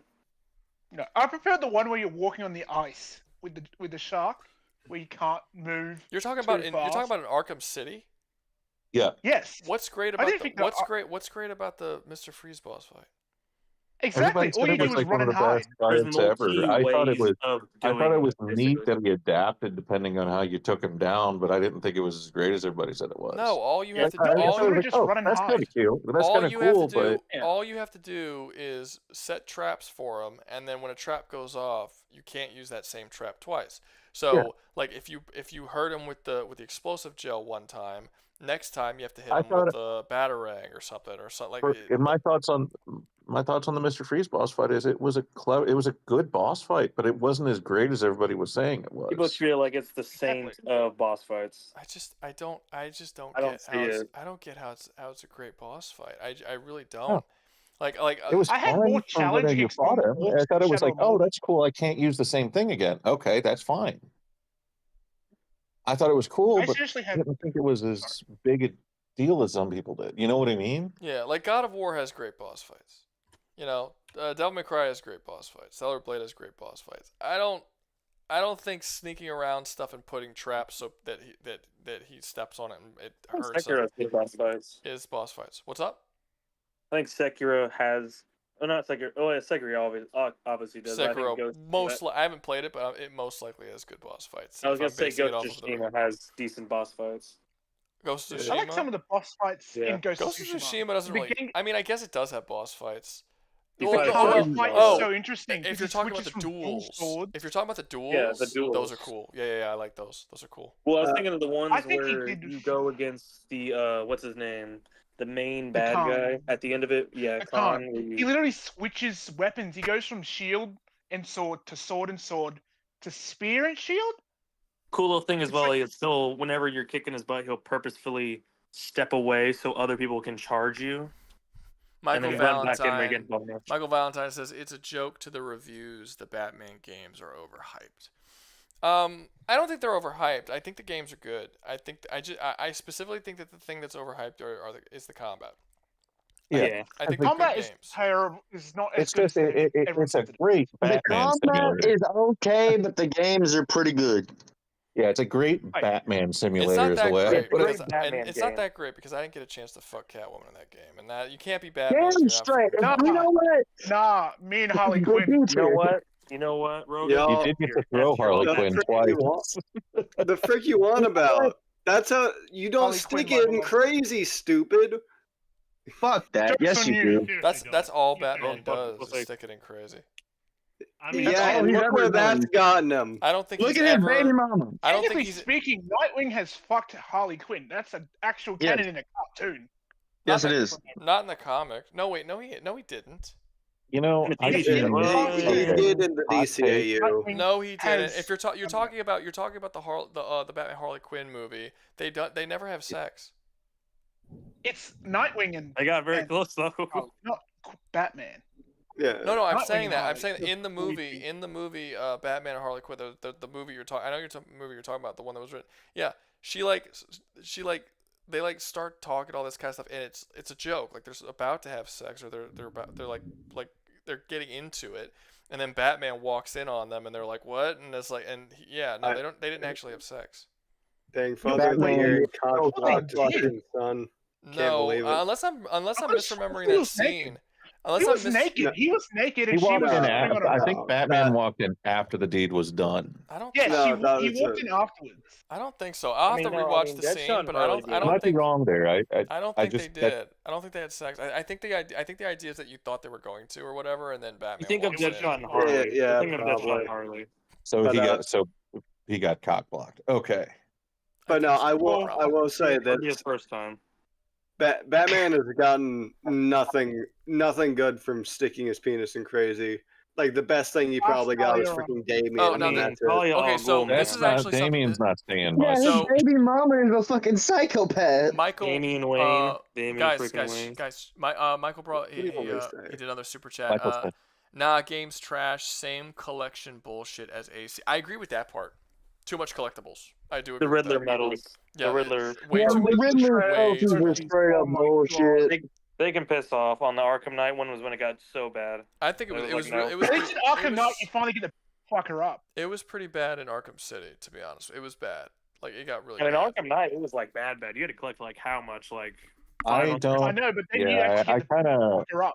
Finally, you I actually mean, get to if go we're in. talking about games, bullshit collection shit, Zelda Breath of the Wild has like 1,000 seeds. Yeah. That's funny though. That's At least funny. they give you something in I mean- return. You're getting nothing out of this besides like a mission. I mean, in That's all fairness regarding that, you don't need to collect all of them. You don't. Hell, you don't never need to collect you all the never Riddler need, trophies you to never beat the need to game. do any of this stuff, but the fact that it's there, like, it's still a waste of time. Like, I don't think any collection forces you to do it. But if you want Well, to the play, thing is, go ahead. yeah. The thing is, in Tears of the Kingdom, they actually tackled that problem. Because if you do that all the side content with the seeds, apparently they give you more room in your ship. They give you more stuff to carry, so you can carry more swords, shields, bows. They always they always gave you more room to carry. That's what they did in Tears and Breath of the Wild. That was their No wonder I bit. didn't say Breath of the Wild. That's what they did. That's what they always did. That's but that why am I collecting seeds to get more shit to carry? Why don't you just give me more shit to carry? Because your shit well, can no, break. it's just more inventory spaces, No, so I you know, can I know carry what you more, mean, but why are you still. wasting my time making me do this? Just give me the more inventory space. I mean, yeah, that's Why fair. would be less I'd say tedious the to shrub- get more inventory space? The only time that you should be worried about inventory space is in a survival horror game where it actually adds to the gameplay. If it's just an RPG and you're just going around picking up stuff, just let me pick up what the fuck I want to pick up. Why are you... The only way you're limiting me is you're adding time, you're adding gameplay to the game because you want me to collect these fucking seeds. Well, it's only the actual weapons, not the actual inventory that's limited. Yeah, I mean, it's fine, but I'm just God. saying... But, I'm just saying there's no... I mean, you clearly are going to give me that inventory space if I collect the seeds anyway, so just remove the seeds and give me the inventory space. Like, Well, let's move on about our day. yeah, like let's get through the game. You know what I mean? Like, what is this? Like, This why is am I? such a problem with these open world games with those collectathons in general. Like when they feel like they need to justify the open world, so they just throw shit out there for you to collect and Yeah. just waste your time. I would be okay if open world ceased to exist. I think I would be okay with it. It's getting to I that don't want point. them to cease to exist. I just It want them to lower depends the on the collectible. game. It depends on the game. Some I enjoy it. I prefer what they call semi-open world now, I guess, over open world. I don't. Oh, I you like don't to dislike use my hatred is not towards open world games, but if the sacrifice of having an open world game is that we have to deal with all this stupid collectathons and wasted times, Yeah. and driving from one point, and I want to get to the next mission, so I have to drive 300 miles to get there. That's not worth it. There's no reason for this to happen. You know, it's like you spend more time walking back and forth than playing the fucking game. Like it's not fun, and I feel like people have just come to an acceptance of it that they've almost tricked them. Like they don't even think about it. They don't even think that it's not fun because they've just gotten used to that that's the way it is. You mentioned Witcher earlier. Now that I think about that, I don't think that game had a collectathon. It did. No, it doesn't. It did. No, it doesn't. The only thing it Unless you count has, the only thing it bestiary. has is the Witcher hunts, which are not the Witcher hunt, the treasure hunts. You do the treasure hunts and then you can get the special places, but that's not a collectathon. That's not like you running through the world having to pick shit up. Here is 500 pieces that you should go grab. Yeah. Yeah, exactly. Yeah, that was a treasure. But Doom also handled the collectibles thing really well with the Unmaker in Doom Eternal. We had to find the keys and just do this. That wasn't trial. even a collectathon. That was just really like a secret. It felt more like remember Metroid? There were secrets, but also, I will admit that I would probably prefer them not be in the game, to be honest with you. But the fact they are in the game, I will be a little more forgiving about it in a linear game that doesn't force me to trek 300 miles across a forest than I would. Well, in like a we're open talking world about, game. like I mentioned, Metroid, like collecting the missile upgrades. Should linear games have New Game Plus? Explain. Wait, hold on, Michael Valentine. Explain why collecting swords in Ghost is better than another way a collection system has been implanted. I think you might want to rewrite that because I'm not entirely sure what you're asking me. Are you saying? Oh, he's talking about the I how get you the could get the. I get the sword collection in Ghost of Tsushima, but I don't get like the question he's trying to ask. Is he saying that explain why that's better than any other collectathon? I don't actually think it's better than any other collectathon. I think the reward is better. I think getting different sword skins is better than most rewards that you get in a collectathon. But it's still collectathon bullshit. It's still collectathon bullshit. Yeah, basically. I'm not saying that open worlds don't have their place. They do. I just don't like what gaming studios have been doing with the open worlds, and if this is what they're going to keep doing with it, excuse for bloat. If this is what they're going to keep doing with it, I would prefer them not have it. That's what I'm Like- saying, I guess. Like for instance, you said Elden Ring would have been your game of the year that year, or a close contender. The only reason I said Elden Ring would be the game of the year because that year was so vacant of. I didn't even finish Elden Ring. Like that game, that year was so vacant of games. I mean, I think is that the year that Cult of the Lamb came out? No, I think that. I gotta think about what games came out that year. But out of the games of the year that came out, like out of the games that did release that year, I'm sorry, out of the games that were nominated for Game of the Year that year, Elden Ring was the obvious winner to me. Technically, what's up? In Cult of the Lamb, you do collect followers. It's fun. Fair. I know. Well, I mean, it's not. Well, it's not. It's not necessarily. You're not going out of your way to being forced to go collect things. It's you go like every room is randomly generated, and you will occasionally go into a room where you get a follower if you fight some dudes. You don't have to go find the followers to kill. I know. I had to kid on that. I was joking on that one. Yeah. That was just me being.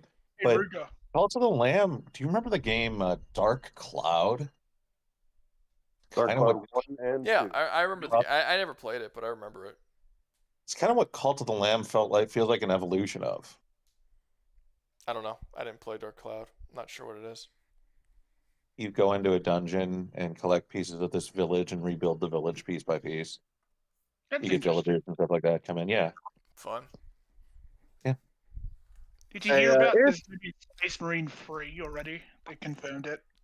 Hey, yo, it's late. I'm going to hop off. Y'all have a good night. I'm going to go ahead but a pillow. Toodles. Space Marine 3 is cool. I would like them to announce a Stellar Blade 2. That would be. That was probably like happening. That was like one of the funnest games I played this last year. Was Stellar. I really enjoyed Stellar Blade. I would like to see a sequel where they build on it and stuff. Or even maybe not that, but like a spiritual, because the story's kind of over. So maybe a spiritual successor where they improve upon that type of gameplay, but like in a new IP with a new world and like a more interesting level design, maybe. With like new rules. Because I do think Stellar Blade is slightly held back by the fact that it is so heavily inspired by Nier Automata, and I'd be like, I like take what they learned from this game and put it in a new IP with like I don't know, that's not like clearly like you could like the universe of you could tell me that the universe of this game takes place in Nier Automata, and I would believe you. You wouldn't be able to tell the difference. No, Really. you can tell the They look difference. the There is a same. difference for sure, but the rules are different. Natiba do not exist in your Automata. There's clearly differences. Yeah. But they're both you play robot bitches in a post-apocalyptic world where the entire Big world fat is basically a desert. They're very similar, for sure. I think it kind of sucks that we're not going to be getting a DMC 6, probably ever. How do we know that? Because How do the we know guy that? because the guy who made DMC 3, 4, and 5 no longer works for Capcom. Oh fuck. Yeah. So if we do get it, it's not going to be DMC 6. Well, you can apply the same thing to we're not getting a Jedi Survivor 3 because the guy who made the stories for Jedi Survivor 1 and 2 is no longer at EA. Well, they'll get a Jedi Survivor 3. Wait, It's just... Stig Armisen left? Yeah, he did. Oh man, He did. That's a bummer. a shame. Yeah, he has left. That's actually recently it came out a couple of months ago. Actually, Yeah, I think I probably heard about it. Just forgot. Stig's great, dude. I want to see what the next thing he makes is. You know who that is, right? You know what he's made, what his like claim to fame was. Yeah. Wasn't it? I can't remember what it was. I know. God of War 3. Oh yeah, of course. God of War 3 is just amazing. He was the combat designer on God of War 1 and 2, and then he was the game designer of God of War 3. So no wonder Jedi My second Survivor favorite and God of War. Jedi Fallen Order have such great combat then, because he's worked on those two. Then Yeah, you can always. I always like it when you see like a guy who does a smaller job on a project, and then they take control of the project themselves, and you can tell like exactly where they came from because that's where they're like for instance, the directors of the John Wick movies were stunt directors before that for years, and it's like, yeah, no shit. Of course the movie you're gonna make is a John Wick film, obviously, and it's like and that happens a lot. Like you'll see somebody, someone will be like a really like for instance, the shit, I'm forgetting his name. Hugh, the game director of Doom Eternal, is actually he was a basically huge Doom head. He was an artist. He was a level designer and a creature designer in Hollywood, in movies and on video games. So he designed all of the Jaegers in Pacific Rim. Before he made Doom. That explains a lot. Glad they didn't make a second one of those. Things in Doom. Yeah, and then when you go to Doom and you see all these giant robots and all the demon designs, you're like, that makes sense. That makes sense for That's him. why I'm looking forward to Doom: The Dark Ages because of all those. Like the giant mech idea is such a cool idea. Oh yeah. I was the only disappointed problem that I'm we gonna never got have to with pilot this. that mech in Doom Eternal. Well, now we're gonna get to pilot it in Dark Ages. Yeah, we can pilot in Dark Ages. I know. I'm looking forward to it. The only problem I had with the game is, by the looks of it, I don't like how the idea of them slowing down the combat. I don't mind. I mean, Doom Eternal had a fast combat, but it wasn't overly fast. I played faster games, like hell. Well, it depends on what we're getting in place of it. You know what I mean? Because if they could slow it down to make it more intricate. They said you're gonna be a walking tank. They said the idea. They said the idea of it. The philosophy behind Doom 2016 was run and gun. The philosophy behind Doom Eternal was jump and shoot. The philosophy behind the Dark Ages is stand and fight. They said whereas in Doom Eternal they wanted to make you feel like a fighter jet, in Doom the Dark Ages they want you to feel more like a tank. Like the idea. Hell, you're gonna be like a space marine. Yeah, they're gonna give you an indestructible shield. You can parry attacks. They want you to like stand your ground and just take on a bunch of dudes with a shield. That can really work in a good game. This could be so awesome. Yeah, I don't have any issues with this, and especially considering I totally understand what the guy was saying, because he explained it. He said Doom's like we track did. record. Yeah, he said we did everything that we wanted to do in Doom Eternal. We got that system as perfect as we want, and if we make another one with that exact same combat system, we're just gonna be doing the same thing and just kind of adding a bunch of extra like shit to it that's not needed. Like we're just gonna completely do something different now, just do a totally different. And I'm like, look, if the Doom franchise becomes a series where every single game we get like a totally different combat system, just trying different things. Yeah, that'd be things, fine. that would be really That'd be cool. fine. I would be okay with that. I don't mind. Another problem I have with doing the Dark Ages though is that there's going to be no Mick Gordon. That is a bummer. I agree. That is sucks a what big happened deal there. breaker in my opinion. It's not a Because deal I breaker. bought the It's a collector's problem. edition for me.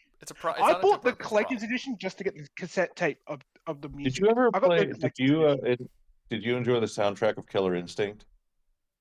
I don't Yeah, that remember was the Mick soundtrack Gordon, of yeah. Killer Instinct. I'm not even gonna lie. Mick I played Gordon made it. I never owned it. I'm not an Xbox guy.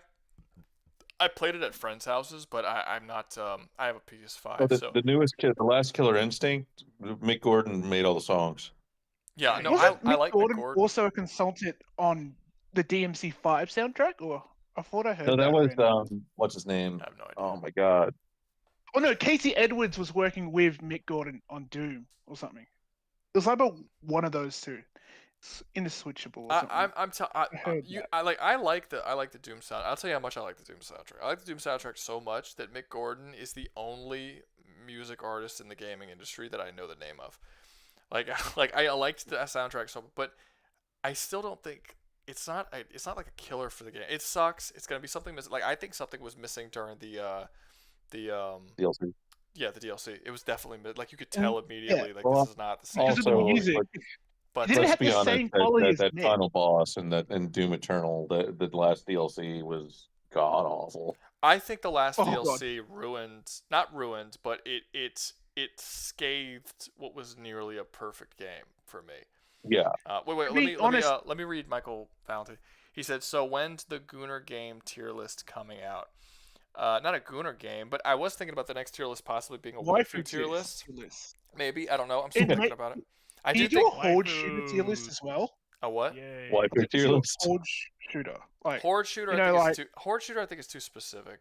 I don't know if there would be enough that I would even be able to do. Well, I can think of a couple. Like technically speaking, off bat, you can do Darktide. Warhammer 40k Darktide is considered a horde shooter. My favorite game of all time, Rock and Stone. Deep Rock Okay, I don't know. Galactic. I don't know either of Very these games. Wait, how are those horde shooters? Wouldn't a horde shooter be like Left 4 Dead or Killing Floor? That's the thing. Those two technically are horde shooters if you play them. They're very much a horde shooter with special enemies as well. I don't think I'm enough of a horde shooter guy to make a whole tier list about it. I've played a couple, but it's not That like is not your thing. It's not that it's not my thing. It's just I don't think I've played a shit ton of action games. I haven't played. If there's a game I can recommend, if I had to sit here and name all of the horde shooters, I could probably come up with like 5 or 6, but I'm not going to be able to come up with 20. I could come up with 20 action games. Yeah. If there's actually a horde shooter I would recommend to you that's fun, it's Deep Rock Galactic. It is I played it. unironically. I couldn't get into it. I played it. Couldn't get into it. Oh my god. I could not get into it. I'm I've got sorry. the same, but I played it myself. I love it. I don't know why. I just I'm find glad it you do. endearing. It's fun. That's great. I actually played it on stream. You can go and watch. The only time I ever played it was on stream on the channel. I live I streamed think it. different strokes for different What folks. game I was it? suppose. Deep Rock Galactic. Deep Rock Galactic. I don't know what Basically, that is. the dwarven simulator of the universe. You know what a kind of a fun game was that I remember playing it on PS4. It was I guess it was an indie game. It was Fury. It's just basically a boss gauntlet. Fury was cool. Fury was cool. Yeah, I have that. Yeah. I never beat it though. That was a fun. It was just fun. It was like, yeah. I mean, I could kind of do like I guess I could kind of do like an indie type tier list where I have like smaller indie games like Fury, like Cult of the Lamb, like Dead Cells, Like, stuff like that. I could do something like that. Technically, Minecraft was That's a cool considered an indie game back in the day. Minecraft was originally an indie game. I mean, fun honestly, I could just look at all the games that I've used in the Cult of the Lamb tier list, and those would all just use all of those again. like what? What was that one? Don't Starve, wasn't it on there? Don't Starve was on Don't there. Starve Together is funny. Don't Starve was Don't on Starve there. Together. Yeah, and I've played That one I've played game all you those put in games. with the Batman tier list, with the Batman survival, one where that guy just Oh my god, he just goes in and just beats the shit out of everybody. I can't think of what it was called. Midnight Fight Express. Midnight Fight Express, and then Midnight Fight Sifu, I guess, would also be there. Shifu's a good Would you game. did you play Sifu? I unironically haven't yet. I didn't but play it looks Sifu. pretty good. No, I didn't play Sifu. It actually looks pretty good though. From like, there's a lot of. Yeah, it does. It actually looks like a kind of action game that would be on the tier list you just did. Maybe I'd have to play it first, but I haven't played it, so it's not on here. Like I said, I haven't been playing games in the same way that I used to. Yeah, I like I said, when I go, like I was thinking about getting Kazan the Berserker because it seemed interesting to me. Yeah. And then I realized that I heard a reviewer say that it's about 60 hours long, and I'm like, oh, I might not get it because it's gonna take me months to finish it because I just don't play that many games anymore. That's what happens when we get to be in our 30s. So I end up Haha, imagine being 30. I'm 23. I end up playing a bunch of games, like a lot of the games I play. Like if you look at my PlayStation and the games I've downloaded, like I probably have 20 or 25 games that are all like super short flash games, you know, not flash games, but like Skulls of the Shogun, Cult of the Lamb, Castle Crashers, like all of these types of like Cat Quest, like all these types of very small games. Yeah. I just my whole thing's just fucking filled with them, and that's all I that's what I play because you can get through them quickly, you know. I have an Nothing unpopular. wrong with that either. You know what game I was opinion. looking at? I was kind of curious of playing was what was it? V Rising. Oh, I have that. I have that too. Is that one any good? Have you played it? I have issues with it, but it's not fun. Like there's good stuff. There's things that it needs. It just came. It's one of those games that you know that they're going to keep updating and adding new stuff and bettering. Oh yeah, that's a downside for me actually. It's not okay. It's not a bad game. Like if you play it, it's fun. It's enjoyable. There are issues that I have with it. I don't like that this is going to sound like it's not really that big of a deal, but it really affects the combat for me. I don't like that the dash the dash has a cooldown to it. I don't understand why the dash has a cooldown. That is actually a big deal. Yeah, I don't like it. It's just like a Shadow of Mordor. I hate it when it does that. Yeah, it immediately like if they just if they made the enemies attack faster and took away your dash cooldown, it would be such an engaging combat system. Because the magic's really cool and stuff like that, but the fact that the dash has a fucking cooldown, it just slows the combat to a fucking halt. And I really just that one change would make the combat so much better. There was another game I played that had that, and you could like double dash, and then it would cool down. Yeah. What was that thing? Yep, that's exactly what it is with. I believe it's the exact same as a double dash in. It reminds me of Siri when she does that double dash attack, or that double dash when she's in her combat. She just dashes out of the way twice. Yeah, and she can't do it again. It really depends on what it is you want to do in a game. Like if you can get a couple of friends or some people online that you like playing with, and you can open up a server, and then y'all could do PvP or PvE, whatever, and then each of you have your own, like build your own castle, and then get your own a little army of servants that you can, because you can enslave servants to serve you in your castle and stuff, and then you guys can like go to war with each other and like start attacking each other's castles. That's really fun. It's fun. It is.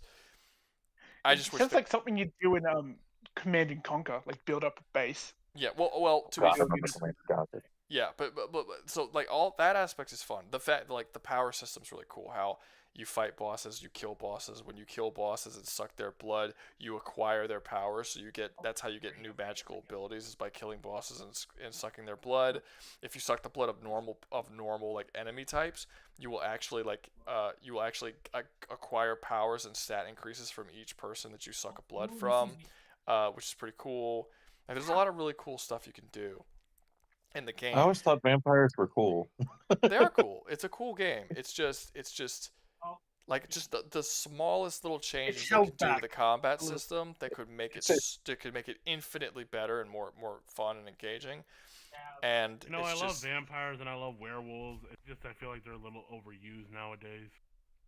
I mean, nowadays, when was vampires and werewolves not like the most popular monster to use? The 80s. True. Nope, I even mean, the 80s. Even the 80s, they were everywhere. No, they were what everywhere. ruined Oh, vampires for me God, was you remember Lost Boys and Yeah. I mean, all I'll say Twilight. is this: if you want a horror movie monster, the top 3 you could pick are vampire, werewolf, or zombie. Yeah. I I was feel thinking. like Mummy is so underrated. I was thinking. Not really. I mean, people love the Mummy. The I Mummy's a love- beloved. Yeah, but we haven't had a good Mummy in a good while. Well, we tried, and, Now, do you remember- it came out shitty. So they did try. They did try, but the Tom Cruise one. Yeah. Yeah, The the only world- good Mummy that I've seen so far, he's not even a mummy, he's Moon Knight. No, A there's a friend of bunch mine told me the Mummy Demastered game was surprisingly good. I've not the only played it. mummy thing I've actually liked so far recently, as of times, is Forewarned, and hardly anyone plays it. I'm so confused. The original Mummy movie is amazing. Actually, there's a couple of them that are really good. You're talking about There's a like the few- 1930s or the 19. Yeah, and then the Brendan Fraser Mummy movie, the first one was really good. I The thought they were second funny. one wasn't as good, but it was still It's good. meh.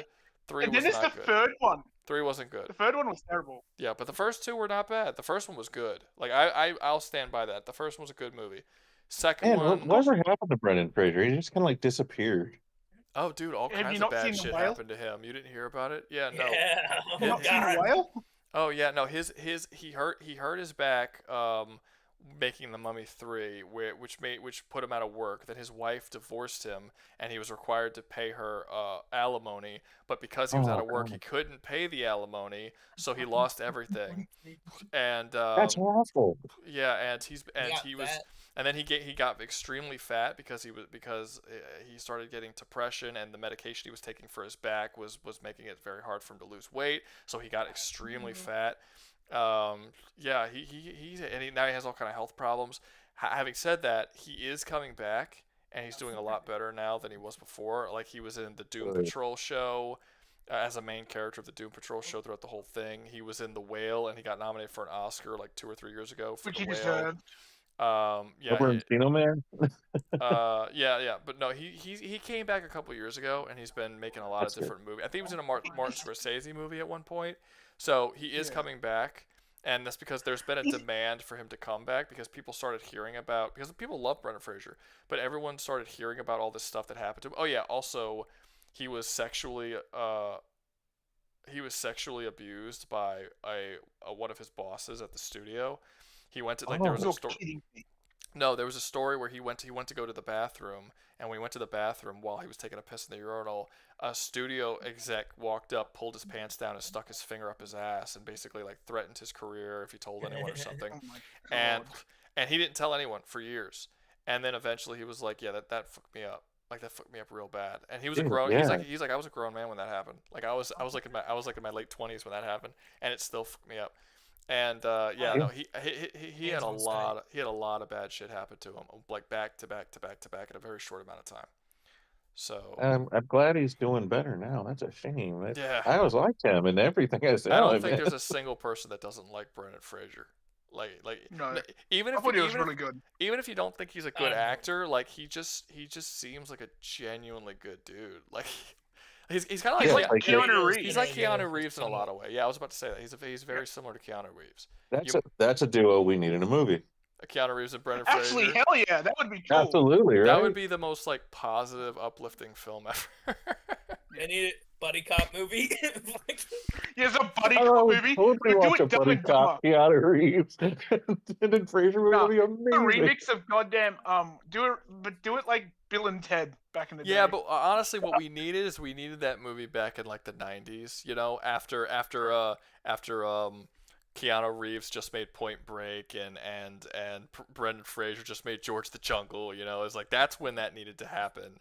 That's I true. still watch it now, though. Yeah, I still watch it now. but now you got like a Exactly. 60-year-old Keanu Reeves and a fat like out of Who shape. still somehow doesn't age. John What the Wick. deal? He aged in that You last say movie. 60? I know yeah. he aged, but he still doesn't look. He still looks like he's in his like 40s. I noticed when Hell. I noticed he aged really hardcore aged in the third Bill and Ted movie, and again in the last John Wick. John Wick, John because Wick. he was moving so slow, and like I was like, oh wow, Well, I yep, mean- his age is getting to him. Well, And I then mean, and I'm not in blaming his him. I mean, he's defense- no, he doesn't need a defense. He's an older guy. It makes sense.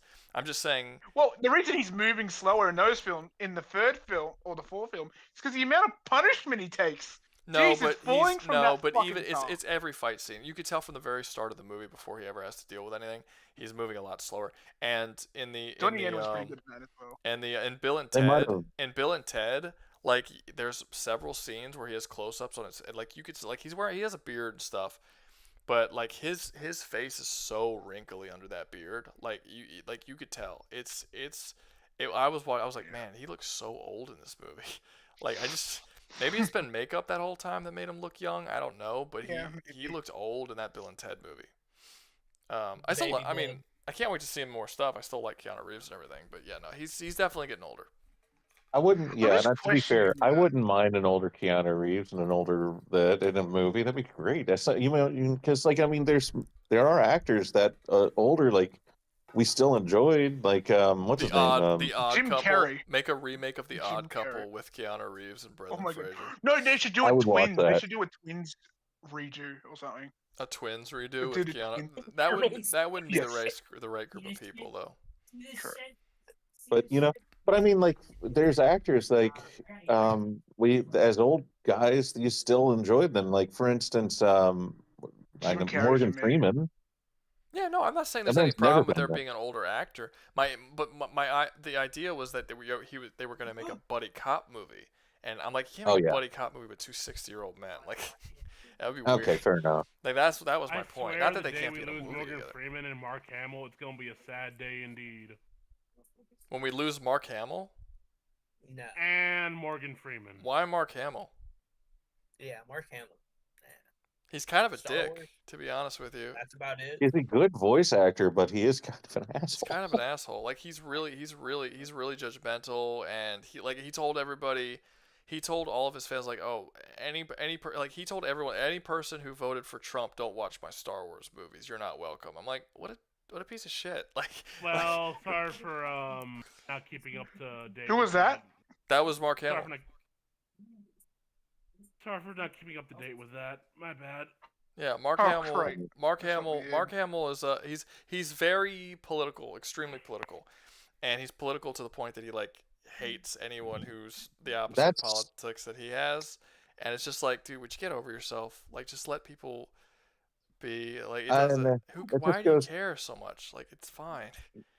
It just goes down to what I've always said: too much politics is bad for the soul. Yeah. Yeah. Ostracism. I think with anybody. I think it was funny how I made my last survival challenge video. I like went on a tirade about why I didn't like The Boys, and Homelander specifically I think has been written, and I have a lot. I lost a lot of subscribers making that Really? video. I gained more than I lost, but I did lose. I lost like 15 and I gained like 30 or Myself something. anyway. I need to watch this. I didn't watch your boys one, so I need to watch this now and see what. Basically, I complain that the show writers' hatred for Trump and trying to turn Homelander into Trump ruined his character, because he is now essentially a cartoon character that solely exists to roast Trump, and he is not his own character. And people took this as me saying that as me essentially being mad because my side was being insulted by The Boys. I'm like, bro, you don't know me or my politics. I don't have a side in this. I don't have a dog in this fight. I just think that it's like it's not like if they would have suddenly turned him into Biden and ruined his character, I would have suddenly been okay with it. I think it's swear, I'm dumb. not You with any ruined the politician. character. But like I had several tons and tons of comments on that video saying that I'm just mad, because I'm like a right wing whatever, and that I didn't like them making fun of. I don't give a shit if they make fun of Trump. That's not the point. The point is It's the Homelander's same thing character was ruined. That's my point. But Yeah, yeah. it's the same. It's the same thing with anything. I think too many politics hurts anything, and it doesn't matter which way it goes. It actually annoys me worse if to respond to something going too far one way, they go real far the other way. That actually irritates me further. I don't think politics inherently ruins things. I think that there is Or not necessarily. good. You can be as Fanaticism. political as you want to be if you're a good writer. The problem is that we have bad Fanaticism is what- writers. like bad writers who allow their politics to essentially What I'm talking about is the fetishes, not political like blood feud right now going on, like oh, where that's you're creating stuff into. I think that people have very short memories. That political blood feud is not a right now Oh, sort it's of been thing. going on for years. Oh no, it's been going on for like centuries. I mean, It's it doesn't matter yeah. how far back you go. In the '60s, there was a political blood feud. In the '80s, there was a political blood feud. I think the '90s was pretty chill. There wasn't a whole lot going on too It still bad right happens, there. man. It happened a little bit, but it wasn't as strong now. But it's like every other decade. Like our country is trying to rip itself apart with the left and the right fighting each other. But people act like this is something that's new, and it's weird. Oh It's no, like they keep forgetting that this is like I think yeah. I think yeah, like if you talk right to my now I if you just talk to don't my like how it's parents, in. like if you talk to my parents, they're like my mom's almost 70. They're like this is the worst it's ever been. I'm like really, Ma? You were alive during civil rights. Like this is My the worst parents it's are the ever same been. way. Seriously, it's like you guys have very very short memories. Like this is it's crazy. Well, you were alive during not only civil rights but the Vietnam War and the Cold War, and you think that this is the worst it's ever been right Oh here. God, wasn't there like a massacre at a school during Vietnam or something There was because all of kinds of political shit. stuff? There was so much shit. Yeah. Like I said, every other decade, there's some horrible shit that happens, and well, I actually think it's pretty tame considering, you know. Yeah, it got pretty bad during COVID. It got pretty bad during all the riots and stuff like that. That was during and the whole George Floyd thing. That was all real bad. I don't disagree I that remember was when bad. people But the said fact that that it's the death of worse Harambe now was than the it's ever worst. been, that's not true. Yeah, and I didn't mean to imply that. I'm just meaning right now in the creative space, it's getting irritating. And honestly, well, the creative space, it's not getting well. There has always been political art. Yes. The problem is that currently there's just really bad writers It's in out of hand. Hollywood. No, there's just Well, no. there's a lot It's less. not it's not the politics. It's the writing. The writing's bad. There's a lot less. Just What's look the at word I look would at the say is there's a Borderlands lot film less. for a good example.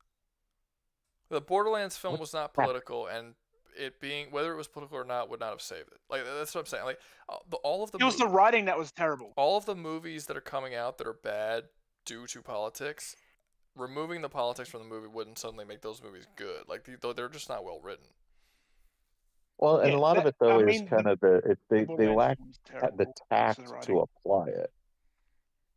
Yeah. Well, like I They said, don't. but They You try to gotta make kind it. of weave it into a it, narrative. yes, but that's a part of the bad writing. Again, if these people who lacked the tact 'Cause, to I mean, apply it, even if you remove it completely Yeah. from the scripts and have them write it without it, well, yeah. they don't have the skill It would to still be write. terrible. They still don't have the skill to write the Well, stories. it's like compare to like Apocalypse Now or something like that. You know, Yeah. I mean, we have that was a political movie. but we have good political movies now though. Dune was a Yeah, political movie. It was a good movie. based off a good book too. Yeah, like we have good political movies. It's Doom just was cool as Star Wars. if the people are good, technically, Christopher Nolan, pretty much every movie he's ever made is at least political in some respect. Not all of them, but quite But a few. he has that But it's tact very to. surface And, level. That's the difference. well, he Very also knows how to surface weave it into a level. narrative. I actually disagree. I think that the Dark Knight trilogy are extremely political movies. Really? It's Oh, about I don't really pay social attention divide. to that. Yeah, most people don't, but it absolutely is. Like, if you look at The Dark Knight Rises, the movie is literally about the lower class taking over the city after Oh yeah. and taking over. And the whole point of the movie, which is one that is actually shocking because it's not a liberal message; it's a very conservative message. The message is that you have the people in power, the higher class, who are controlling everything.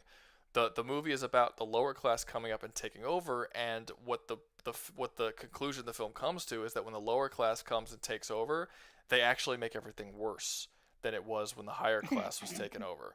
That is a very anti-liberal message that It's not going to get stoned in the street for that. Yeah, but that's what I mean. Watch the movie. That's exactly what happens in the movie. Like the Catwoman. I'm gonna have to watch it with new eyes now. Catwoman complains throughout the movie that it's like, oh, she's the poor and Bruce Wayne is the rich, she robbed him. She mentions it multiple times. Bruce Wayne. Yeah, she mentions it multiple times throughout the movie, and then after everything happens, she starts seeing what's going on once the poor and the downtrodden take over, and then Batman shows up, and even Batman makes like a been like, is this what you wanted? And he's like, no, maybe I like it this way, and it's like she clearly doesn't, and then she fights to try and get it turned back, because it's like, yeah, if you give all the power to all the poor people just because they're poor, and thinking that'll make everything better, no, it won't.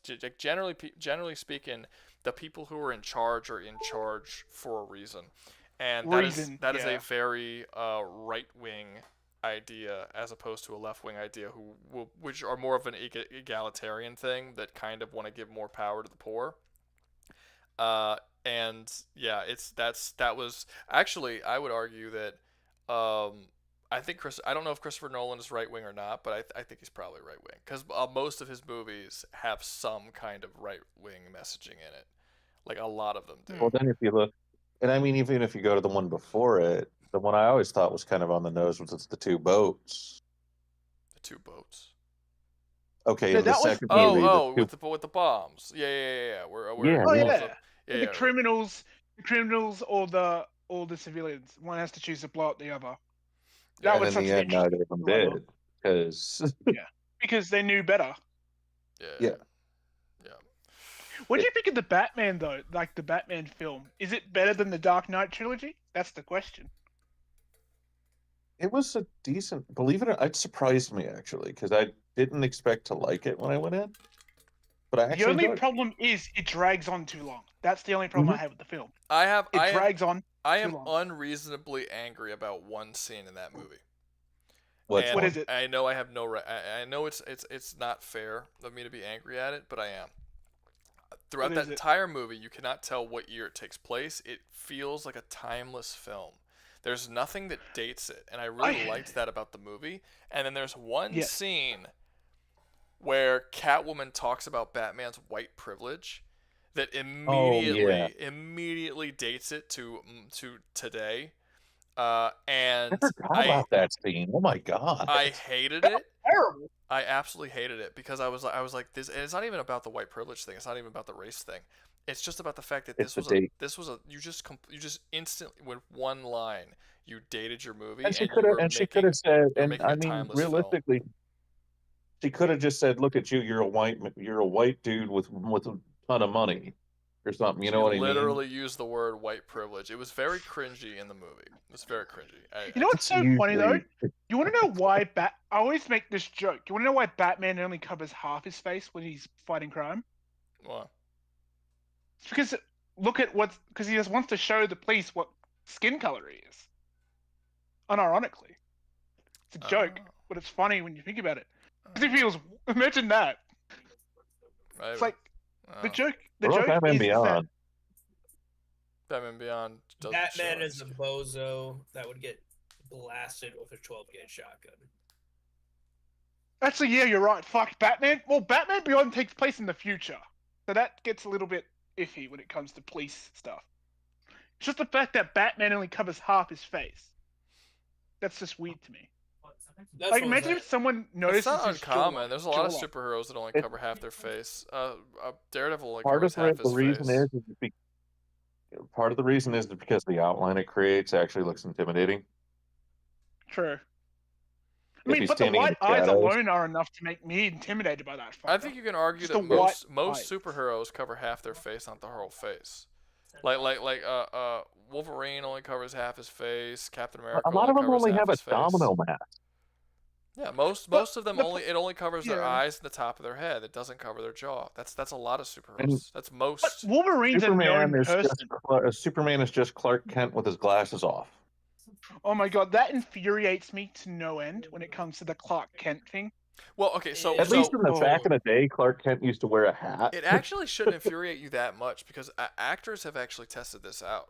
I know Henry Cavill makes sense because if you look at him, well, No, actually, no, Henry Cavill can't really say that. It's like Tom Cruise, for instance, once dressed up like a UPS guy and then walked around a mall delivering packages for an entire day and no one noticed him. And he's not the first actor to do. Actors have actually come out and said that oftentimes they'll put glasses on or something, go outside, and they'll just go around, talk to people. People won't notice it's them.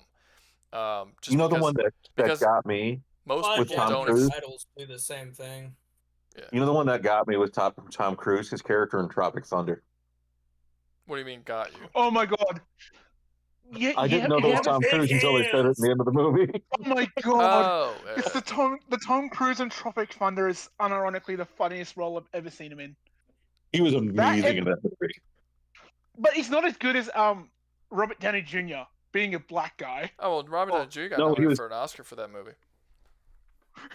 Ironic, because he's just a dude playing another dude. That line is so funny. He wasn't a black guy. It's Robert Downey Jr. in that movie was a man in blackface. Literally. Yes. And I love how if that movie was made in any other time period but that time, he would have been fucking blacklisted. That whole movie was horribly offensive. It's amazing. Hell, look at the interview. That movie is so bad as well. Lost Soul said I knew there was something like this. Cavill literally walked around Times Square in a Superman shirt in New York downtown area or something, and no one stopped him. That's true. Now, to be fair, no one stopping him doesn't necessarily mean no one noticed him? That doesn't mean a big thing. That's not true either. No one stopping him doesn't eyeball somebody. No one stopping him doesn't mean that no one noticed him technically. So I don't know if you can really go by that. But the fact that no one stopped him meant that most likely most people didn't notice him. There's also the time that Hugh Jackman was walking around, what was it, like a Comic-Con or something? I don't know if it was a Comic-Con or if it was another one of them, but he was walking around one and wearing just jeans and t-shirts. Someone said, you had a good Wolverine cosplay, but you're too tall. Okay, that's funny because of Wolverine's height, comic height. I can't get over he's supposed to be 5'11". Consume that type of material are generally not the brightest among the bunch. Yeah, they aren't very smart. That's another thing. I wouldn't go that far, but like the guys who go to Comic Cons, as far as I've seen, especially out here where we get like tourists. Okay, I'm not gonna lie, I'm going to Comic Con. Like that. Well, I'm going to Comic Con in like a couple of days. I'm going as a Jedi, so. You're talking about a Comic Con in Europe? I was about to say, what fucking Comic Con? No, in Australia. So there's a thing called Supernova here, and there's a couple of actors I'm really excited for. Because guess who the biggest one I'm going to be able to see? What's up? Why dressed as a Jedi as well? Tamora Morrison, aka the actor for Jango Fett, will be at the Comic Con. Why? That's why I'm mostly going as a Jedi. Oh, he's doing that tour, ain't he? He's coming to Japan in like a couple months. I don't really do actor. I don't like care about talking to famous people. It just doesn't. I went to. It's cool. I have Comic-Con in my city as well, and I went there. It's called WizardCon here, and there was a bunch of actors there that I knew. John Bernthal was there. The dude who plays Aquaman was there. I'm forgetting his name. Jason Momoa was there, but I didn't talk to any. But I didn't. He's a chill dude. I saw them, and I saw the lines for them, but I just didn't care. I didn't do it, and so I'm just like chilling, doing stuff at Comic-Con, and then towards the end of Comic-Con, it starts to wrap up. I look over, and all the lines are gone, and Mads Mikkelsen is just like sitting there at one of the tables, like chilling. So I'm like, I guess I'll go say hi to Mads Mikkelsen. So like I went over and I was like, hey, what's up, blah, blah, blah. And I just started talking with Mads Mikkelsen, and there was no lines. So we talked for like 15, 20 minutes. I don't know. I just don't get like super uppity about famous people. It's just not something I care about. I like Mads Mikkelsen. What's up? I met Chuck Berry once when he was still alive. Mm-hmm. I actually, one of the cool things that I got to talk to Mads Mikkelsen about, I don't remember most of what he told me because I didn't end up actually playing the game and didn't care that much about it once it released. But I was talking to him before. This was before the game he was in. Oh, you're talking about the Kojima game. What was that with Norman Reedus? Yeah, I asked him. I asked him about. I'm like, hey, Walking Simulator. How was that all? Like, how was that? And then he was telling me about all of these experiences he's had making it, like all this like stuff that, and some of the stuff he was telling me. I don't remember exactly what he said, but I remember at the time when he was telling me all this stuff, I was like, this seems like stuff he's not supposed to be telling me. And yeah, we talked about that game, the walking simulator. I didn't know it was a walking simulator at the time. I thought up to that point, all we had seen was the trailer. So it's basically that's what it is. Yeah. It's straight. What is it? Stranding or something? Whatever it is. It is literally just you as a mailman. Death Stranding is literally a walking simulator. But yeah, we had a conversation about that game for like 5 or 10 minutes, and he told me all sorts of shit, and I'm just like, there's no way he should be telling me this right now. Like I'm pretty sure I could go post this somewhere, and I've like spoiled pretty major parts of this game. And then we just talked for a little while. Then after that, I just kind of left, and that was fine. And then I didn't even like end up buying. Like I never bought that game. Like I didn't even care. I was just like, I guess I'll just talk to Mads Mikkelsen for a little bit. But he was a cool guy. You know what's so funny though? Get this right. I remember I was in my local. There's a thing here like a supermarket. It's like you have your Best Buy. We have a thing called Big W in Australia. So I'm in there, right? I'm $2 short. And I'm like, fuck, I'm $2 short. Guy comes up behind me, pays it off, and says, "Go on, you can let me pay it off for you." I turn around and I just say thanks. And turns out my brother later on told me, because he was with me at the time. He says, "You know that was Ed Sheeran, right?" Because Ed Sheeran was in the area because he had to go to something to do with Russell Crowe at his niece's wedding. Not gonna lie. Ed Sheeran's like a famous singer. But it's like so weird that I got I don't even know the guy. It's like, oh yeah, just here, have $2. Like that kind of shit's funny to me. That some people will just you don't notice them. Well, I think another big thing is like the fact that I live near New Orleans. There's always a lot of actors here, a lot of like famous people that show up here. So maybe I see them more often. Like I don't live in Los Angeles, so I see them that often, but I see them a lot. I live in Australia. We barely see anybody. No, I always say this: New Orleans has some of the best food. I see it. They absolutely do. I've been all over the country. New Orleans still has the best food. I always, every time I leave, I just know I'm going to be getting sub quality food until I get back. That's not like me. I don't think that's me a nostalgia thing or like a missing home thing. It's not. It's just like everywhere I go, they don't season food properly, and everything tastes plain. New Orleans is amazing. Oh my god! Yeah. Why is Texas barbecue so fucking dry? Fucking food. I'm not gonna say anything since I'm Australian, so I don't understand anything you guys are on. I'll be honest. If you come to the U.S., go to New Orleans, get some etouffee or some. No, you gotta get the jambalaya. Get some. I believe that. And if you ever come to Australia, I will show you some of my favorite pastimes, such as. Fun fact: there's a pest in kangaroo one of the states. That's not even. That's just regular. You know what's so funny? There's a pest in Queensland called a cane toad. This fucker is such a bad thing that it's multiplied, right? You know what we use them for? What? So as a pastime, you can go up to Queensland with a golf club and hit these toads onto the road like they're golf balls. Just for fun, and you won't get in trouble with the cops because it's not animal cruelty because they're a pest. They want you to kill them, because they brought king toads into you guys were dumb for this. I'm not gonna lie.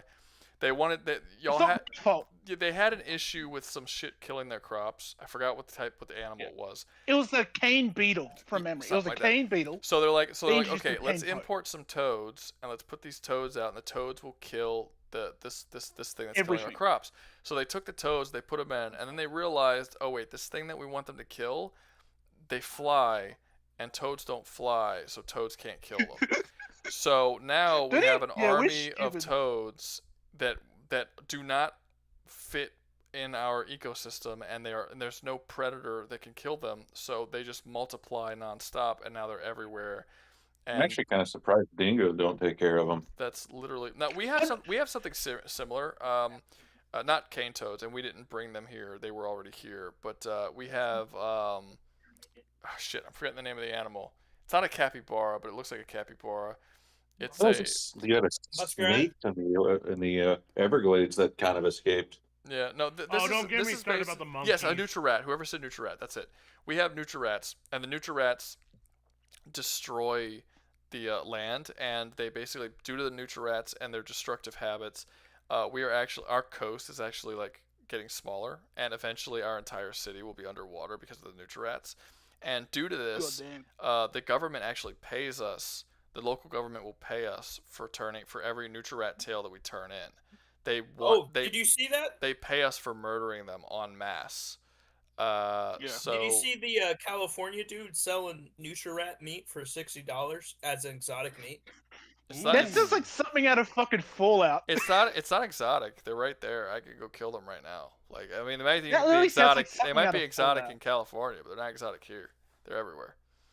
Oh my god, I'm not joking. That sounds like something out of Fallout. It's kind of messed up though, because I actually like Nutrirats. Like, if you actually had seen one and like mess with it, they're kind of cool little dudes. But they're also destroying it, and the government's paying us to kill them. So I mean, that's the thing about an invasive species. It can be cute. I mean, it's not invasive. The problem with cane toads, the one guy who asked why can't dingoes take care of them, there is a reason why. Cane toads are deadly poisonous. Any animal that touches them dies them in a few days later. I'll be fine. I like toads for a living. Okay, so Michael just got in chat. Michael's back in chat again. I'll be honest with you, Michael. You came in kind of late because I was actually about to stop the stream. I'm in the Discord now. Yeah, it's jumping back and forth. Oh my, hey, what's up, man? Yeah, no, I was about to end the stream because we're not. I mean, the tier list is over. We're talking about just bullshit. Just shit talking. Yeah, it's 2:30 in the morning for me. So I'll probably end the stream now. You guys can continue. Obviously, it's cool. But I gotta wake up. I thought I'd just join the shit talking. Yeah. Thanks for coming by, everybody. There's no hot water here. Yeah, it's rare I get to actually talk to you guys. It was nice because it's my work hours. Yeah, it's same. It's every week. It's I usually have it Saturdays at 7 p.m. But because I had to watch some kids, then I moved it back to Sunday. But it'll probably be Saturday this next week. I'm also probably gonna do another tier list this weekend because I like to mix it. I want to mix it up. I don't want to keep doing debate streams.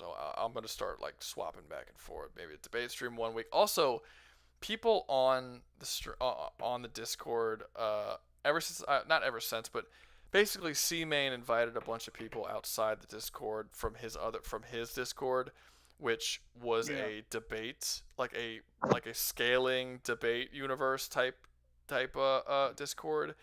And now I got a bunch of people in my Discord who are unbelievably rude, and not a bunch. It's like 6 or 7 people out of 1,300, but it's not a lot. But they constantly hound me about debating, and I'm like, this isn't a debate like Discord. This isn't a debate channel. This isn't a debate thing. I do an occasional debate stream. That's it. So it's like, if you want to debate me, you can come to the debate stream. But I'm not doing this whole. I'm not making it my life to be on Discord and fucking debate you. So I'm going back to. You gotta debate me. Yeah, I'm tired of it. I'm so done. Debate me, bro. It's constant. It's constant requests, and I'm getting so done with it. So yeah, I'm changing it up. I'm going back and forth. I'm going back to doing the tier list for a little bit. I'll probably at some point maybe I'll be like as you should. Yeah, at some point maybe I'll be like 1 week it'll be a debate, 1 week it'll be a tier, 1 week it'll be something else. Just gotta keep doing that. That'll be fun. But yeah, I can't keep doing the same thing over and over. I'm getting fucking bored. So, but I enjoyed this. This was fun. The tier lists are fun. I enjoyed doing the tier list. We might do waifus next week. I don't know yet. I'm not sure. I'll probably talk about it. I would love to do waifus because Gold has a whole collection to share. A whole collection. Apparently, we're getting new Doom: The Dark Ages gameplay tomorrow. Oh wait, really? I was getting ready. I will be watching out for that because that could be cool. I thought you were about to say that we're getting. Apparently, we're getting a new Doom: The Dark Ages waifu tomorrow, and I'm like, what the fuck are you talking about? We're getting more gameplay tomorrow. They're introducing new waifu characters in the. We need to put Doomslayer on your waifu's tier list. Just do it. Oh, Doomslayer is top tier waifu. Well, if you've seen my past tier list, I'll usually put I've put joke characters in there before. I forgot what like one tier list I put Rambo in that did not belong in the tier. Like I think it was horror, best horror monsters, and I had Rambo on it. And I mean, he is kind of a horror monster in his own right. Jesus. If you're, Imagine ripping out a guy's if you're heart. counting like he does like stealth go around and fucking brutally murder people. So I guess for bad guys he would be. But yeah, he had and then I usually put above S tier. I'll put a Rambo tier, and Rambo usually goes in the Rambo tier. But sometimes other characters go in the Rambo tier too. Come on, who doesn't love? It's like this is like the joke in JoJo's Bizarre Adventure with Speedwagon. Yeah, maybe everybody has their waifu tier list, then there's Speedwagon on top. Yeah, maybe I'll do the wife. Maybe I'll do a waifu tier list. I'll have Rambo on the waifu tier list. That'll be fun. But, Rambo, put Doom Guy in. I still say put Doom Guy in there too. Yeah. So anyway, having said that, I'm gonna end the stream here. Thank everybody for coming by. You guys have a good night. I'll see y'all next week. It's been a pleasure. You're probably see y'all next week. I'm gonna try and get a video out on Tuesday. I don't know how plausible that's gonna be. It'll probably be Wednesday, but I will try to get it out on Tuesday. It just I haven't started filming it yet, so I'm gonna have to film it and edit it tomorrow and get it out by Tuesday morning, which seems unlikely but possible. I don't know. We'll see. But we shall see. Yeah, we'll see. Anyway, I'll see you guys next week. Toodles. Talk to you all later. See you guys. And... I'm